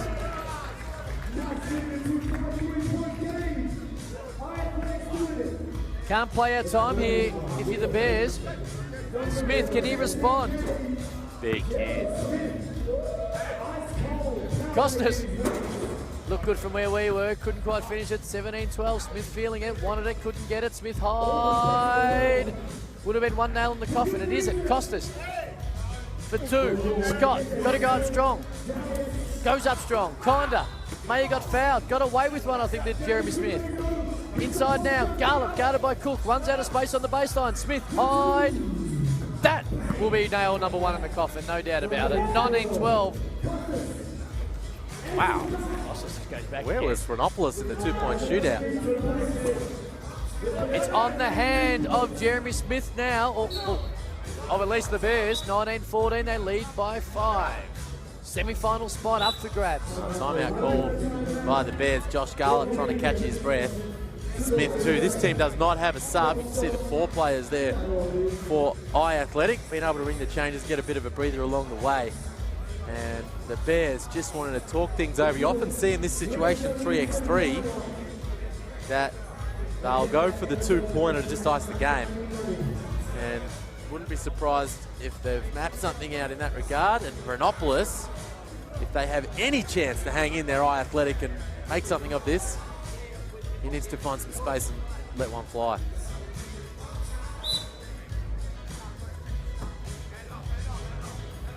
Big chance. Oh, left him open. Oh, almost his most open look of the day almost. On the hand of the Bears if they can get a 2. Jeremy Smith has it guarded by Anthony Kimball. Garlop just turns and faces, can't hit it. Still plenty of time if they can play defense, Athletic, if they can stop him. Here's Kimball, gets around Garlop. Thought he was going to explode there for a split second. In the end, was fouled. We got a foul on for 1. Just hanging in there. Renopoulos smartly matching up with Smith on the perimeter. Leads it short, gets it straight back. Got to go up strong. Does. Little finger roll's nice. 19-15. Smith inside the Garlop. Now it's match point. Quarter-final point. Kimball. Costas got it. Where was he in the 2-point shootout? He's automatic, isn't he? Must have been at lunch. It's the only reason he wasn't in it. Jeremy Smith, it's match point. Oh, keeps it alive. Let it fly. This cool. Oh, you're going to let it fly. Let it fly. Let it fly. Kimball. 20-17, 2.5 to go. Kimball, baseline. Gives himself a little bit of space. Can't finish it. Cook just wanted great more. pass. Great pass. Kimball. Finish it, Put it in. Wow. Referee's coming over the top. I think that first attempt didn't hit any rim. Is the call. So the shot clock didn't reset. We get a replay on this. Well, we needed to just go back a little bit further. See if that first attempt hit the rim. It looked like rim from here, but referee's in a better position. Still match point now for the Bears. 2:25 to go. There's Smith. Kicks it out. Smith high for the lead, for the win. Can't finish it. Costas doesn't want the 2. Where's he going? He just needs to go back to that line and just jack it up. There we go. Short. Thought Garlop might have got a hand on it. Didn't. It'll stay now with the Bears. Match point still. 2:06 to go. Semi-final spot up for grabs. We had a couple of stops in the row. Athletic just to hang in this one. It's the hardest Smith, bucket to get, the winner. Great move. It's not a great move, a travel call. They are still alive. High Athletic. Chronopoulos barking instructions. He's the man who needs to let it go from long range. A lot of think the instruction was just get out of the way and let me shoot it. There's Kimball. Leaves it short. Scott can't get it. Smith gets it in the end. The Bears, another chance to win it. Garland got the height advantage. And they're into a semi-final. The Bears 21, High Athletic 17. The Bears go through to a semi-final, take on the Platypuses. 10,000 still alive for Garland, Smith, and Smith Hyde. And, well, Garland was brilliant again. Well, he was. And we said it before, he comes up big in the finals, Josh Garland, and he has done it again, delivering the Bears into a semi-final appearance. And he's now courtside with our main man, Eamon. I'm here with Josh Garland. Bit of taste in your mouth from last year, our last tournament being a runner-up. Does that drive you to want to win this $10,000 even more? Yeah, we got a completely different team. Yeah, I'd love $10,000. It's great. Good to supplement the income. But yeah, it was a tough loss last time. We lost a guy in the quarters. We're a completely different team now, and we've come together at the right time. What do you think it's going to take you to will your team, obviously you guys, into actually winning today's tournament? The thing with the game is, like, if you hit some threes and you get on a run, anyone can win. And you saw at the start there, we hit like 4 threes. All of a sudden, the other team is like playing on the back foot. So, yeah, if we can hit some threes, anything can happen. Number 3 in Australia, ranked as the 3-on-3 player. How do you feel you can up your stats? I don't know, make some shots. I'm only number 3 because barely on plays, mate. So, but yeah, it helps a bit to have a bit of experience. But hopefully, I can just hit some threes, be pretty open, missing everything. So, absolutely. Well, the best of luck to you for the rest of the day. Thanks a lot. Back to more. Josh Garland there, he's a happy man. They're into a semi-final, are the Bears. Big win. Although High Athletic kept it, as we're saying here, an opportunity to get close. He's been good. He's been really good, Jeremy Smith. He has been good, Jeremy Smith. He's been fantastic. He's trying to throw down a couple of huge dunks earlier in the day. Highlights of the day, the thought, that one off the foot into the cameraman. This was a highlight reel play. Costas Chronopoulos, step back, 1 foot fadeaway. Got it. Knocked it down. And Chronopoulos really kept High Athletic in it with his long range shooting. But in the end, Josh Garland brought in slip. Too big, too strong, too experienced. And he got the job done and sent the Bears into a semi-final matchup, like I said, against the Platypuses, which will be an intriguing one. This is a grand final rematch from Pro Hustle 1. So we turn our attention now to the final quarterfinal matchup in the men's side of the draw. But as traditionally happens, it's quarterfinal 2. Okay. So it's confused us. Okay, quarterfinal 2 comes up 4th. Very good. Canberra versus Townsville. Canberra finished 5th in Pro Hustle 1. Reese Kay, Lachlan Ross, Dylan Simpson and Tim Hewitt. Here comes the Townsville Thunder team. Tim Keating, Deborah George, Jack McVeigh, and the high school teammate of NBL star Travis Trice, Lamar Mallory. Up there on your screen, just getting the rebound under the hoop. Let's talk about some of these Canberra guys. Reese Kay, Canberra Gunners in the Seabull, 14, 15 and 17. Dylan Simpson, college basketball at Northeastern State. Been played a few years with the Gunners as well. Tim Hewitt, Lachlan Ross, second leading scorer from Pro Hustle 1. He had 29 points in 4 games, second only to Peter Crawford. He had 39 in 6 games. 14 made 2-pointers, Lachlan Ross, in the Pro Hustle 1. Second only again to Crawford at 15. So you can see in number 2 there, just heading towards the baseline, can shoot the pill Ryan Starrett style. I'll tell you, I can also write. He's a sports writer, Lachlan Ross. He wrote my old website Downtown for a little while, Lachlan Ross. Can write, and has been doing some good work in Canberra for some outlets in the nation's capital, and can also stroke the 3 ball. But let's see. Well, did we mention Jack McVeigh? We did. 3-year deal with the Adelaide 36ers. He'll be in the running for Rookie of the Year. It's a deep rookie class. Yeah, it is, isn't it? That we're going to see in the NBL this year, but there's a lot of talent in that Adelaide lineup, and McVeigh, the latest addition, him and young Harry Froling, on a 2-year deal. And big news around the league as well. Cam Bairstow in the last 48 hours recommitting to Brisbane, and it's a big one. It's a big one because if he gets fit, my word is his knee is pretty good.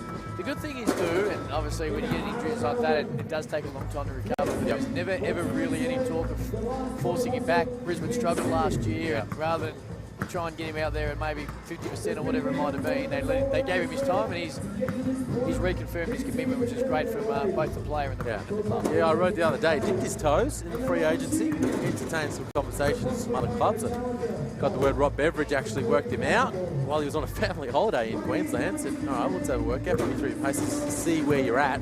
He was impressed, they were interested.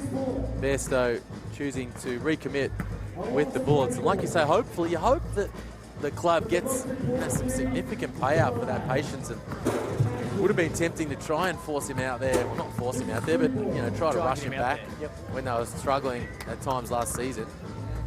But they played the long game, and he's back, and boy, haven't they loaded back up this season. Yeah. Some outstanding free agent acquisitions: Cam Glidden, Jason Kadee, Mika Vakona, and Matt Hodgson.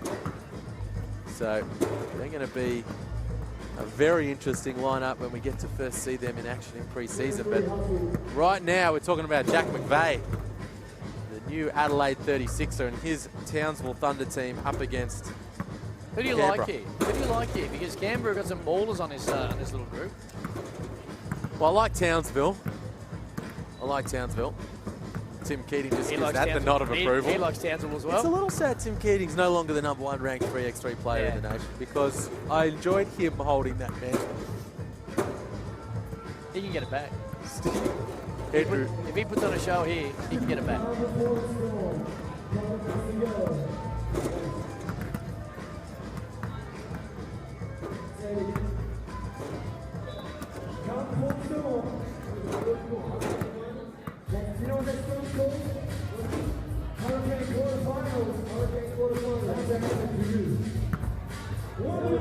Just watch it. Keep an eye on Jack McVeigh out there splashing 3 balls. Deborah George Top left of his screen. Deborah George on the baseline here. He's doing the same. Well. We're going to start match up this one. With real feelings. Ready to roll.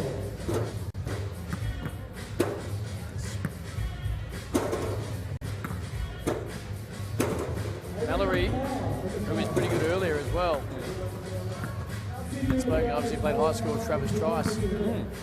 Another guy who's impressed us early on too, so there is no doubt this is going to be an interesting matchup. The height going to be with the Townsville Thunder, but Canberra have that 2-point shooting ability that, as we continue to see, is so important at 3x3. Well, we saw in the last matchup, man, Athletic Costas Chronopoulos was able to keep that squad in their showdown with the Bears from long range. Yeah.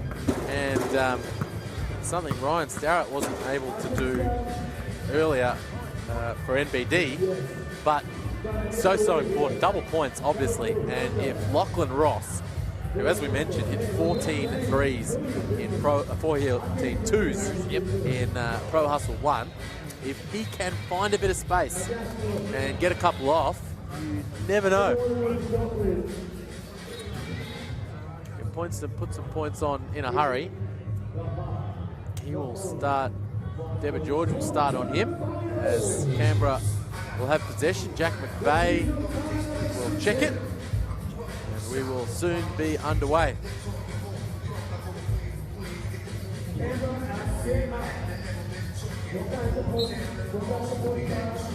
Quarterfinal game 2.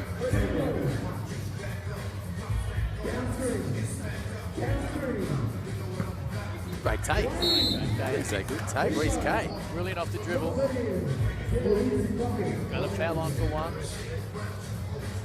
I like the ball movement as well there from Canberra. And they need to be switched on to Devitt George. He's going to find his way to the corner. He just shot about 15 of them. Oh, trying to get him, couldn't quite get it. Simpson picks it up. Here's Kay. Guarded by McVeigh, and it'll stay now with Townsville Thunder. Devitt George feels like he's got the strength to match up on Reese Kay. Gets around, he gets deep inside. This is what turned out to be a fairly much a gimmick. Here's Simpson, takes it to the bucket. Great hands by Devitt George, able to hold on to it. That's probably going to be too tough. Devitt George away. Here's Keating. Spins. Knocked away, and it's first 40 seconds they're grinding. Your man couldn't open up. Lockie Ross, Keating. From the other end, no luck. McVeigh and Reese Kay getting physical on the rebound. It'll stay now. With Canberra, nearly a minute gone. See, it's going to be a real arm wrestle, this one. Okay, can hit that. Off the iron. Oh, McVeigh gets a finger to it. It's going to stay with Canberra. Lockie Ross takes a quick little break. Tim Hewitt comes in. Simpson trying to back down McVeigh. Little lefty. 13-4, geez, that's nice. Opens the scoring in quarter-final game. 2, Devitt George battles it out off the iron. They're fighting for it at harder. Hewitt with the rebound. Simpson, looked like a bank for me, no good. McVeigh with the rebound. Going to take their opportunities, Canberra, the smaller Canberra team. There's McVeigh. 3-year deal, the Adelaide 36ers can't hit the first, he'll get it back. He's going to power up. Hewitt did a pretty good job, actually. Did a really good job. McVeigh over the top, and it'll stay with Canberra. They lead 1-0, minute and a half into this. We love the physicality there from Hewitt, just holding McVeigh out as he tried to make plays. Okay, probably gets away with the carry. Is able to get up and under, can't finish it. Devitt George with the rebound, good D by Keating. Here he is. McVeigh. Here's George, feels he can bully him in the post. Fades away over Kay. Leaves it long. Reese Kay guarded him really well so far. Simpson. Up and under. Has to kick it back out to Kay. 3 seconds call. Kay takes a rest. Lockie Ross comes back on. Mallory on. Keating takes a seat.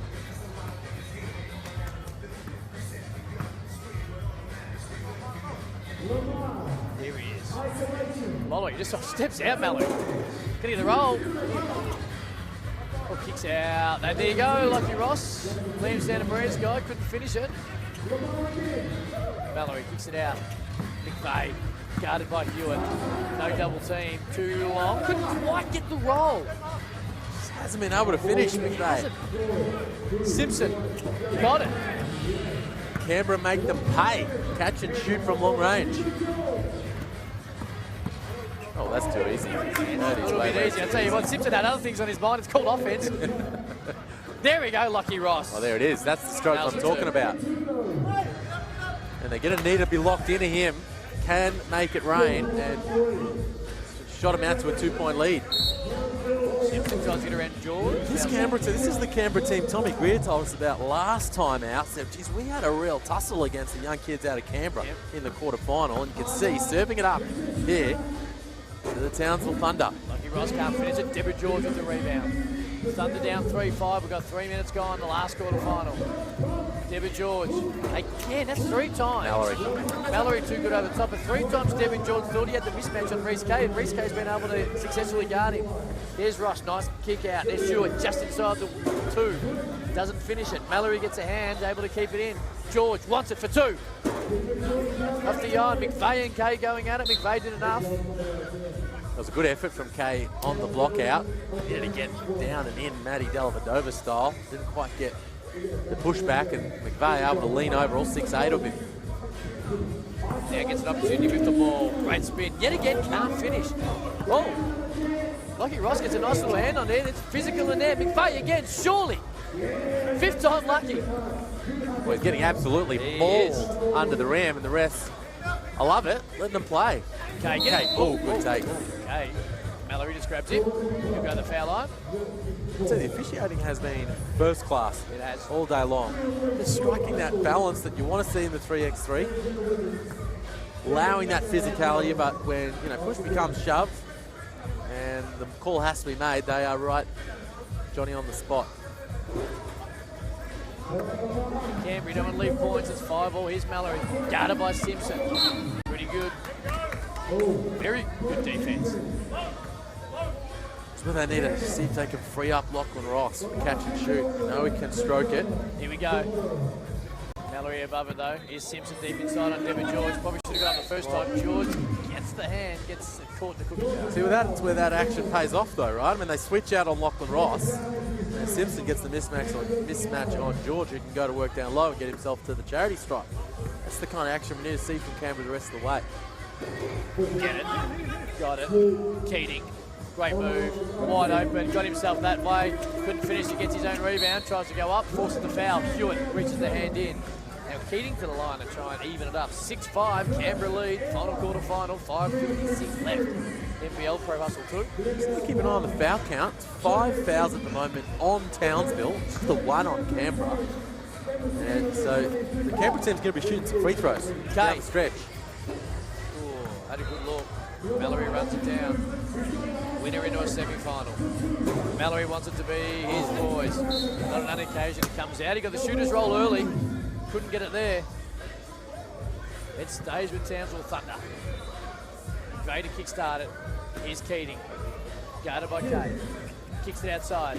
Big fade. Off the iron. Mallory gets above, gets another rebound. Can't quite get up. Good defense, in fact, there by Hewitt. All over him. Riding away. Keating looks at it. Leaves it short. It's exactly the type of arm wrestle we were expecting coming in. Canberra holding tough against this talented Townsville lineup. There he is. Here's Ross.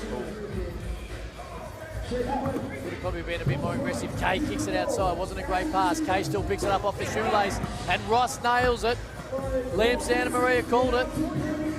So the only better thing is that writing articles is nailing 2s and 3x3, and he's proven it so far today. No, he can shoot even better, like you say. And he's been the difference maker so far. He's the reason why Canberra are up 1, 2, splash down 2 balls.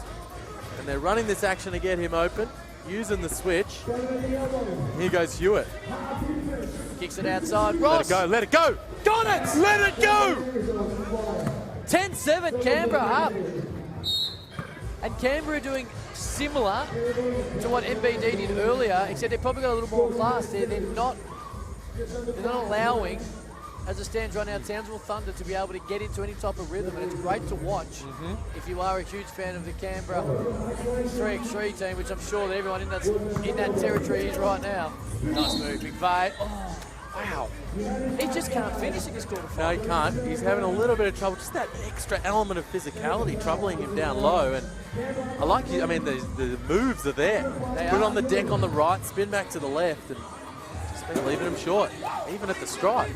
Couldn't finish it. Ross had tried to sneak away to the baseline. They couldn't quite find him. Here's Simpson, had a good game as well. Here's Ross. Hewitt, guarded by Mallory.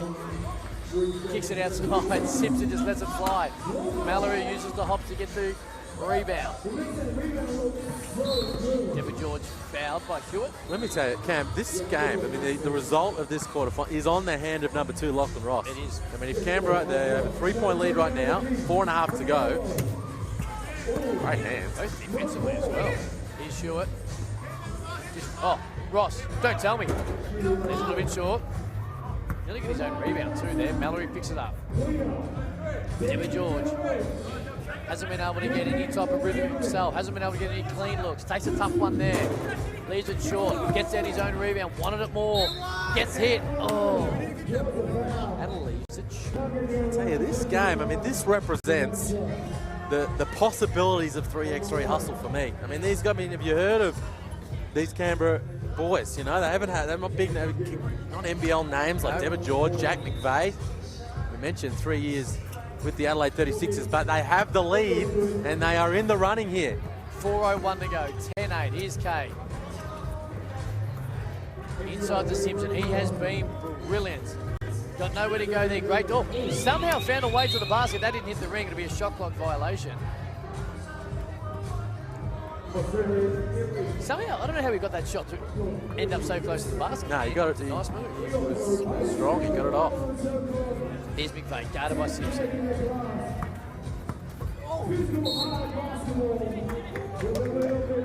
Simpson gives him a little one to go on with, and McVeigh will go to the foul line for one.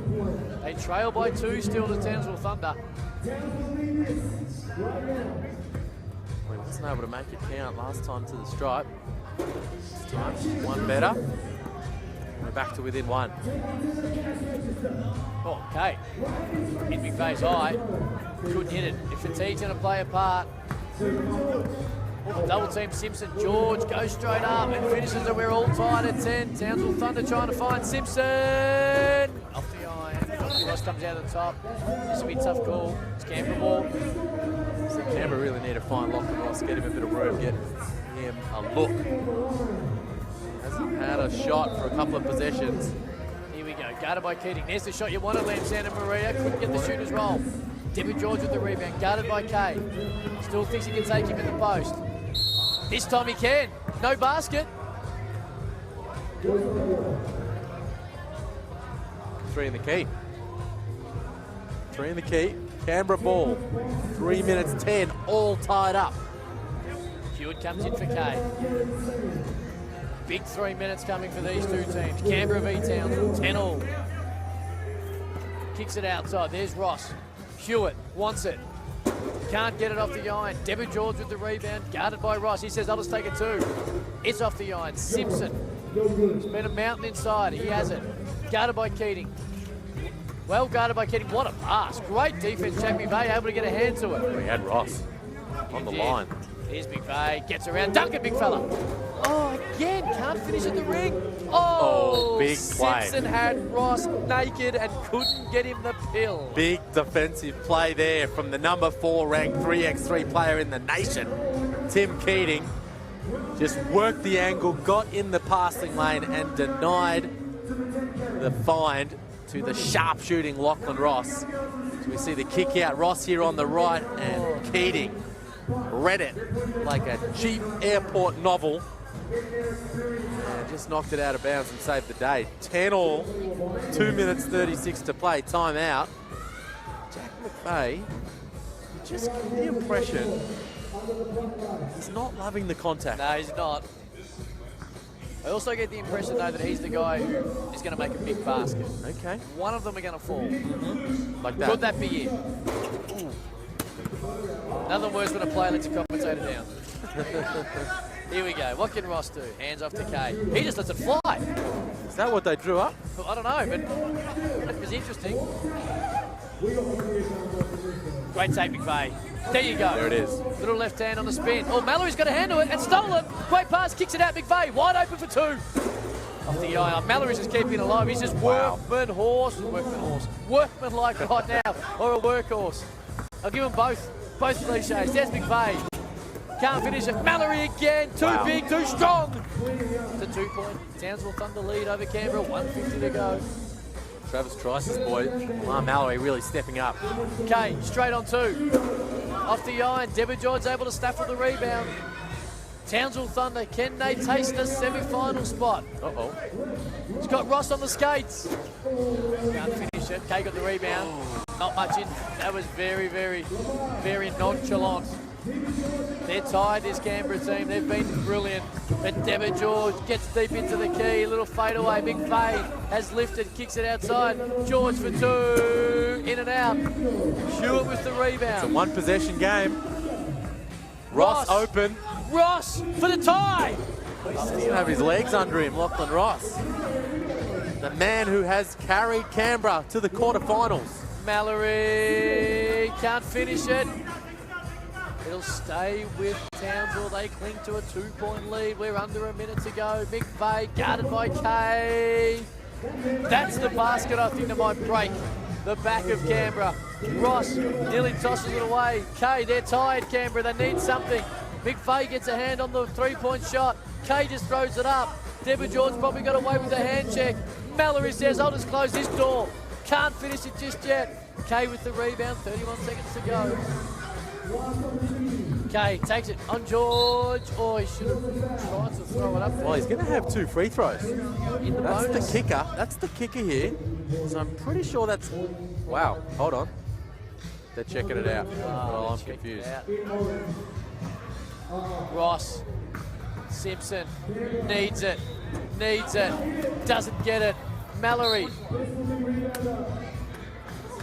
It's going to stay with Thunder. They lead by 3, 17 seconds to go. I think they've done enough.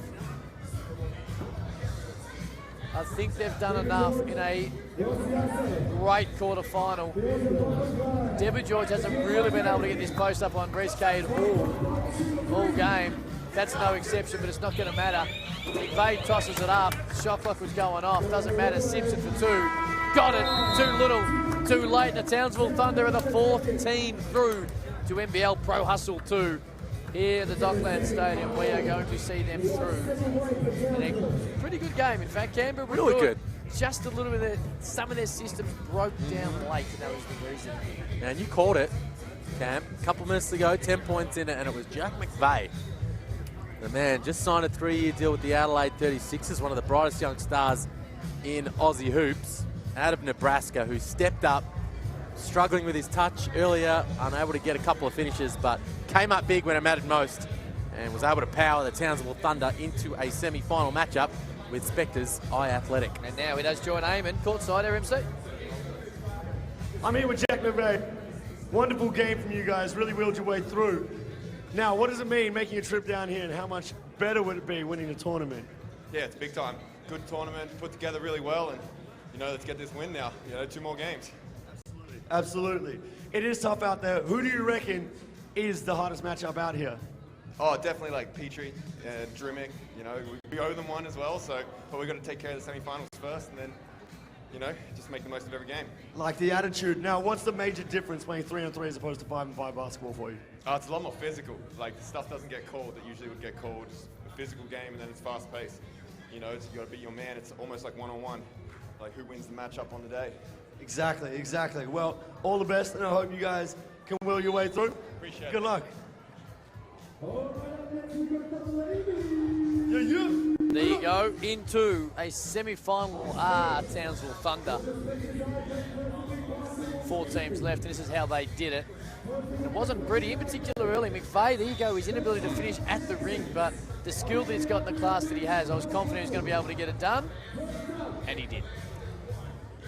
He stuck with it. He liked that. They were very physical, the Canberra team, with McVeigh, but as Ryan got a little tight, Lachlan Ross knocked down a couple from long range, kept Canberra in it. And as things progressed and the Canberra boys got tired, there's Ross, there's Hewitt there, I think, at the end. But that was not enough as Townsville Thunder held on 14-12, and like we said, McVeigh coming up big to carry that team. So that gives us our semi-final matchups.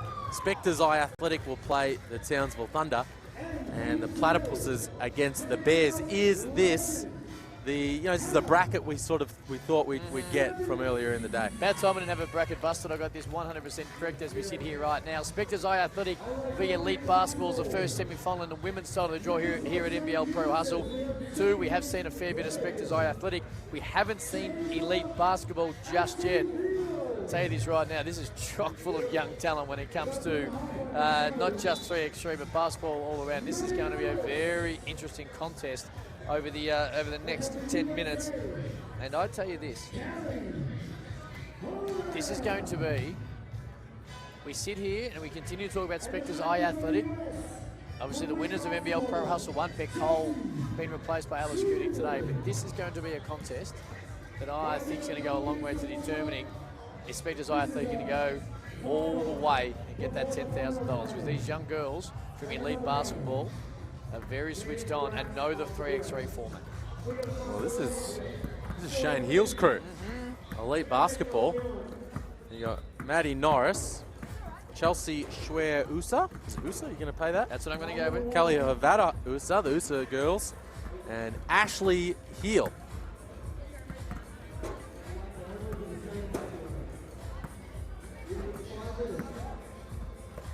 we've seen a lot today, left-handers who are playing particularly well in NBL Pro Hustle too. And Shira Usa is a left-hander, and from all reports, even though we haven't seen much of elite basketball today, somebody likes to step outside that 2-point line and go whack, which is always a huge, as we keep saying, a huge talent to get deep into these tournaments. Well, there's no doubt about that. Look at this Spectres Eye Athletic team. These are the reigning champs. Obviously, Beck Cole, their standout player in the Pro Hustle 1 and all-tournament team member at the Asia Cup recently, not here, out with injury. Alice Koenig stepping in to replace her. We know Koenig fresh off the Commonwealth Games effort with the Opals. Alongside Marina Whittle, Izzy Chilcott and Hannah Zavich. So you'd say they are the team to beat, and an intriguing semi-final matchup. Like you say, the young talent out of elite basketball have won their way into the semi-finals, their first visit to the show court.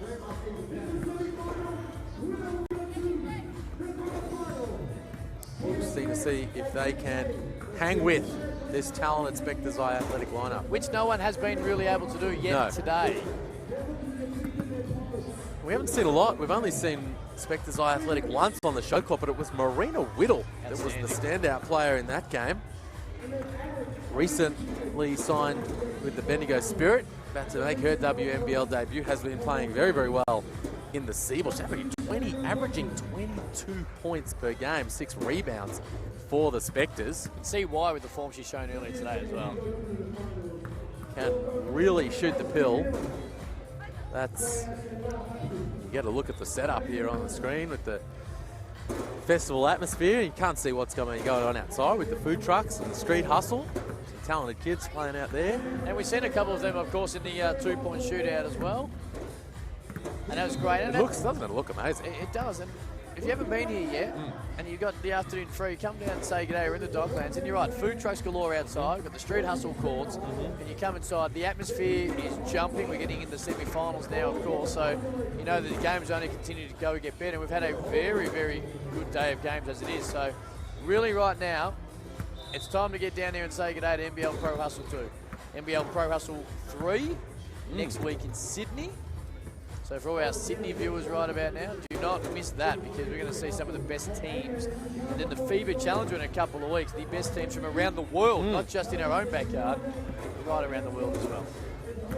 Winners and top teams from the Pro Hustle can earn a place in that Challenger event. Obviously, street hustle events in Sydney and Melbourne. Players can register their interest at 3x3hustle.com. And I tell you, this Australia, we are climbing the world rankings rapidly. We are. And think well positioned to gain Olympic selection, both the men's and the women's, you would think, ahead of Tokyo in 2020, which is very exciting. And that's the thing too, for people who may not be aware, in 3x3, what you do is you actually personally accumulate points, and it continues to go towards your own nation as they get into a qualification cut-off where they can play World Cup next year and then the Olympics in 2020 and the Commonwealth Games in 2022, where 3x3 will in fact replace 5 on 5. So we're going to see it. All right, first semi-final, Spectres Eye Athletic, Elite Basketball, Marina Whittle, Kickstarters. This is going to be a contest. There's Zarich. Takes it to the basket straight away. A little bit too easy. It's a nice start. Here's Norris. Nice move. Couldn't quite finish it, but she's kept it alive. Unfortunately, to the hand of Hannah Zarich. Chilcott on the left. She's been impressive. She can't quite finish it. Kept alive by Zarich. Found in Marina Whittle's hand. She'll go to line for 1. Continue Spectres Eye Athletic scoring. One thing elite basketball is going to need to do is limit Spectres Eye Athletic to 1 shot per possession. Can't let Marina Whittle just slice down the lane there and get the offensive board. There you go. Zarich already athleticism proving to be a bit of a handful. Here's Norris. Guarded by Zarich. There's the left-hander I spoke about. I told you. What did I tell you about Chelsea's user? Ken Stroker. Second Marina Whittle. He goes right back at him.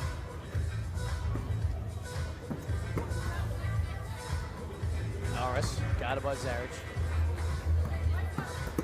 Great pass. Manny Jones drives the shot clock expired, nails it, and it's 3-2, nearly a minute gone. Spectres Eye Athletic trying to get through to their second consecutive NBL Pro Hustle Grand Final after making it in NBL Pro Hustle 1. Koenig knocked away. Nice move. Musa and one. Foul. We'll go to the foul line. Seeing the early going, there's no hesitation whatsoever. Nor should there be. From this elite basketball crew. They are organised, they know what they're doing. They are ready to challenge this Koenig. talented athletic team. Alice Koenig really learning 3x3 nicely. Off a foul line, able to get straight to the baseline. There's Zaric. Good defense by Usa. Great defense. Uses some of the strength though, and in the end, she couldn't quite finish it. Koenig gets it. Great defense. Heel. Off the screen, 1 of the 3, or the 2. Oh, jeez. Well, she ain't messing around. She ain't not messing around, Usa. Usa just thrown the little elbow. So would not have liked to see that No. connect. But I like the intensity. Focus of these girls early doors. It's 3-2, Spectres Athletic lead. Here's Whittle. Been brilliant all day.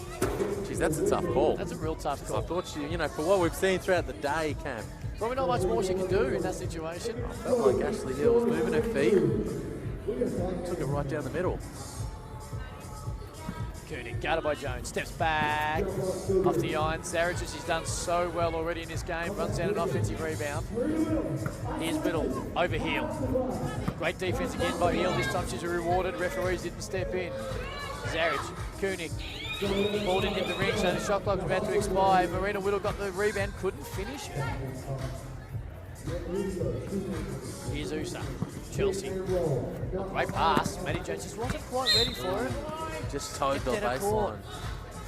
Just towed the baseline. Great look. The Eye Athletic look to spread it out. Run pick and roll action with Chilcott.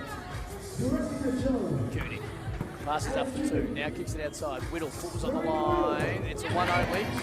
Well, they've given her 2. Oh, they have 2. That's a bad call by the Gee whiz. Basketball not getting the rub of the green. Heel, guarded by Whittle. Oh, just fell over. Heel. Ended up shooting at the shot clock. Expired. Comes short off the iron. Whittle with the rebound. Tries to crossover, loses it. Chilcott loses it as well. They do somehow hold on to it. Eye Athletic. It ends up just Whittle just goes, I'm going to take it 2. Koenig comes over the top, slaps it out of court. It's going to stay with elite basketball. They trail 2-5, nearly 3 minutes gone. Semi-final number 1. Well, important couple of possessions right here for elite basketball. Need to just keep in touch here. Down 3. It's a big hit. What did I tell you about Chelsea also? No, well, you've been saying a fair bit. I've been saying it. There's Koenig on the way back. This is where she's got it. This is where she's got to get the shot up. Well, nice day. In the end, just lost at the last second. Here's Chilcott. Been great all day. Tries to kiss it off the glass. Couldn't quite finish it. Koenig. It's physical in there. It is going to say Spectres Eye Athletic. Oh, hang on a second. Maybe it's not. I tell you, the intensity, the hustle, the second efforts and third efforts from elite basketball, really impressive. Great pass, Chilcott. Koenig got it.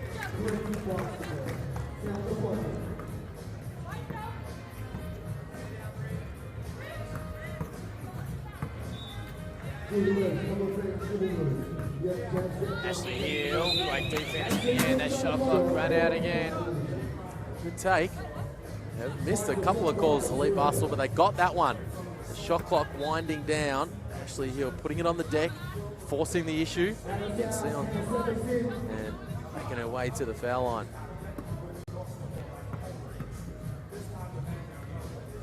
Got it. Zaric. Uh-oh, no one on Whittle. Can't lose her. Cannot lose her, as Liam Santamaria pointed out. Cannot lose her.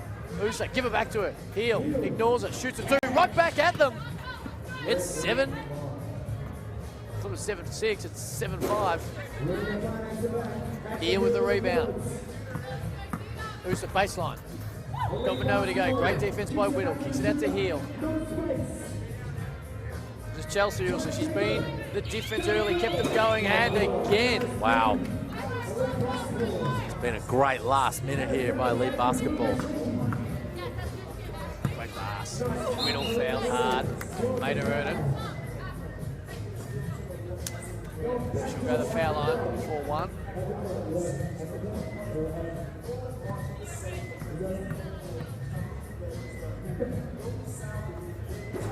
Hand's able to do it. 8-6. Spectres Eye Athletic over Elite Basketball. Here's Norris. Usa. First one she's missed, probably for the day. Whittle. Similar. Norris gets the rebound. They run it out quickly. Usa won't miss that one. Told ya. I knew she could shoot Lamb. I didn't realise that she was not going to miss. Oh, great pass, Whittle. Cooney, they get continuation that would there. have been very generous. It would have been, but it also would have been a nice play, which it was by Spectres Eye Athletic. Well, I tell you, this is a potential upset that maybe some didn't see coming. And some might have. But Elite Basketball have been fantastic in the early going here. Tunic rebound, we'll go back. Have you seen anyone today play harder, apart from maybe a couple of the Tongans, than these USA girls? I haven't. Wolfgram from Tonga might have something to say with it, because his intensity was unbelievable. But intensity was. I wouldn't mind seeing the USA girls play some one-on-one in the backyard. I reckon it'd be a fair scrap. Wow. No blood, no foul, I reckon is how they play. That is a great move. Couldn't finish it at the basket. Didn't have the right hand on that one. Chilcott, open, couldn't finish it. It's going to stay with Spectres Eye Athletic. They lead by a point, 4:55 to go. Place in the grand final up for grabs, and this one on a knife's edge. Chilcott. Whittle. Look good from where we were. Cut hard off the iron. Koenig has it. Nice little crossover. Takes it to the basket. No foul. Stays with Spectres Eye Athletic. They lead with 4:40 to go. 9-8. It's a good call. There can't be much. What is there? 7 on the clock, on the shot clock. Did he get cracking? Chilcott. Great pass. Oh. He's definitely out of court. He'll put Koenig out of court as well. Have a little something to go on with. Splash. I've got no more words. Whittle fades away, short. Matty Norris has the board. It's going to be a jump ball.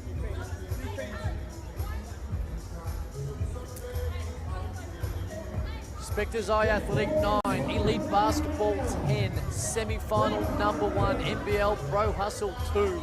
This is the defending champs camp, and they are under the pump. They are.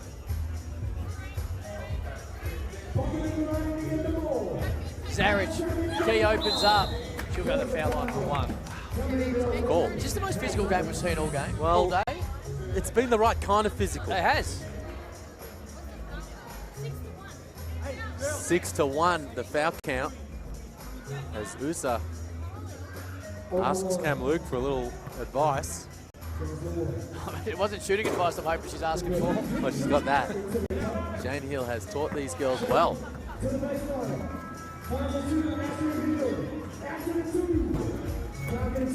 Shooting with the rebound, it's just it's a foul play.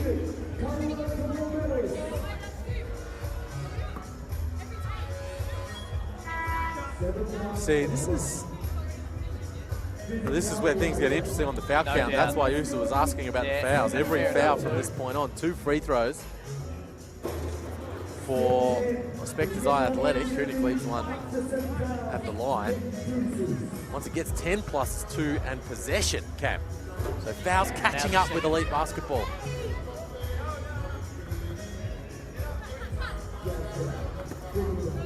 Oh, no! There's a time!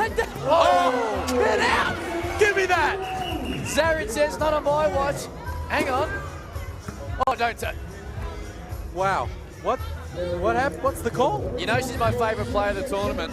Yes. Chelsea, but oh, she got gifted one there. She broke the ankles and then got her shot sent. She did. And then got gifted a trip to the charity stripe. And she left it on the line. They get two. Why is she getting 2 free throws? The wrong team. Just one. The refs got involved. And they're going to give it to Black. 10-1. Oh! Ooh! Now we're starting to see a little right. bit of spite. 10,000 on the line for the winner of the grand final. Yep. You lose this semi. You don't get into a grand final, Liam Santa Maria. There's a bit going on. Elite basketball. Great pass. Now this is where the experience is probably going to play a little bit of a part. Heel. And one. Koenig doesn't believe she got her, but the referee disagrees. We'll send Heel to the line. You can hear the oohs and the ahs from the crowd off to the far side of the court. Ashley Heel. Just a little physicality there with Alice Koenig to get open as she cut across the lane. You got to do what you got to do, Cam. There you go, Koenig knew where to go. Should have taken the first one, but stepped back. 2 all the same, couldn't finish it. Elite basketball, trail by a point. Can't finish it. Kicks it outside. Marina Whittle, she's had a great day. She's been a bit quiet in this game, and we're going to stay again. Shaware. Horvath misses it. Koenig slows it down. They lead by a point. Just throws it at the basket. She's going to do that a lot. She's able to score, coming off that Com Games gold medal. They lead by 2. 3 minutes to go. Quite hit it. There's Whittle. Great move. Great move. Just gave what the defense gave her there, Liam. Knew that the road was blocked where she wanted to go, was able to get back into the block.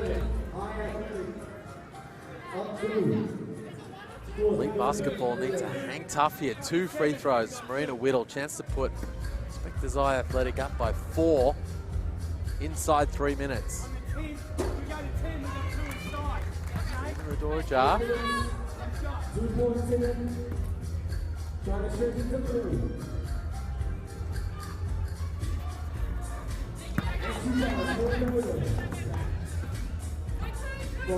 Big opportunity here. Here's Norris. Kicks it outside. Shaware, left-hander. First, wants to foul. Wants to foul, doesn't get it.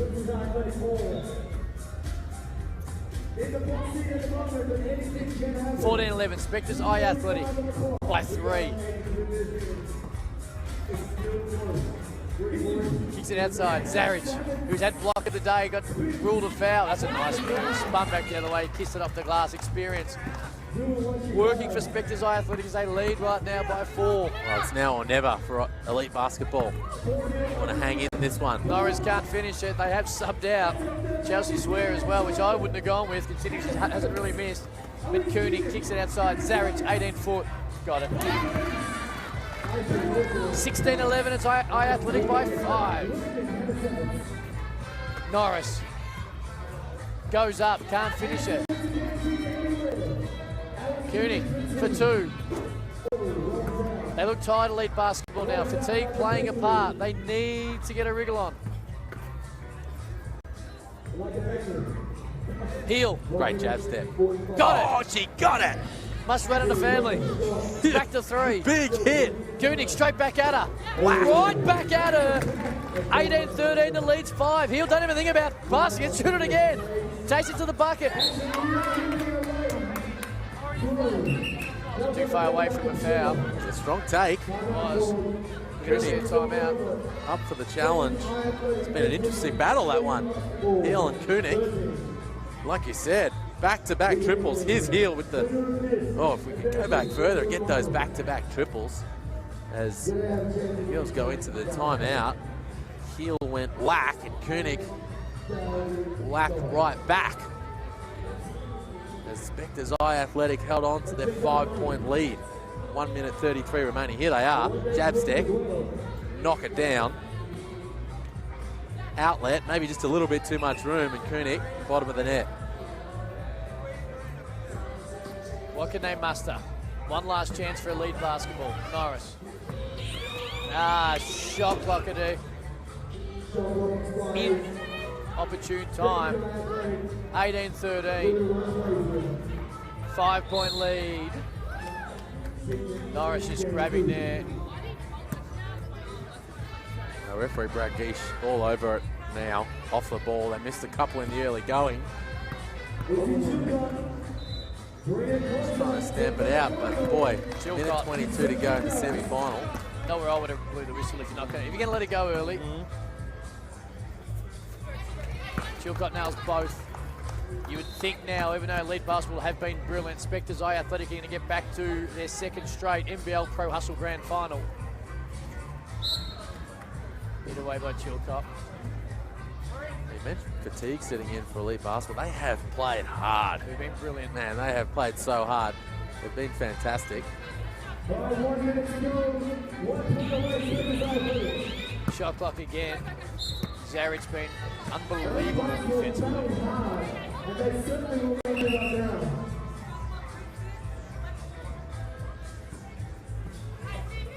Here's Whittle. Probably been a little bit quiet compared to her usual standards. Koenig knew she was in trouble, so she just whacked it out to Zaric. She couldn't finish it. Now she runs it down. Whittle open under the key, couldn't find her. Here's Zaric again. Heel cuts her off. Zaric gets around. Can't finish it though. Does all the hard work. 1 point away. 45 seconds. Or 21 points. 20 to 13. Match point for Spectres Eye Athletic. On the verge of a grand final spot. Zaric does exactly that and puts them in. After an entertaining semi-final one, Spectres Eye Athletic 21, Elite Basketball 13. Well, it was a thrilling match, wasn't it? The most physical I think we've seen throughout the game. We saw the refs have to step in and give a couple of warnings, but that's because Elite Basketball really served it up to the defending champ, Spectres Eye Athletic. And you called it Hannah Zavic, able to just finish things off 21 to 13, and they marched their way into the grand final to defend their title. And now she is, Hannah Zaric, courtside with Eamon. All right, I'm here with Hannah. Wonderful performance. I got you, Steve. Yo, Steve. I'm here with Hannah. Wonderful performance. Huge block. I was surprised the refs even called that. Describe the physicality in 3-on-3 basketball. Yeah, it's pretty intense actually. So we've got to learn to play through the contact a bit, and then yeah, on my block look, I probably come down pretty hard, so I've got to keep it a bit cleaner. But yeah, it's fun. What's your biggest challenge moving forward? All the teams are tough, so just staying focused, making sure we're making shots under pressure and making the right kind of shot choice. So yeah. You're one step closer to $10,000. What would that mean to you and the team? I'd love it. We won last time, and it was just a huge achievement for our team, and yeah, we just won it again. So. Well, best of luck, and hope all the best. All good.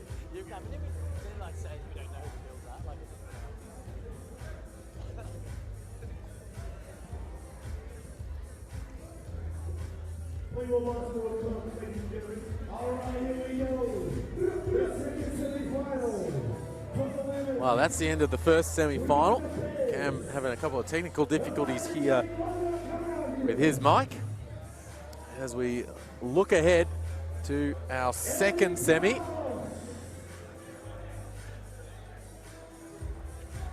We've got the highlights here from that Eye Athletic Elite Basketball matchup. There's Ashley Heel knocking it down from long range.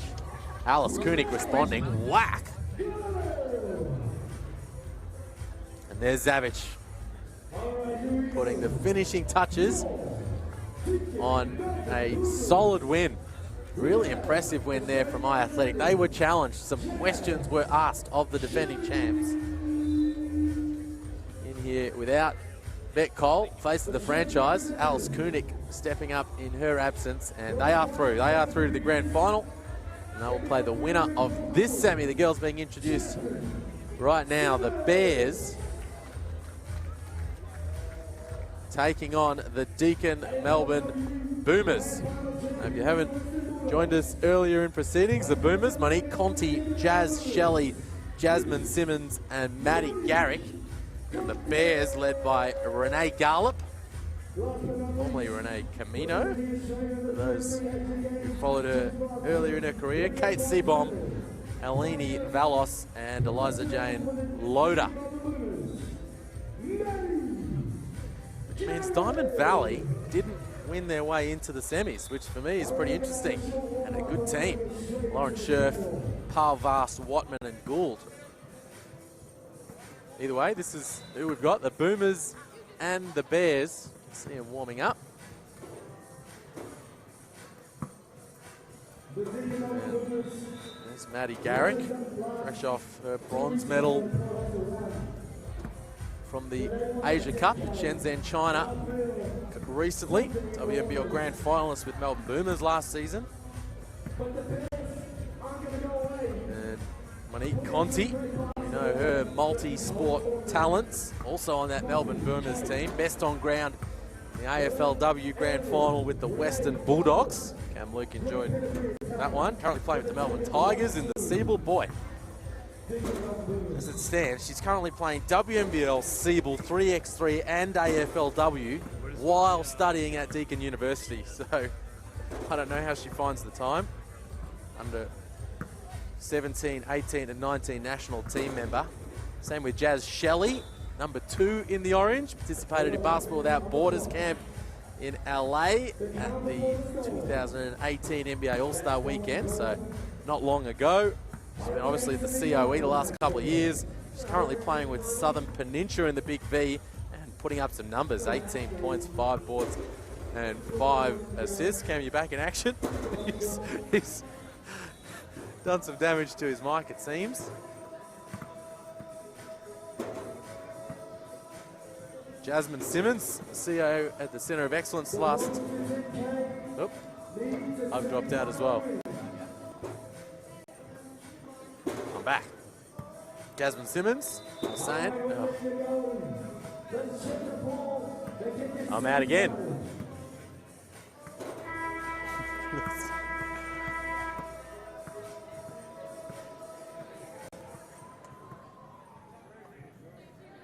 We're both out here, by the way.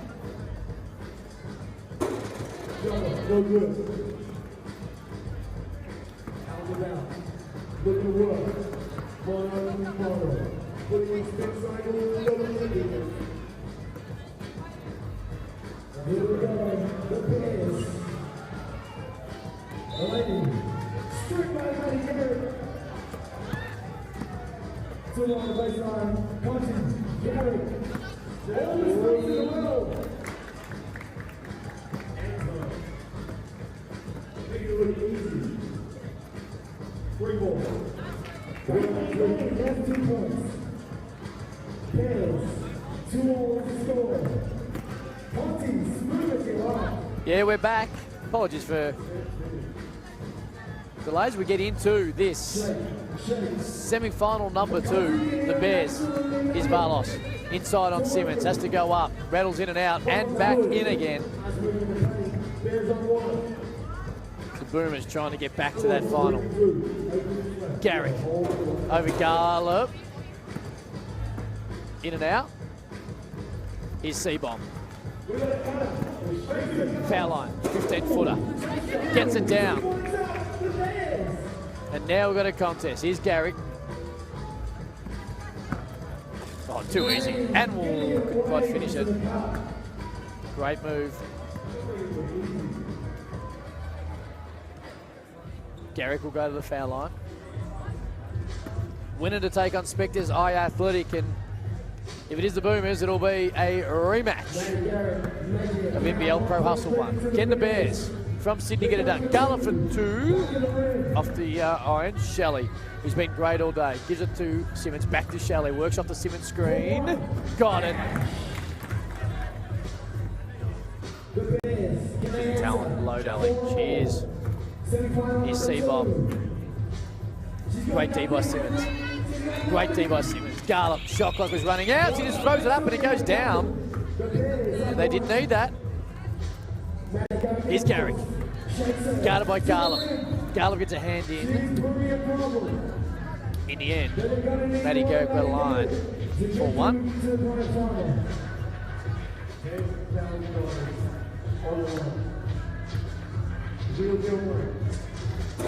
Leaves that one a little bit short, but Shelley, who has been brilliant, gets the offensive rebound, just gives up Loader a little way to go. Hands it off, Conti, little left-hander over the shoulder, it counts.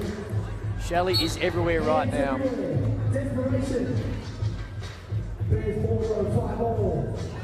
All tied up, semi-final number 2. Loader, great D by Shelley. Great D by Shelley. Loader gets it back though, kicks it out, C-Bomb for 2 on the shot clock. Leaves it short, she's able to run it down. It's going to, I think, come off a Bear's hand and it'll stay with the Melbourne Boomers. 5-all. Garrick, guarded by Garlop, steps back. Leaves it on the iron. Simmons just wanted it more. Still got it. Conti's open right underneath the basket. Able to find it. That is an amazing pass. Conti couldn't quite finish it. Garrick gets a offensive rebound. Little spin, little fade, 4-footing. There's so much class. Matty Garrick gets a hand on that one, knocks it away.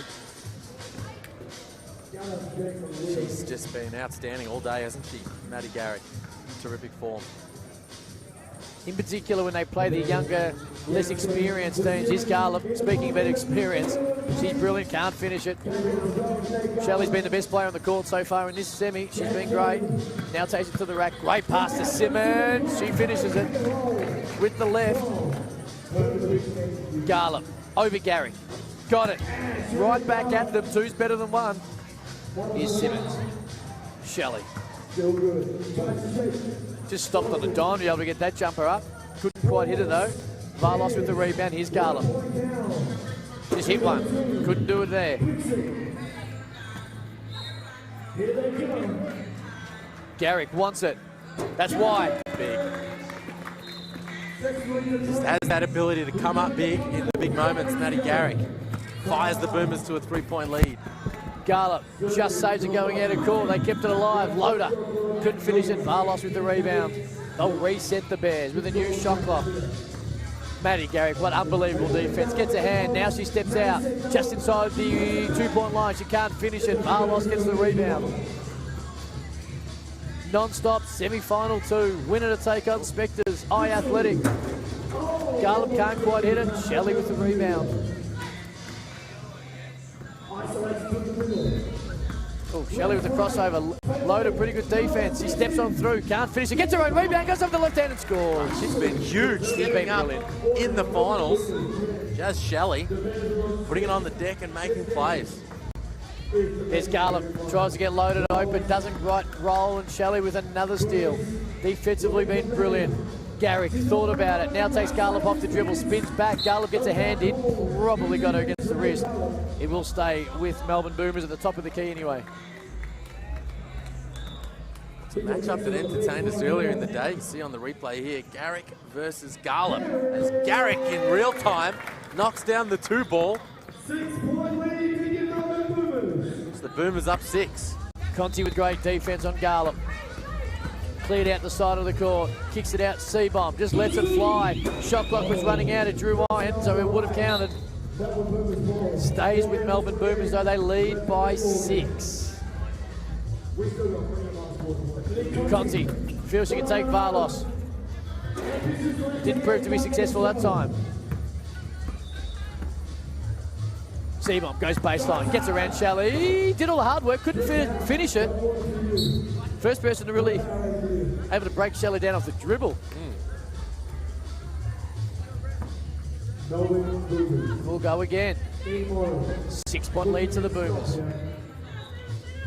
Touch over 4 minutes left. Varlos probably got fouled. Referee agreed.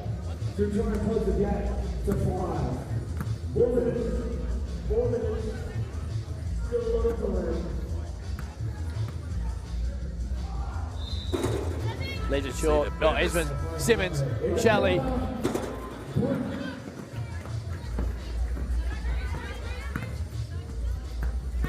T-bomb straight to the basket. That's nice. It's twice now she's had a good look and hasn't been able to finish when at the ring. Conti to the basket. Oh, that's a tough ball. It is, considering yet again some of the physical play we've seen. She'll go to line for one. No, she won't. No continuation. Okay. Back to the top of the key. Conti with it. Garrick. Inside. Simmons. Got it. C-bomb guarded by Conti. Goes baseline. Kicks it outside. Loader just inside the 2-point line. Can't finish it. Conti just takes the rebound. 7-point lead for Melbourne. Garrick. 17-footer. Off the iron. Not quite desperation stakes for the Bears just yet, but it's coming. So the Bears have done a reasonable job of keeping Maddie Garrick somewhat quiet. And it's been Simmons, Conti, and Shelley that have been doing the damage for the Boomers. And there's a little bit more. Uses the Maddie Garrick screen, and Conti finds nothing but at the bottom of the twine.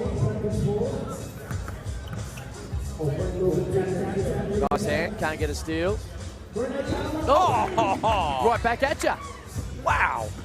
Fading to her left, Renee Garland knocks it down. Garrick on loader, dishes it off. Simmons, reverse layup. One. C-bomb. Kicks it out. Can't finish it is Garland. Here's Simmons. Conti. Kicks back. Good! Wow. Good Lord. That big hit is huge. Loader can't finish it. Garrick, I'll be looking for Conti. Simmons has Garland, kicks it outside. Garrick, probably too easy. The old one-hand, left-handed scoop shot. Wow, wrong-footed. Left hand, one hand. Outstanding finish, Maddie Garrick. Get another look at that if you can. The Bears have an outstanding day. They're just running out of steam.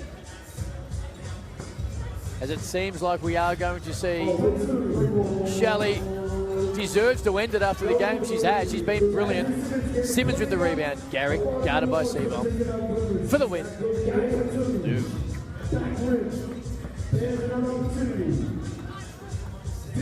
The Bears.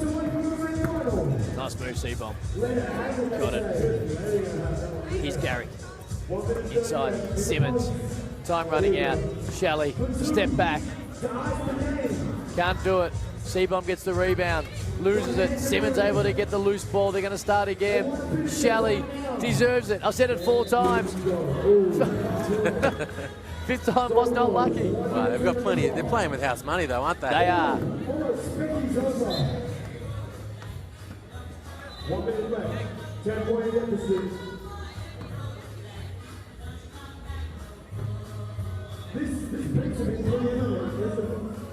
Garrick. Little nudge. She'll go to the foul line.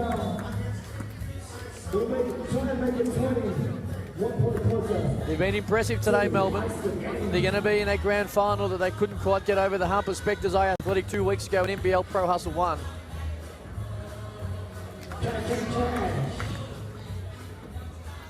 The Bears have been good all day. Garland, get out. Garrick says not a chance. Kicks it back out. Loader. Forced it up with the wrong hand. It's impressive in its own right. Please, Shelley, finish it. There it is. And Melbourne Boomers get through to NBL Pro Hustle 2 Grand Final. It will be a rematch of a fortnight ago when they took on and lost to Spectres Athletic. Well, it's the rematch that we wanted. Coming in, it's the rematch that we deserved. And Melbourne Boomers and Spectres Athletic, they've been on a collision course towards each other all day. And the two standout teams from Pro Hustle 1 and Pro Hustle 2 will meet in the grand final with $10,000 on the line. And somebody who had an outstanding semi-final was Jay Shelley, and I think she's about to be joined courtside by Eamon. All right, guys, back once again. I'm with Jazz. Terrific win. one step closer to the finals, $10,000. What would it mean to you? I mean a lot. This is my first time playing with the Boomers, so it's really special to be part of such a family club, and it'd be really special to try and push something out. What's it like playing with the girls? It's really good. I've actually experienced playing with Jazz and Monique before in the Australian team, so it's really cool to get us back together and back playing how we used to, so it's really good. What's 3-on-3 like in a comparison to 5-on-5? Do you prefer it? I do prefer it. It's definitely more physical and quick, so I really like that style of play, so I like it. Well, best of luck for the rest of the afternoon. Thank you. All right. Time for the song right now. Chase Shelley there, brilliant in the semi-final. See the Melbourne Boomers get through to a grand final, and there she is right there doing what she did so particularly well. Little crossover there, kicks it outside. Conti just flicks it over the shoulder, which is almost a go-to move at different times. Maddie Garrick, well, we've seen that a million times in about 8 different levels. And that again, great pass, and Simmons is brilliant again. Well, it was the most all-round performance we've seen from the Boomers today. And we know Garrick's been leading the way most of the day, but Shelley, Simmons and Conti really stepping up in the semi-final. And I tell you, if they all play at that kind of level in the grand final, it's going to be a cracking matchup against Spectres Eye Athletic, who we know are very talented right across the board with Whittle, Koenig, Chilcott and Hannah Savage. So that grand final coming up in the not too distant future. It's going to be a good one. Speaking about Spectres Eye Athletic, though, they're up first in the men's semi-final, trying to get a chance at the grand final. And there's your man McVeigh as well. So it's going to be a ripping contest down the other end. What are your thoughts? Right now, 2 stacked teams. What do you think? Well, I think Spectres Eye Athletic are the favourites. I would expect them to win through. Townsville Thunder is the team they're up against. Tim Keating, Deborah George, Jack McVeigh, who you mentioned, and Lamar Mallory, who's just out there slapping hands right now. There's Spectres Eye Athletic on your screen. Andrew Steele, Tom Wright, Simon Connor. There's big Dane Swatella. There's Jack McVeigh, new 36er. Big thing with McVeigh, who stood up late in that quarterfinal win. The physicality threw him a little bit off his game. It's going to be physical inside with Swatella and Con. So it's going to be interesting to see if he actually tries to use a different skill set, i.e. head out to the 2-point line and try and take the bigger, stronger boys, but slower boys off the dribble. Yeah, well, it's a good call. We know McVeigh has a great stroke. You know, he's been fantastic from long range throughout his college career, especially his freshman year at Nebraska. He's off to the left of your screen right there. He is catch and shoot, knock it down. So that they're going to need plenty of that. Like you say, they're going to need McVeigh to step out, stretch it out, make Simon Conn and Dane Swatella play the full width and breadth of the court. And on the flip side, do Townsville have the physicality to handle Con and Swatella on the interior? You know, Con outstanding at sealing up and, you know, great touchdown low. He's been outstanding all day. Last season's MVP in the Seaway with none of what Spectres. He's been getting it done for a long, long time at that level. And to be honest, I don't think they do. I don't think they have the size and the muscle and the physicality to handle big Simon Conn down low. And because the depth of the actual games here at NBL Pro Hustle 2 has gone up another level, the intensity's gone up, and fatigue is playing more of a factor in the last 3 or 4 minutes. And you've seen the experienced, bigger basketballers be able to get it done, and that could play a bit of a part here too. Well, the tires, they get tighter and tighter throughout the day. Simon Conn, Dane Swatella, neither of those fellas get any smaller. And it's that, like you mentioned, that size and that length of those 2 big fellas down low. It's really only the Platypuses, I would think, with Petrie, who have the size and size to match it with them. So I expect Spectres Eye Athletic to win through, but we shall see. Semi-final game 1, Spectres Eye Athletic, Townsville Thunder. Spectres Eye Athletic to start with the ball.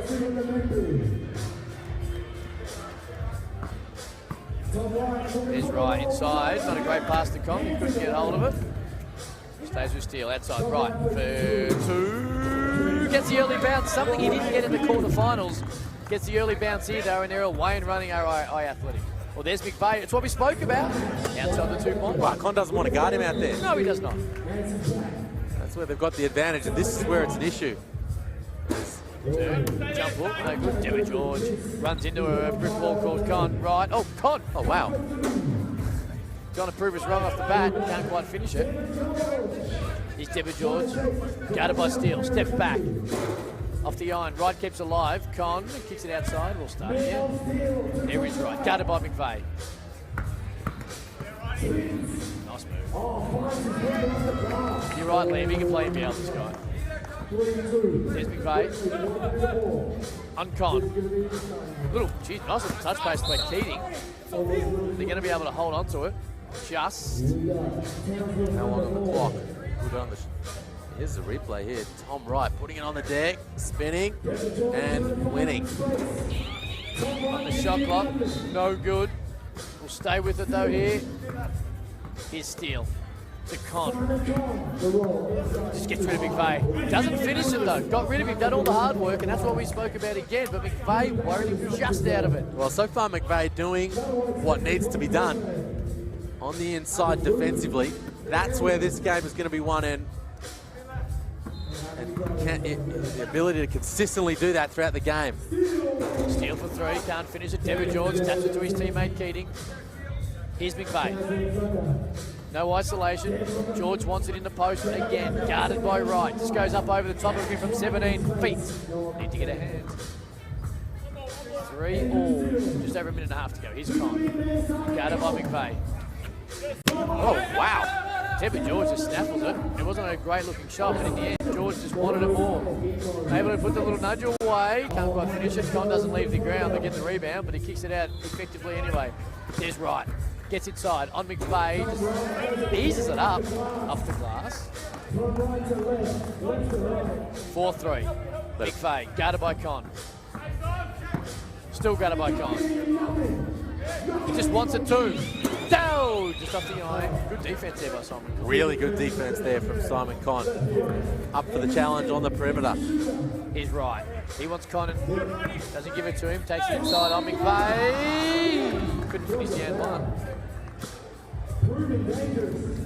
Spectres are athletic, just throwing him softly at the moment, not really finding the range from outside, but putting him on the deck. Tom Wright very impressively getting a shoulder pass, getting to the rim, finishing, or getting to the foul line.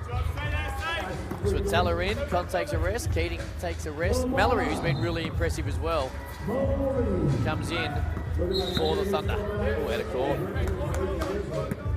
5-3, Spectres Eye Athletics, 7.5 to go, semi-final 1. The Townsville Thunder. Got to get a hand. Got to get a hand. Steele goes bang. They lead by 4. Here's Mallory. No continuation there. We'll go back to the top for Townsville Thunder. They trail by 4, 7:20 to go. Here's Deborah George, guarded by Wright. Good matchup. George. This is the best Deborah George we've seen today. Stepping up here in the semi-final. Saw him rising over Tom Wright and knocking it down. I don't know why they're calling 2 free throws. Tom Wright determined to check it. Deborah George wanted to step to the line. Mallory, guarded by, well, loosely guarded by Switala. Didn't matter in the end anyway. He's right. Off the screen, gets a little bit of a mismatch. Deborah George just grabs Switala. Fair enough too. Deborah George, who we've seen a lot in that quarterfinal against Canberra to really try and post Reece Kay, and to not to great effect.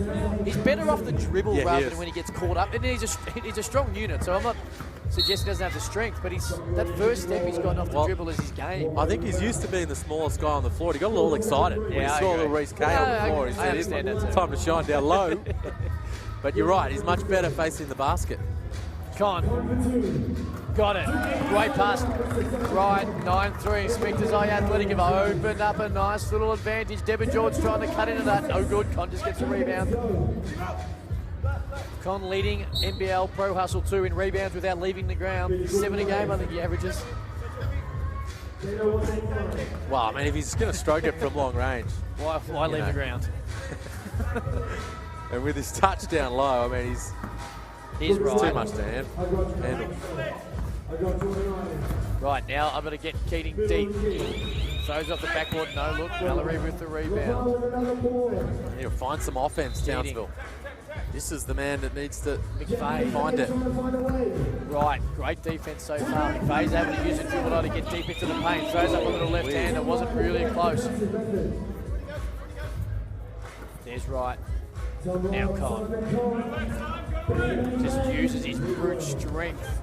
Little deft touch is dealt with McVeigh. The second time on the offensive rebound was able to put it straight back up. It's 10-3. Here's Mallory. Just turns and faces, but leaves a little bit short, so Salah can't get his hand onto it. Did a good job before he couldn't get the rebound. Here's Keating, guarded by Wright. Kicks it outside. McVeigh up fakes Con, then tries to draw the foul. Probably should just dribble around him. Well, I mean, it was a good fake. It was great and fake. He took the contact. You know, 5-on-5, you're going to get that call. Probably, you're going to be shooting 3 free throws. That's a good call. But not here. You're going to have to play through it. You can't expect the call. Mallory steals it. Wide open now for 2, and he got it. Ooh, big Another hit. bit there, and a little hit inside. We're counting that. Surely we're counting that. Yeah. Okay, 10-5. That had to count. Opportunity 5 again. and possession. And that just helps Townsville back into the game. Lamar Mallory coming up big. Travis Trice's boy, just joining us. Former high school teammate of NBL import star Travis Trice, who is in the building. Has not seen him in 5 years. But he's here watching Mallory and his former Brisbane Bullets teammate Anthony Petrie do their thing.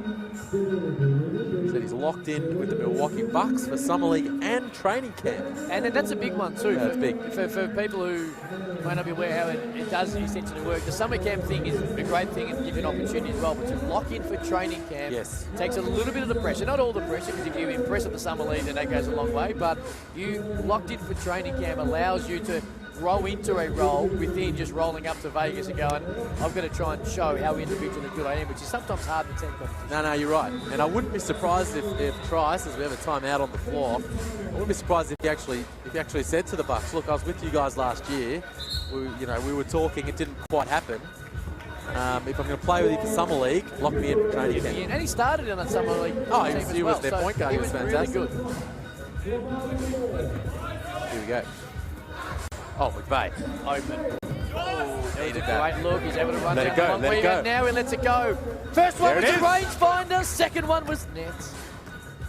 It's 10-7, our athletic lead. 5:17 to go. Con guarded by Mallory. They would have probably at some point played against each other in the season. If they haven't yet, they will shortly. Con, there you go, showing Mallory what he can do. There's Keating. McVeigh feeling it. Wants it. Over Con. Feeling it! 2 straight. We sent him there to do it from outside. He's done it in the last moments. Blocked by McVeigh. It's going to be off the head of Steele, and it will stay with Townsville Thunder. Well, we are getting an insight into the talent Joey Wright sees in Jack McVeigh. You have his rookie year in the NBL this season, and he is lighting it up here in the semi-finals, the 3x3 Pro Hustle 2. Mallory guarded by Steele. Looking for McVeigh. McVeigh wants it. Must be itching us to let that go. Takes on Wright. Actually plays great defense, but nothing can stop Jack McVeigh right now. Get a hand up. But Wright comes back the other way. Can't finish it. Keating keeps it alive. Mallory gets the rebound. And this game's taking a turn. Mallory for the lead. Oh.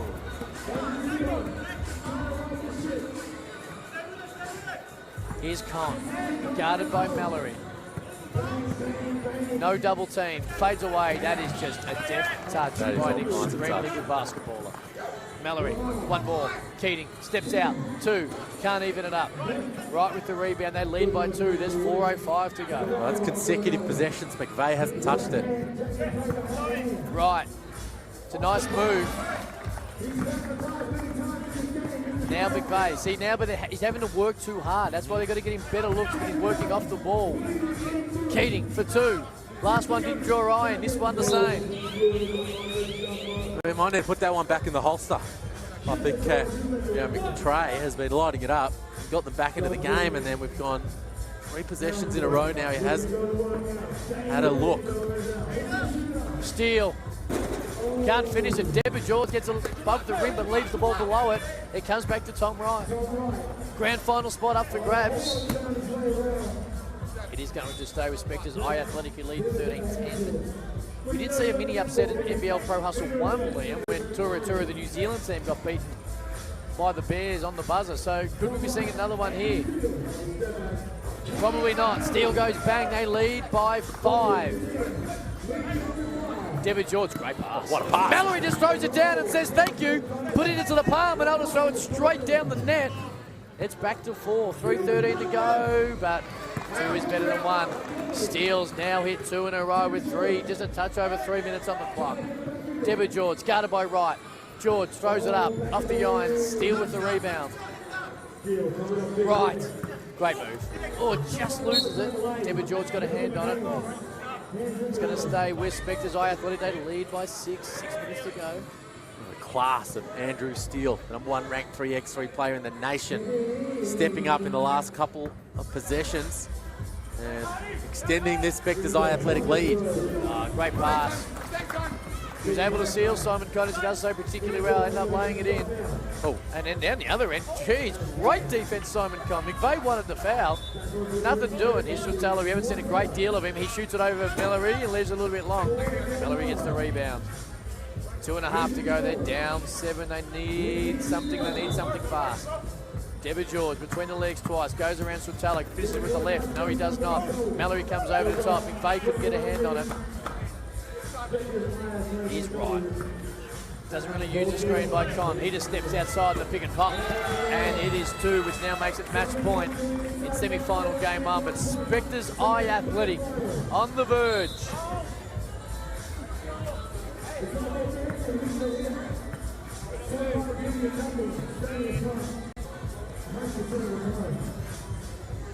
What do we got? 20-11. McVeigh hasn't had a clean look since he hit 2 in a row. Mallory, great pass. McVeigh plays for the contact, gets fouled. We'll go to line for 1. Well, it's been a 10-1 run from Spectres Athletic. This thing was all tied up at 10 apiece. And then Andrew Steele stepped up and went whackety whack whack from long range. And blew this thing wide open. Able to hit that. Here's McVeigh. Here's Wright. Match point. Mallory has the ball. Con guarding him. McVeigh, tough. Shot clock. Banked it. Not sure he called him, but it counts. 1.5 minutes to go. Match point for Spectres Athletic.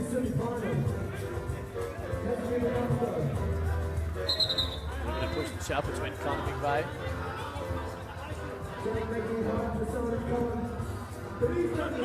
Now again, inside to Con. Gets fouled. He'll go to the foul line to win the semi-final and put Spectres Athletic firstly into NBL Pro Hustle 2 Granny.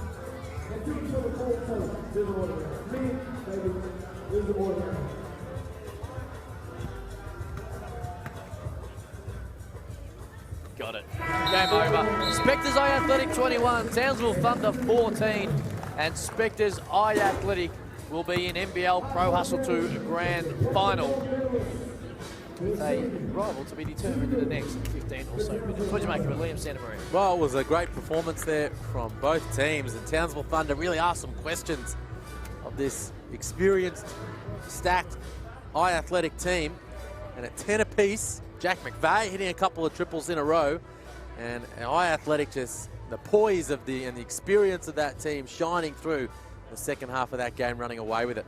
Simon Conn, such a huge part of that win, and he's now courtside. I'm here with the beast himself, Simon Conn. Great win. What do you tell you guys moving forward into this next game? I think it's just like any game. We've got to exploit the mismatches. Every game someone else catches fire. Steely did at the end. I finished it off, but next game will be Tommy or Dane. That's the way we play. How do you feel you guys are going to stack up against a team like Platypus, because they look very tough?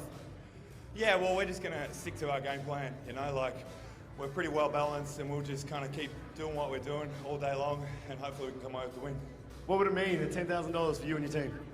That'd be great, man. It's a nice little cash cow. Exactly right. Well, best of luck.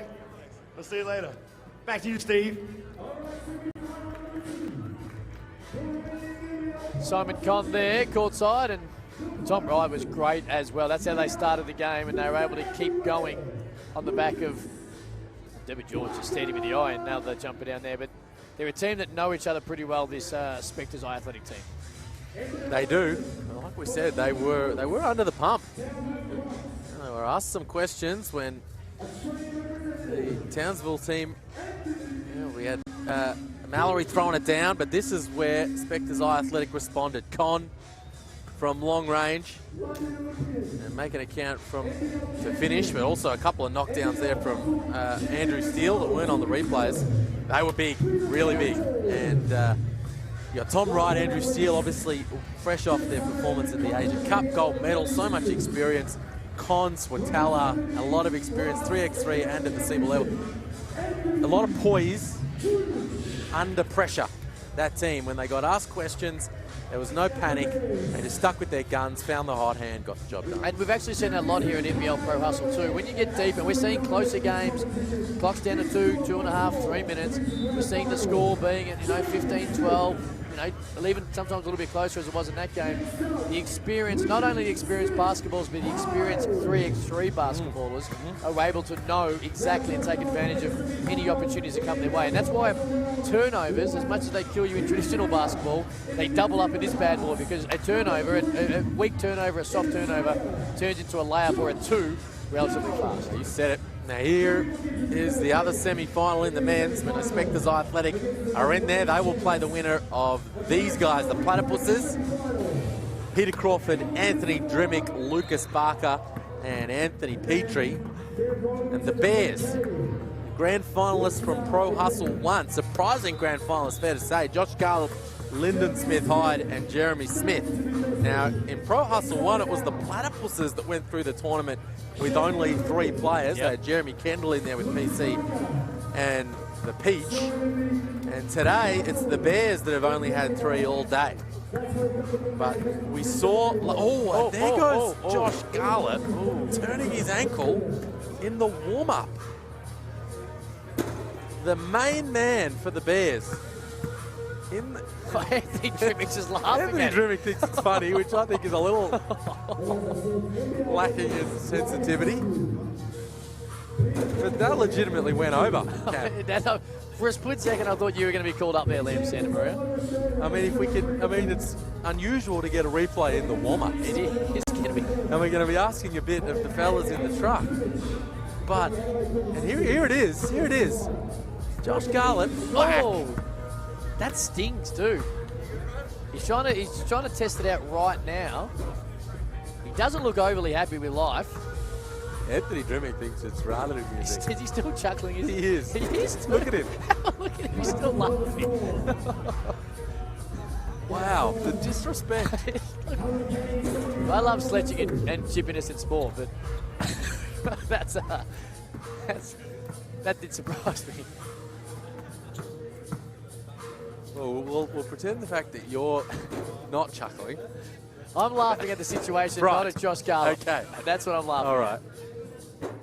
at. But all jokes aside, Josh Garlett was huge in the semi-finals of the Pro Hustle 1 when this Townsville, well, it wasn't exactly this Bears team, but him and his crew overcame the might and power of the Kiwi national squad. Turu. He went to the Asian Cup and got a bronze medal as well. I think. Did they? I'm pretty sure they finished with bronze. Okay. Well, they're a very good 3x3 team, but Josh Garlett still putting his hand down to his ankle. Hopefully he's okay. Here we go. Underway, semi-final 2. Drimmick straight over Smith. That's a decent start. It's 1-0 for the Platypuses. Winner to take on Spectres Athletic in NBL Pro Hustle 2 grand final. Here's Garlett. Peter Crawford got a hand in. Looked like it might have come off the leg at Garlett, but the referee disagrees. Garlett for 2. off the iron. Drimmick runs down the rebound. Crawford tries to find Petrie inside. It gets deflected. Smith picks it up. He's had a really good day, Jeremy Smith. Takes Petrie off the dribble there. Gets cut off. Goes up with the left hand. Can't finish it. Peter Crawford gets the rebound. Inside to Petrie. This is where they might have the advantage of Platypuses. Gets nice and deep and tries to kiss it off the glass. Couldn't quite do it. Smith high just says, I'm just going to shoot it too. No iron. Away we go. Peter Crawford's going to show him how to do it. That's how you do it. Nothing but the bottom of the net. It's 3-0 Platypuses, and ball pass here by Garland. Get up. Gets stripped up. Oh, Peter Crawford had to hack because he knew that Jeremy Smith was coming up. Well, we've seen it. We saw it a couple of times earlier today. Can throw down Jeremy Smith. 3-0 the Platypuses, nearly a minute in the semi-final two. Garland, here's Smith. Guarded by Drimmick, steps back. That left-hander we've seen work so well today. Drimmick gets the rebound though. Starts again. Drimmick says no to the screen to Petrie. Takes the contract, absorbs the contract, doesn't finish it. Bears trying to open their account. Bear. Garland. No luck. I wonder if that ankle's just troubling Garlett to the extent where he doesn't want to put it on the deck and make plays. Either that or he's just got his brother's reckless abandon from long range. A little from column A, a little from column B, maybe. Barker comes in for Petrie. Here's Crawford. Gets probably a little bit too easy. That's into the too key. easy for the semi-final. I mean, we can't see that at this point in the tournament. 10K on the line. Drimmick saved it, got it to Barker, got it back, and one! That's a beautiful move, grabbed by Garland. He was able to just strengthen up though and be able to finish it nicely, kissing it off the glass as we see the replay. This was a nice move. Oh, Anthony Drimmick with a little circus act, takes the contact and wow! Able to regain control and finish at the rim. We've seen some intense semi-finals in both the men's and women's so far. This, quite frankly, isn't anywhere near it. Might change if the Bears can get a point on the board, and now Jeremy Smith has a chance to do that. Fouled by Barker, he'll go to the foul line for a couple. This is where you hope the Bears are locked in to Peter Crawford. Because as we know, keep an eye on Peter Crawford there. Right in front of you on the screen. He's going to leak out to his corner. Right-hand side of your screen, there he is. They are ready. Fire. Ooh. Jeremy Smith got there with the hand, was able to do enough, although Crawford took a bit of contact, couldn't finish the up and under layup, and we'll see if the Bears, down 2-5 to the Platypuses, can score their third or fourth consecutive point. It's a 2 by Smith. No luck. Garland wants off the foot. There's Drimmick. Steps outside. Garland doesn't get the hands. Probably needs it, to be honest, next time. Can he go straight back at him? Can't. Barker, Drimmick, looks down. Same island. Different result. Barker, great rebound, just scrapping away, kicks it outside. Peter Crawford, no one near him as he knocks it. Well, this is what makes this team so tough. Crawford and Drimmick just absolutely lights out from long range. Here's Smith. Great pass. Garland. Nice little move. Test the ankle out there. Crawford, though, the old 3x3 fast break. That's how they do it. Drimmick gets ahead. Barker's just scrapping everything right now and finishes it again. And he has been brilliant. Clears the ball. Drimmick lays it in. This is starting to get a little bit ugly for the Bears. And I would be calling a timeout if I was a Bears player. It's 11-3. Platypuses up. 7-11 to go. Semi-final game 2. We do have a timeout. But I'll tell you this. Drimmick's the class. Peter Crawford similar. We know how good Anthony Petrie is. Barker has been brilliant at being able to get continual second and sometimes third looks for the Platypuses. Well, he's been a great in for this squad, bringing him in. They lost Jeremy Kendall, as we know, unavailable, but Barker, and he played at the 3x3 Asia Cup last year, so that's what he's doing out there. Knows the format. We're back into it. 11-3. Platypuses by 8. Garland, little jump hook, one-hander, can't finish it. Good rebound. Smith's got to go straight back up there, and he does in the end. His good day continues, but he's going to need plenty more of it. Barker, 2, Iron, Smith, Crawford all over him. Little shake and bake, can't finish it. Gets it back, has to go up. Oh, great pass. Oh, Garland, maybe that might be the ankle there. Smithside gets the offensive rebound, they finish it anyway. They're staying alive somehow. They're head above water. Drimmick guarded by Smith Hyde. 2, bank. Give me a spell, Cam. Yeah, you actually see it from here that it was going to bank in. Garland the other way. Shot was a lot better looking. Didn't go down. That's the beauty of 3x3. Oh, got him. Yeah, man. Duncan, Drimmick. If he didn't disrespect Garland enough in the warm-ups when he laughed when he twisted his ankle, tossing it down after he broke him down will add some insult to injury. Look at him. Put it on the deck and throw it down, Anthony Drimmick. 14-5. Platypuses. Half a foot in the grand final. Garland underneath again. This time he gets it to roll. Straight back out. Barker looks at it. Gives it away. Takes a bit of contact. Didn't get the shot up, so we're going to take it from the top.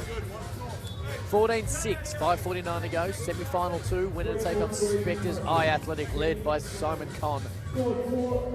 Here at NBL Pro Hustle 2. Barker couldn't get it to Petrie. Stays with the Platypuses.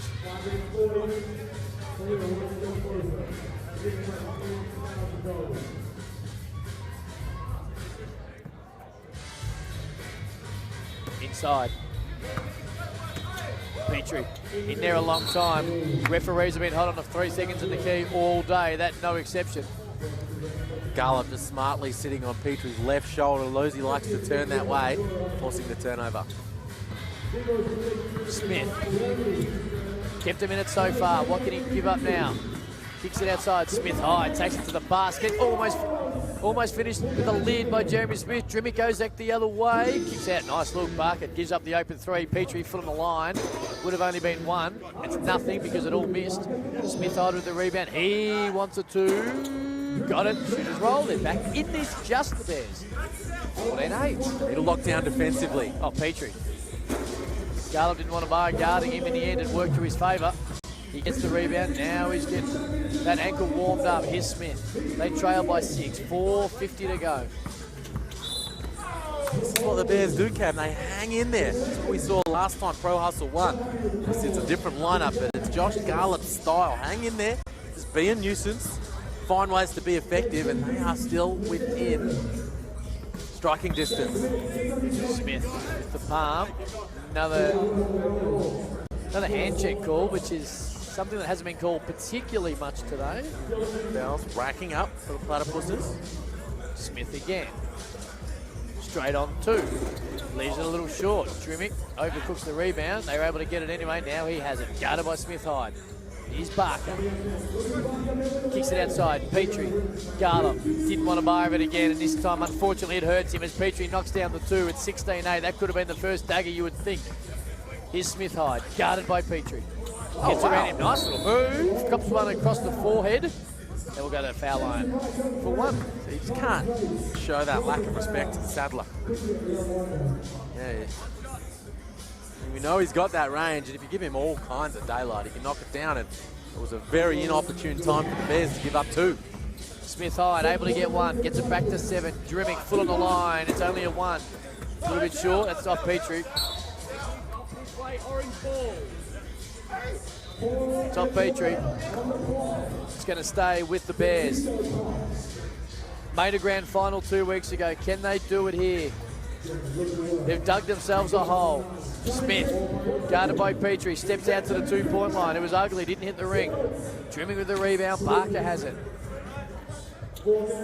Great look, Petrie, seen that a million times. Trimming with the rebound, can't finish it, gets fouled, we'll go to foul line for 1.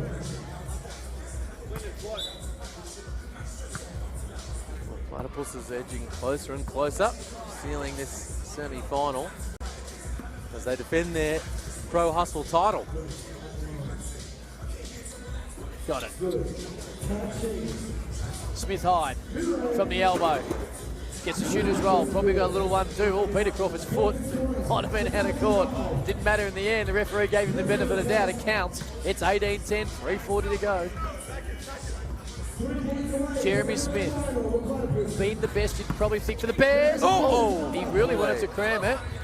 Petrie picks himself up. Thank goodness for He's that. trimming into Petrie. Oh, a little touch pass. That's nice. That is a beautiful play. Touch pass from Petrie. finish equally as impressive from Drimmick. It's 19-11. They're 2 points away from the grand final. To do what they did a fortnight ago and take home the $10,000 novelty check. Well, they've just been too good for the Bears today. They've hung tough for the Bears. 11 on the board. Crawford for the win. Off the iron. Kicks it outside. Here's Smith Hyde inside the Garlop. He was battled valiantly after twisting an ankle in the warm-ups. There's Smith. Gives a Euro step that he probably didn't need to because he was going straight to the basket. Either way, it's 1 point. It's back to 7, 2:50 to go. Petrie for the win. Sure. Garlop with a rebound, kicks it out. Smith Hyde needs it. The ring. Trimming. Crawford win. Grand final spot.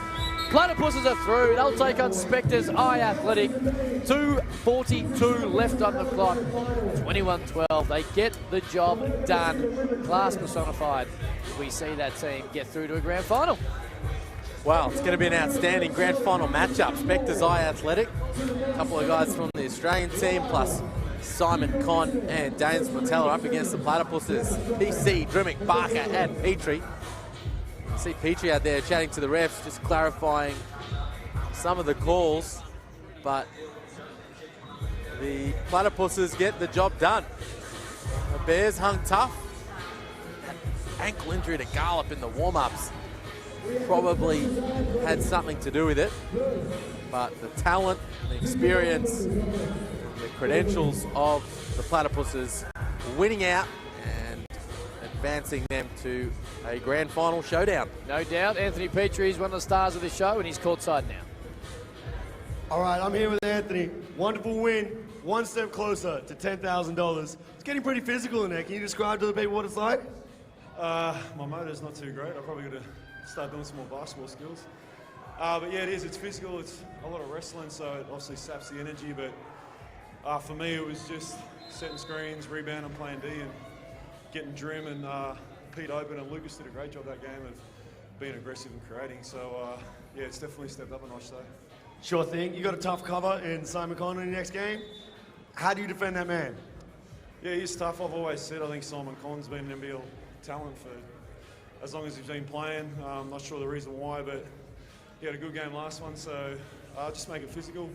Try and use my tricks I've got, you know, being a defender for so long. But yeah, he's tough. Like, he shoots it, he's got nice touch, but we've also got the two other Aussie players as well that just won gold. So yeah, they're a tough little squad, so we just got to regroup and try and get my energy back and go again.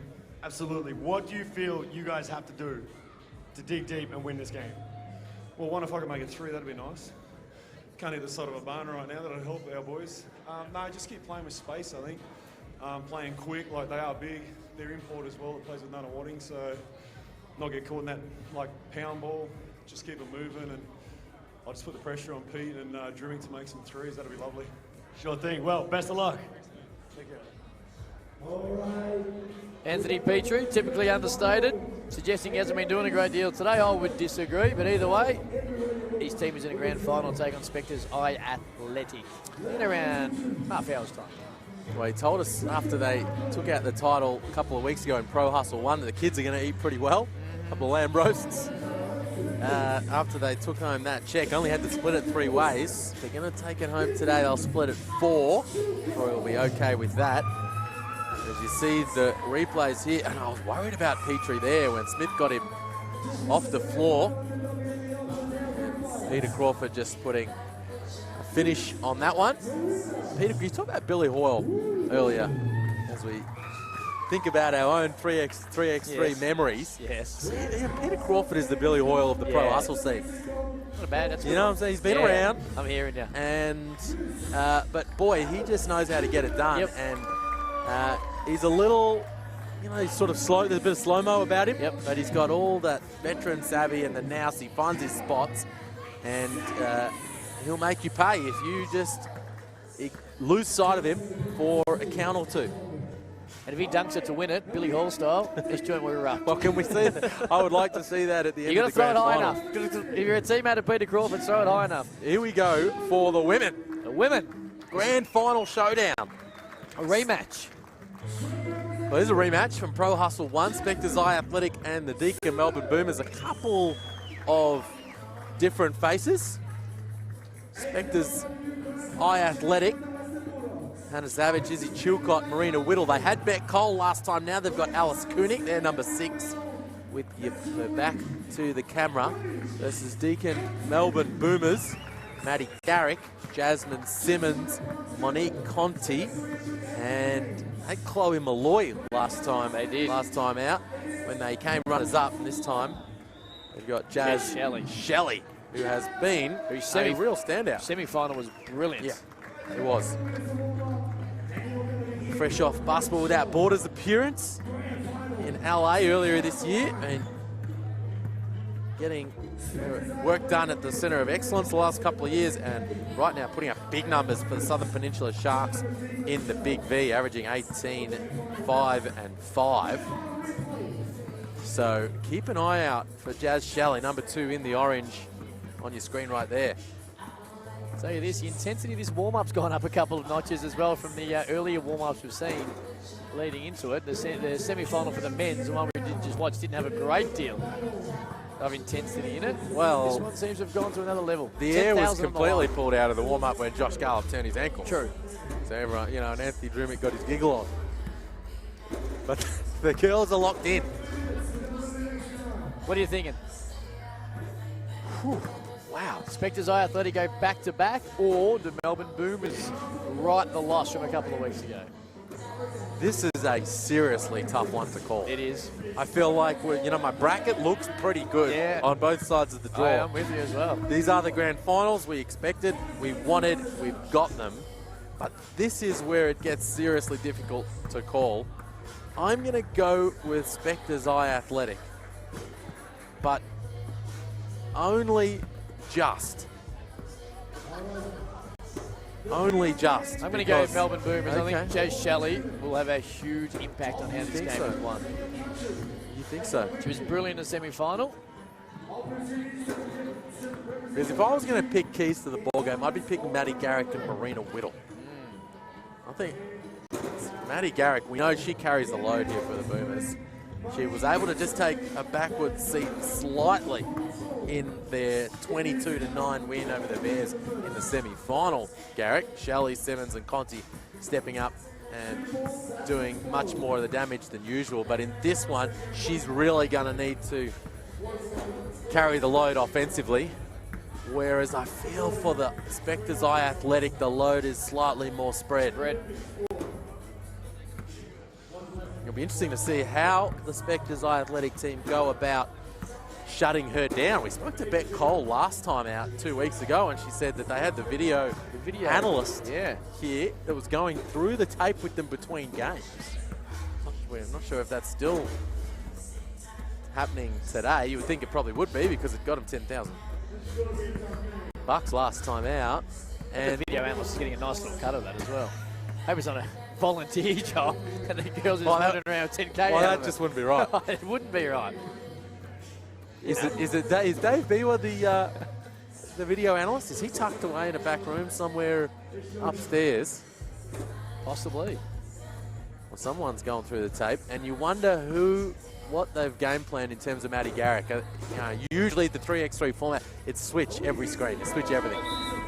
But we have seen at times throughout the tournament, especially when dealing with the bigger players, Garrick on Lauren Scherf earlier in the day, trying to avoid the switches. Who has the job of shutting down recent bronze medalist from the Asia Cup, Maddie Garrick? I would say it's probably Marina Whittle off the top. I'm going to say it's Zarich. You're right. Well, maybe not. Well, Sure. Gary's going to guard Zarich in this particular point, but we'll see what happens when the ball switches. We're away in NBL Pro Hustle 2, a women's grand final. Here's Zarich, guarded by Conti. And guarded very well by Conti. He says, give me it. Let's start this grand final without getting a shot. There's Gary. There's Conti. Fades to the right just a little bit. Great rebound by Simmons. Here's Gary. Tries to finish it with the left. Couldn't quite do it. Whittle for 2. Can't finish it again.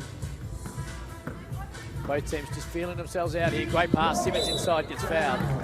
Fouls on Chilcott, and Simmons will go the foul line. What a great pass by Matty Garrett. See, this is where I feel like the Melbourne Boomers team is in a much better position this time out than they were in Pro Hustle 1 in the grand final. The spread, you know, the supporting act around Garrick stepping up and playing a much bigger role. Can't finish it as Simmons. Cooney comes on, Chilcott takes a rest. Great takes Arridge, got bumped. Can't finish it, tries to get her own ball. She has it for a split second, now she definitely has it, gets back up and scores. Here's Simmons.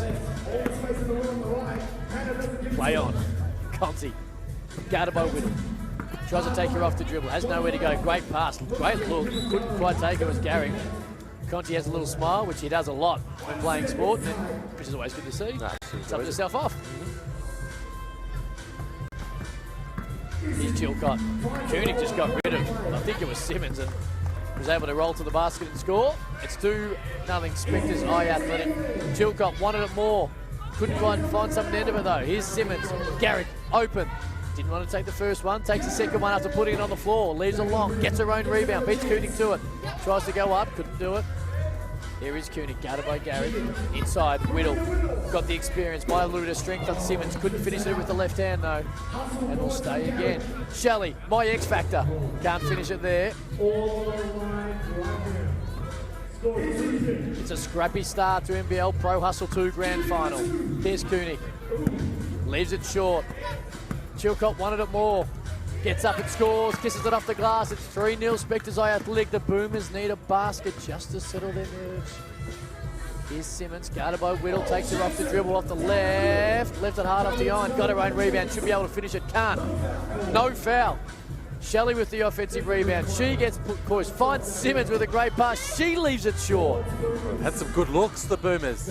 Chilcott, great look, buries it. Wow, that just kills you. 3 good looks, 3 bites at the cherry. Come up with nothing, Garrick puts it on the deck. There you go. And knocks it in and gets the Boomers on the board.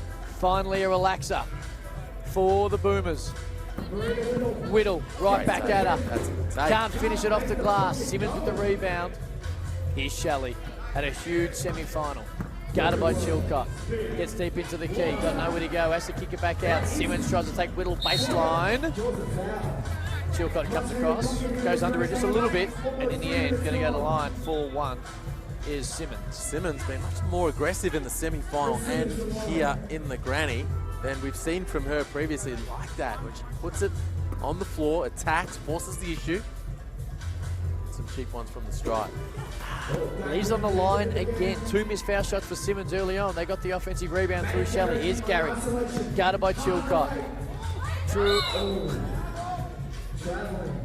The referee was going to miss that one, but anyway, turnover. It's 5-1 Spectres Athletic over the Boomers. 7:09 to go. Well, that's where they're getting the job done. They're locking up Matty Garrick. Izzy Chilcott there, sliding her feet, getting a hand on the pill. Zaric, great pass. Koenig inside with the left hand and one.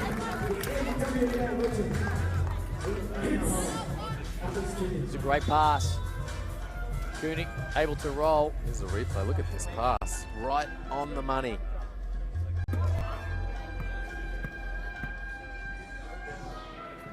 And the great start for Spectres Athletic continues, although Shelley finds herself open off the made foul shot. Couldn't quite hit it at 7-1. They've had some good looks.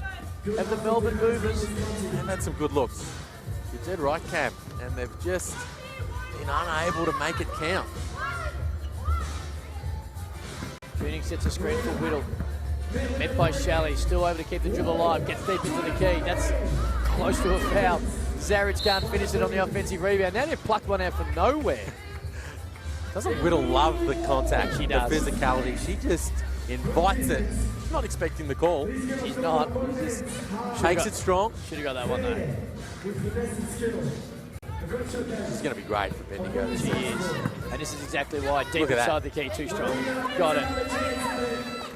Conti, they need to score. They're down 8-1 here. The Boomers. Spectres Athletic have had a great start. Conti inside. Great look. Simmons got it. Just crawled it over the front of the iron. Here's Chilcott. Guarded by Conti. They're getting into the key way too easily. There's a foul. Should go to the foul line for one. Their penetration into the key has been too easy this grand final, Liam. And Chilcott, they're making the adjustment. They know they put it on the deck and they attack Monique Conti. She's going to strip it from you if you keep it down low. Chilcott there, picking it up, shoulder height, under her chin, powering up, getting to the stripe. Chilcott able to finish it. Going back the other way. Garrett says, hey, 3x3, what you do is get out of the foul line and you shoot a three from the baseline. She's done exactly that. The lead's back to 5 Whittle, though. Great cut. Simmons has nothing to do but to hack away and try and make her earn it the hard way. See, we can take it back. We get a replay of that last free throw and the Garrett 3. They just lost her for a second. Izzy Chilcott turned her head, went the wrong direction. See here, and then there's Garrick in the corner splash. Here's Whittle. She's the key. They lead by 5. Here we go again. Oh, no, they didn't get the box out. Here Garrick still finds it, though. 2 could be better than 1. She should have shot it. Right. Took a tougher one in the end. Off the dribble. Koenig beat Simmons for the rebound. Inside. Zaric has been great. She was great in the semi-final as well. Has to flick it up, can't finish it. Ellis Koenig just loses it. Garrick gets the rebound. What's going to conjure up? They're down 6. Garrick got nowhere to go. Shot clock. Conti, shot clock again. Great pass. Got to get it up. Got to get it up. She does. Still hard off the iron, no, unfortunately. Zaric with the rebound. Guarded by Conti. Here's Koenig. Ooh, hold on. Garrick comes up. A little tender. It's a little extra physical there. Koenig on the deck, and I think, the knee into the thigh. Knee into the thigh. Garrick is very sore on the bench. A look at her on the bench in the background there. Keeled over, grimacing. Shelley to the rack.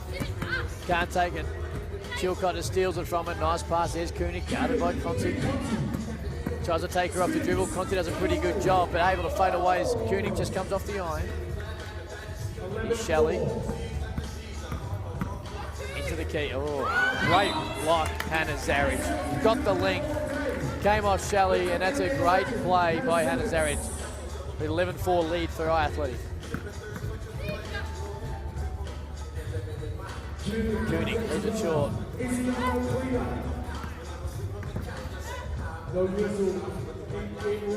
Oh. Koenig.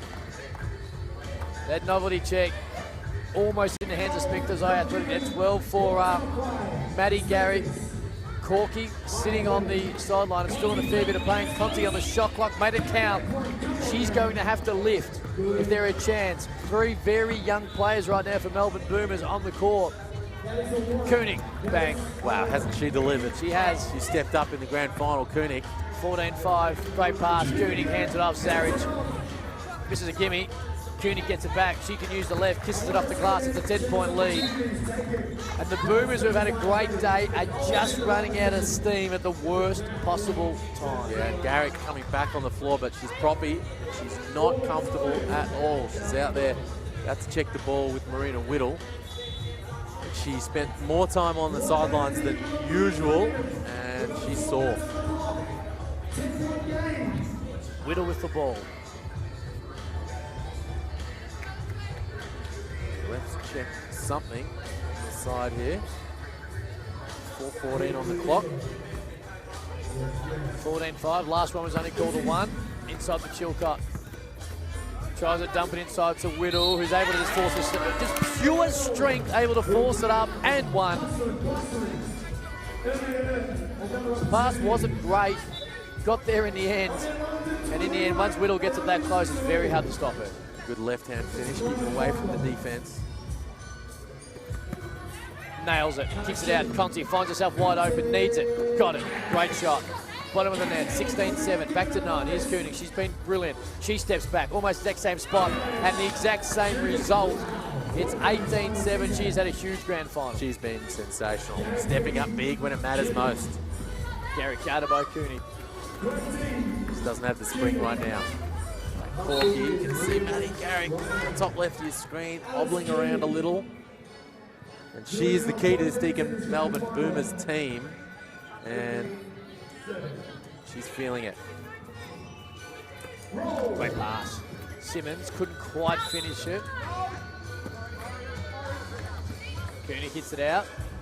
It's going to stay with the Melbourne Boomers. They trail 7-18, 3:41 to left. I don't think time's going to be any type of issue right now, though, for Spectres Athletic. They've been nigh on impossible in the grand final to defend, and only 3 points away from going back-to-back NBL Pro Hustle 1 and 2. Simmons. Shot clock again. Whittle with the rebound. Koenig. Oh, rattles it out. Oh, wow. Zarich has been outstanding. Sensational. Garrick needs it, gets it. It's back to 10. 2 points away from the $10,000 in NBL Pro Hustle 2 grand final. Whittle just gets it back. The harder you work, the luckier you get. That's exactly how she plays her basketball. No, you're right. She's been very, very impressive, Marina Whittle. In and out by Garrick. Koenig gets it. Match point now. Wave off the game winner. Did she not clear it? Don't know, because she blew the whistle. She did blow it early. She did blow it early. May have stepped out of court. Either way, it just probably prolongs the inevitable. Here's Garrick. Well defended by Chilcott. Nowhere to go. Has to shoot it up. Shot clock again a concern. Zarich with the rebound.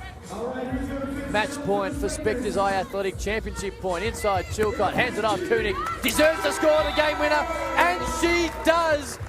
Had to fill in. Stepped in for Beck Cole, who was injured, and has done a wonderful job. They have gone back-to-back Spectres Athletic. NBL Pro Hustle 1. NBL Pro Hustle 2. $10,000. And a 21-9 win over the Melbourne Boomers in the grand final. Well, the scoreboard and the score does not do that contest justice. Melbourne Boomers were very, very good. They had a great day. Gary copped that corky when the score was still tight, and they were up against it from that point on. But the Spectres Athletic, as you say, back-to-back. Whittle, Koenig, Chilcott, Zavich getting the job done. Spectres Athletic continuing to do sensational things in the men's and the women's 3x3 NBL Pro Hustle. Let's go courtside. Good to go. First and foremost, I want to congratulate you guys. What a win, what a tournament, and well done. Hey crowd, can I get a round of applause for these girls? They played their asses off all day. I do want to present to you though a $10,000 check right here. Let you girls all get a photo up. Must be a nice feeling. Do you know what you're gonna do with 10K? No idea. Buy a dozen Voss bottles, at least a dozen. Smart. Like you can reuse them and all that. So 3x3 is now an Olympic sport. What would it mean representing your country in this sport? I mean, any chance to represent your country is such an honour. So whether it's 3-on-3 or international basketball, you know, I think the 3-on-3 game is growing, and full credit to the NBL and what they've put on today. It's just been amazing. So thank you. Absolutely. I agree. Now, Sydney next week for Pro Hustle 3, I believe. You guys going to make the trip up there? Yep, we're going to be up there already for Seagull, so yeah, we'll have a crack. Going to get the win? Hopefully, yes. Let's plan. Absolutely. Well, once again, round of applause to the girls. I just want to bring the trophies in real quick too. We got some really nice trophies. Oh, you want to present them? Okay. Instrumental in bringing this 3-on-3 game to the mainstream, handing out the trophies to the lovely ladies who Spectres Athletic. Okay. Just one last thing before we're done. Olympics. This is an Olympic sport. Would you girls all love to go and play over there, like in the next one? Absolutely. Like Al said, any time to represent your country is pretty special. So. Well, just want to congratulate you again. So, well done. All right, give it up again. Come on now. NBL Pro Hustle 2 winners, Spectres Athletic, Chilcott, Koenig, Whittle, Zarich win 21-9 in the grand final over the Melbourne Boomers. And, you know, we spoke about the keys. The moment that Matty Garrick probably copped a little cork, it was going to be hard, but they were brilliant all game. They were. You can see on the replays here. Oh, Marina Whittle forcing the contact, taking it strong, and Savage there for the cleanup. Garrick got open a couple of times, able to knock one down, and that was the moment you talk about where she took the knee to the thigh and didn't really recover, and from that point on, Spectres Eye Athletic too strong. And there's Alice Koenig putting the finishing touches on the championship win, back-to-back NBL 3x3 Pro Hustle titles for Spectres Eye Athletic. And the big question now, can the Spectres Eye Athletic program take out both sides of the draw as we glance ahead to the grand final matchup of the men's side of the draw? It's going to be a huge one, and no doubt we're going to see a team that's probably not dominated, but led by Simon Conn. And if he plays well, it goes a long way to the team winning. But Steele was so huge in that semi-final. We've talked so much about Tom Wright over the course of the day. And even Swatella, who's come in and probably doesn't play as many minutes as the other three, but comes in off the bench, has that Siebel experience and loves to just bump and grind inside. So it's going to be interesting to see how they do attack the game, because Anthony Petrie, while he likes it physical, he's going to be the one that a lot of pressure is going to be on for the Platypuses. Yeah, no, that's a good call. You've got three NBL players or former NBL players for the Platypuses in Crawford, Petrie and Anthony Drimmick. They've also got Lucas Barker, highly credentialed young rising guard. But on the flip side, on the Spectres Eye Athletic team, you've got a couple of guys who have spent a fair bit of time on the verge, and we heard Anthony Petrie talk earlier about Simon Conn. Yep. So look, he's been an NBL player for a long time. He has. He's been that level. And win the Siebel MVP last year, and he's been dominating that league year in, year out. So those NBL credentials, those pro credentials don't really matter when it comes to this point in proceedings. You've got to get the job done. And the thing that is interesting about Simon Conn, who on the screen there alongside Dane Swatala, Conn there on the left of your screen, he's coming up against the one guy who can probably handle him that he's seen all day in Anthony Petrie. It's when Spectres Eye Athletic have Conn and Swatala on the floor at the same time, when things might get interesting on the interior for the Platypuses. As we see Tom Wright and Andrew Steele come out for Spectres Eye Athletic, two guys who, as we said, played for Australia recently at the Asian Cup, gold medalists. It's a team with a lot of talent. They know how to get things done on the 3x3 floor. No doubt at all. They're now 1 minute away from $10,000 that their female counterparts only got moments before. There's Barker, who was brilliant at semi-final. And while he's probably the smallest player on the court in that particular game, he was able to give them second, third and fourth opportunities of Platypuses. And when you got guys like Crawford and Drimmick behind the two-point arc, then that goes a huge way of putting up enough points in a 10-minute game. Here comes Petrie. You talk about Barker. He's going to be really key in this one, matching up against Tom Wright, who has been really effective for the Spectres Eye Athletic. Was sensational in Shenzhen, China last week. So Lucas Barker's going to play some key minutes on him, you would think, in this one, as the last member of the Platypuses team comes out to join them. Anthony Drew just slipping behind, not interested in slapping fives. Doesn't want to bar up pleasantries, although we shouldn't be surprised since he did laugh at Josh Garland when he hurt his ankle in warm-ups. But that's what we like to see.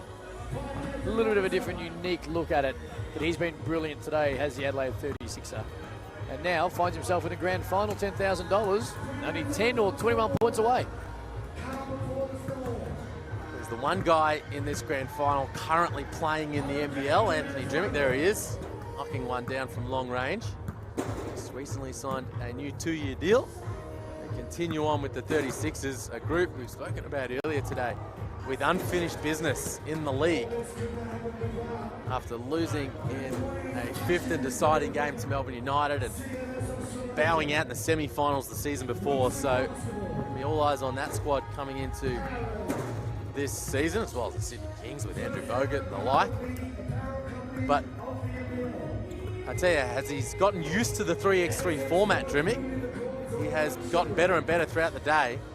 And the combination of him and Peter Crawford and the damage that they can do from long range, I would say makes the Platypuses the favourites here to defend their title. I don't think there's no doubt at all that Peter Crawford has given a lot of advice to Anthony Drimmick. Maybe, if not definitely today, definitely in the lead up to it, because while it sometimes can be a little bit easier for a guy who's such a great shooter and gets to the 3-point line and just catch and shoot at 3x3 is what it's so much about.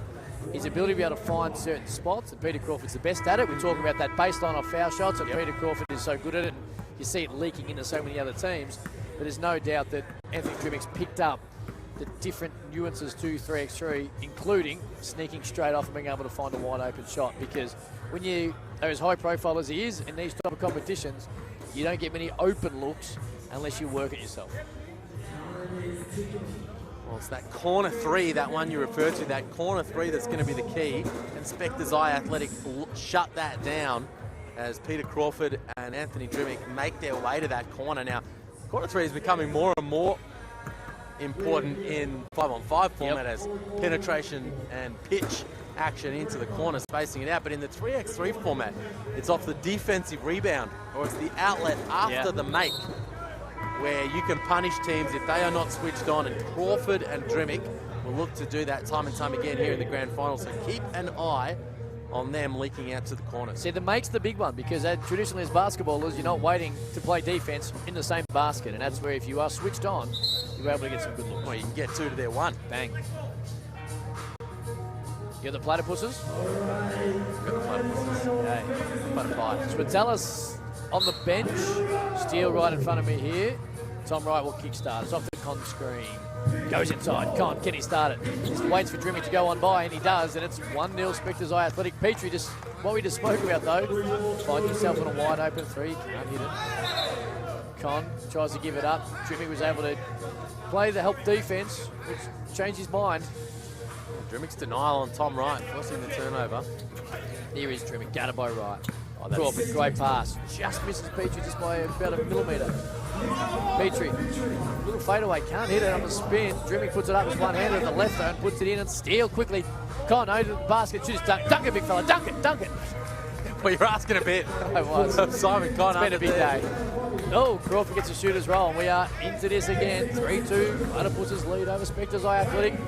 Steele on the little, he gets it from 20 foot. As a shooter's roll, we're all tied up. Here's Drimmick, he wants isolation, and he stepped out of court. Steps out of court. Wanted to give himself as much room to take on Con, unfortunately. Asked for too much. Here's Steele. Hit two in a row and critical time in the semi-final. Couldn't hit that one. There's Crawford. Gets around on the left. Gets way too easy. Con comes late. Probably did enough. Steele to Con. Guarded by Crawford. Crawford using the little slip of the hand to be able to poke the ball free. Here's Drimmick. This is what he wanted last time. Off the iron. Con just comes in. Just tries to slap the ball. Didn't really care where it ended up. But they have won it. You see Spectres Eye Athletic having some success running Peter Crawford off the arc, turning him into a driver. Here's Steele. Inside. Swatella for the first time into the game. Guarded by Drimmick. Fade away from 14 foot, went 12 foot. Spectres Eye Athletic. No luck there. Here's the Platypuses. Crawford to the basket. Can't fist a finger roll. Swatella played pretty good defense. Then he fell asleep. Crawford was able to pick it up, flick it back in. Drimmick kicks it outside. 3-second call. Wave off the basket. They got lucky. Spectres Eye Athletics. Swatella fell asleep, as you said, and then they lost sight of Peter Crawford. 3 seconds in the key. Saved by the bell. Steele. Short. Drimmick with the rebound. We're all tied up. Nearly 2 minutes into this NBL Pro Hustle 2 men's grand final. Swatella with the rebound off the Crawford miss. Barker into the game. Petrie taking a rest. Here's Wright on Barker. Great help defense by Crawford. Kicks it outside. Swatella had sprinted before he caught it. Now he's going to try and spin it anyway. Doesn't hit the ring. Going to be a 14-second shot clock violation. Swatella, a couple of possessions in a row. Fell asleep. Crawford stole it from behind, and then that time, fumble fingers when he was open on the arc to switch on. 10K on the line. Crawford, great pass. Petrie just by himself, lays it in, puts him in front. The Platypuses 4, Spectres Eye Athletic 3. Here's Swatella. Getting physical. Crawford just says, mate, you want to have a shot? Go to the foul line. There's no way you're getting an and one. Something tells me, though, Big Spatella doesn't mind some contact. As you mentioned earlier in the day, the gym's not a foreign place for him. He's a big boy. No. He's a unit, but Peter Crawford, the veteran, savvy, kicking in. No layup rule enforced. He actually wants it on the floor. Wants to check it out top, but the officials giving Spatella a free look at things from the charity stripe. 7:39 to go. Grand final NBL Pro Hustle 2. We're all tied at 4. Petrie guarded by Con. Got him. He did. Con was late, and he makes him earned it. Something we see too much from Big Peach. Putting it on the deck, crossing it over. Taking it to the other side. He nearly got the finish.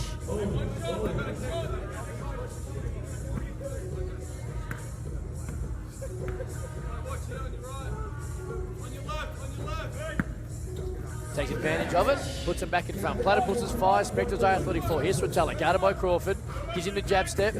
Now wants to back him in again. Crawford got a hand. They hold it with Tom Wright though. Right, nowhere to go. Parker, great defense. Did enough. It's off Parker's leg.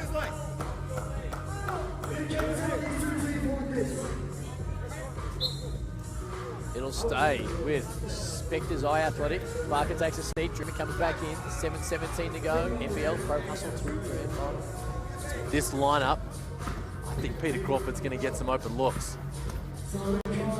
Con, guarded by Drew.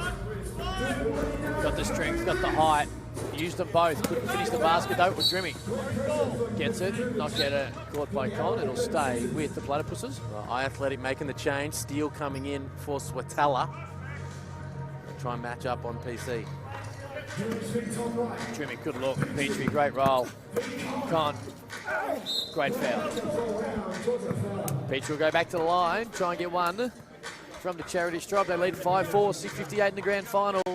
Early thoughts, Liam? Well, this is becoming an issue for Spectres Athletic. Big Peach rolling to the rim, stealing up, and overpowering Simon Con. They're racking up the fouls, and he's getting some free looks from the stripe, but he left one there. Oh, Crawford gets a hand on it. Drimmy picks it up, kicks it outside, doesn't want to take the little 18-footer, and just throws it out of court in the end, trying to find Drimmy. 1 point lead to the Platypuses as a grinded out grand final. Just over 3 minutes into it. Here's Wright, guarded by Drimmy. Kicks it outside, Con for 2, that's way off. Here is Drimmy. Right, great defense. Crawford, tough. Oh, tough. Wow. Super tough. Not a thing you can do. Drimmick gets rid of Wright. You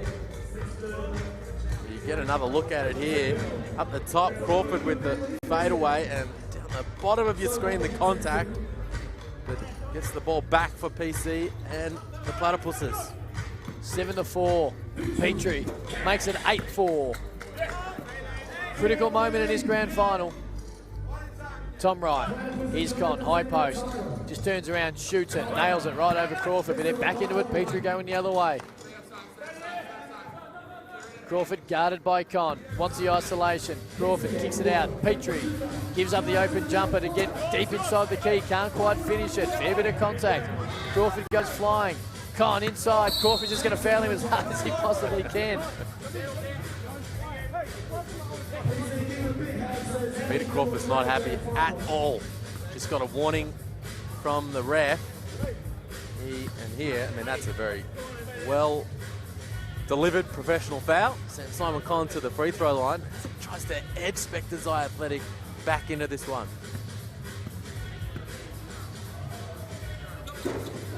Oh, can't do it, can't get the roll. 8-5, Platypuses by 3. Petrie. Fouled. Being able to take Con off the dribble. Traditionally, any time he wants in his grand final, if it's not a layup, it's normally getting to the foul line, which he's done on this particular occasion. Well, we talked about this matchup coming in, Petrie and Con. Petrie talked earlier about how he was going to handle Con, but really it's been the other way around. The veteran, recent NBL retiree going to work. Con couldn't find Ryder, it snuck to the foul line or to the baseline. Here's Steele. We got him going in the set. That's a great pass. That is an amazing pass. Simon Conn takes the contact from Barker, gives a little fist pump, and he'll go for the old-fashioned and one. Cheap foul there from Barker. You see it on the replay, reaching in, and he was just a bit too late. And in the end, probably just needed to let Conn finish that one. Takes full advantage of it. It's back to 2. Petrie guarded by Swatala. Here is Barker guarded by Conn. Should be able to take him off the dribble. Does exactly that. What a take. Conn guarded by Drimmick.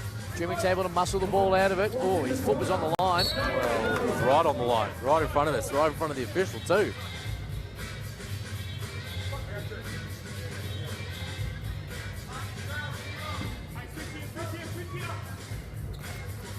Drimmick off the iron. Petrie just wanted it more. Going to go straight back up and right. Chooses not to. Kicks it back out to Drimmick. Tries to get around Swatala. Swatala meets him at the basket. Drimmick just says, I'll take whatever I want. Fades away from 6 foot. Nails it. It's 11-7. Oh, back door. Great pass. Swatala finished by Steele. But then Drimmick the other way. The 3x3. Fast break from the baseline. That's worth double. It's a 5-point Platypus lead. Drimmick again.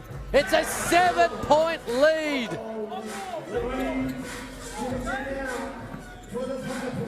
What can Steele conjure up in a semi-final? 2 in a minute.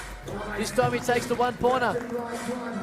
Drimmick desperately wanted that open 2. Wow, what a flurry of play there from Anthony Drimmick. 4 straight points in quick succession. Firing from long range, knocking it down, getting the steal, and going again, blowing this thing right out. He's feeling it too. It's going up. That's going up. It's going up. Conn got a hand. Probably did enough. Crawford keeps it alive.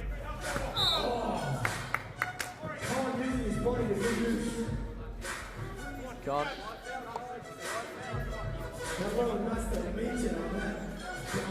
A forearm shiver if it was the NHL. Crawford takes Conn off the dribble, too easy in the end, and that is now a 7-point Platypuses lead.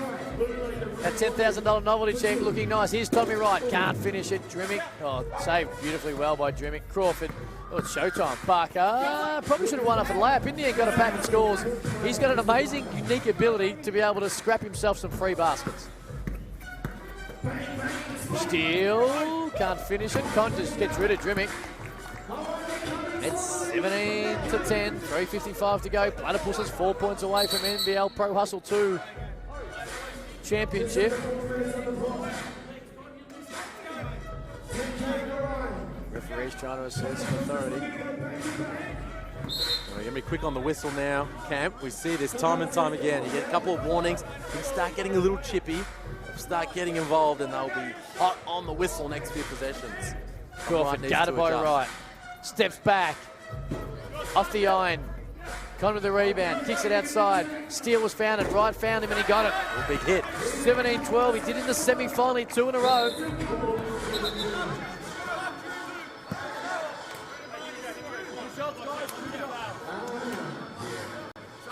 Five-point lead, 3:36 to go, grand final. Platypuses currently 4 points away. Spectres Eye Athletic need some of these twos. You know, we've got 2 bonus foul shots, which is going to continue to make it hard for Spectres.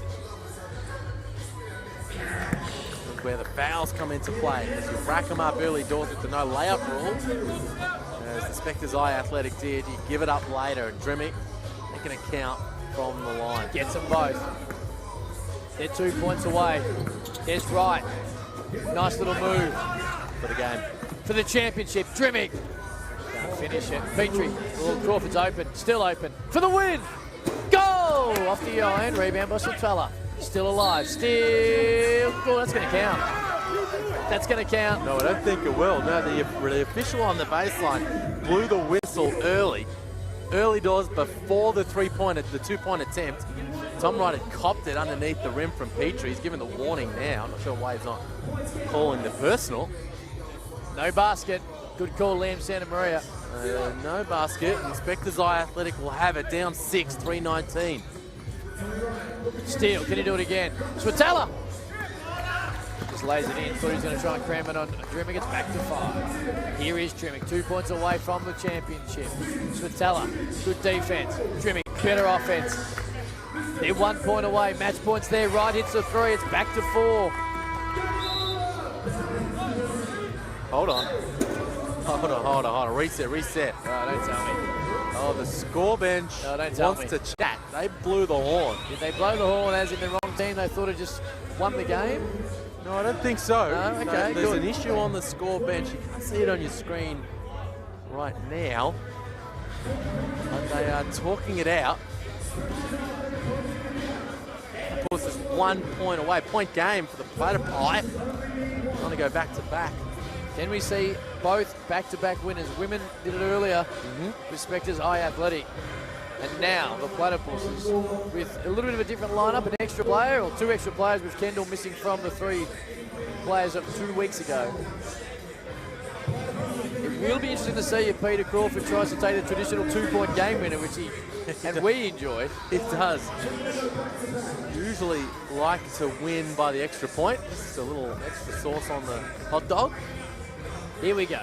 20-16. The Platypuses. Another false start. Okay. 2:48.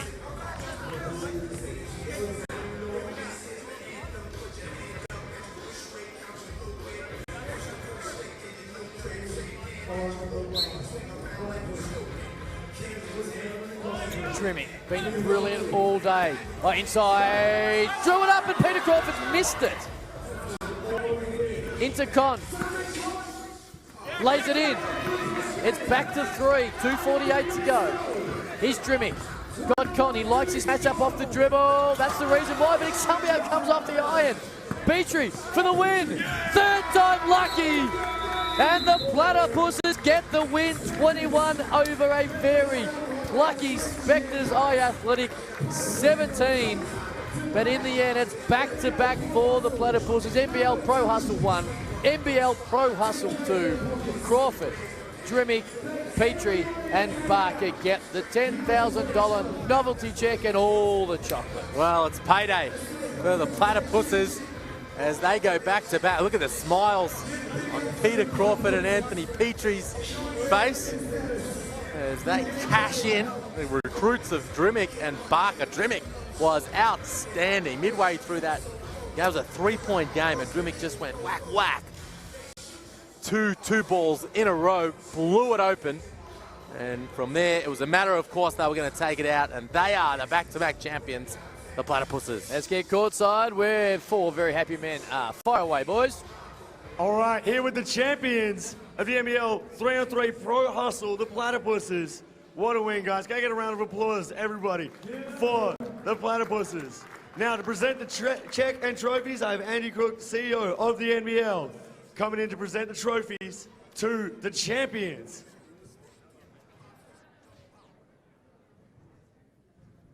Andy's also going to present the check of $10,000 to the winners. Once again, so 2 years in a row. Oh, this is the second one you've won. How's it feel?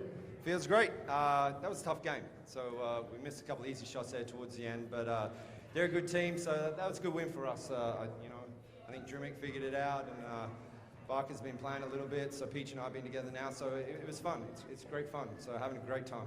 Any idea what you're going to do with some of that cash? Divide it by 4. That's fair enough. Now, representing your country, this is now an Olympic sport. What would that mean to you to play 3x3 for Australia? I think it's a great pathway there. You know, I think for basketball in Australia right now, it's peaking through the roof. We have Ben Simmons, who's one of the best players in the world right now, and I think the Australian team is going to be right up there for a gold medal chance. So, you know, for us sort of guys that, you know, are looking for a pathway there to the Olympics, it's perfect. You know, it's going to be really hard to make the Australian team in the 12-man game, but this is awesome fun. You know, we're enjoying it. Peach and I have had a new lease on life. It's great. Absolutely. Now, Sydney, are you guys going to make the journey up there to go and play in Pro Hustle 3? Definitely. We'll have a team there. The Platypuses will be represented, and we'll get our team together and make sure we get the aggregate. Absolutely. Well, once again, round of applause and congratulations to the champions, the Platypuses, for the 3-on-3 Pro Hustle.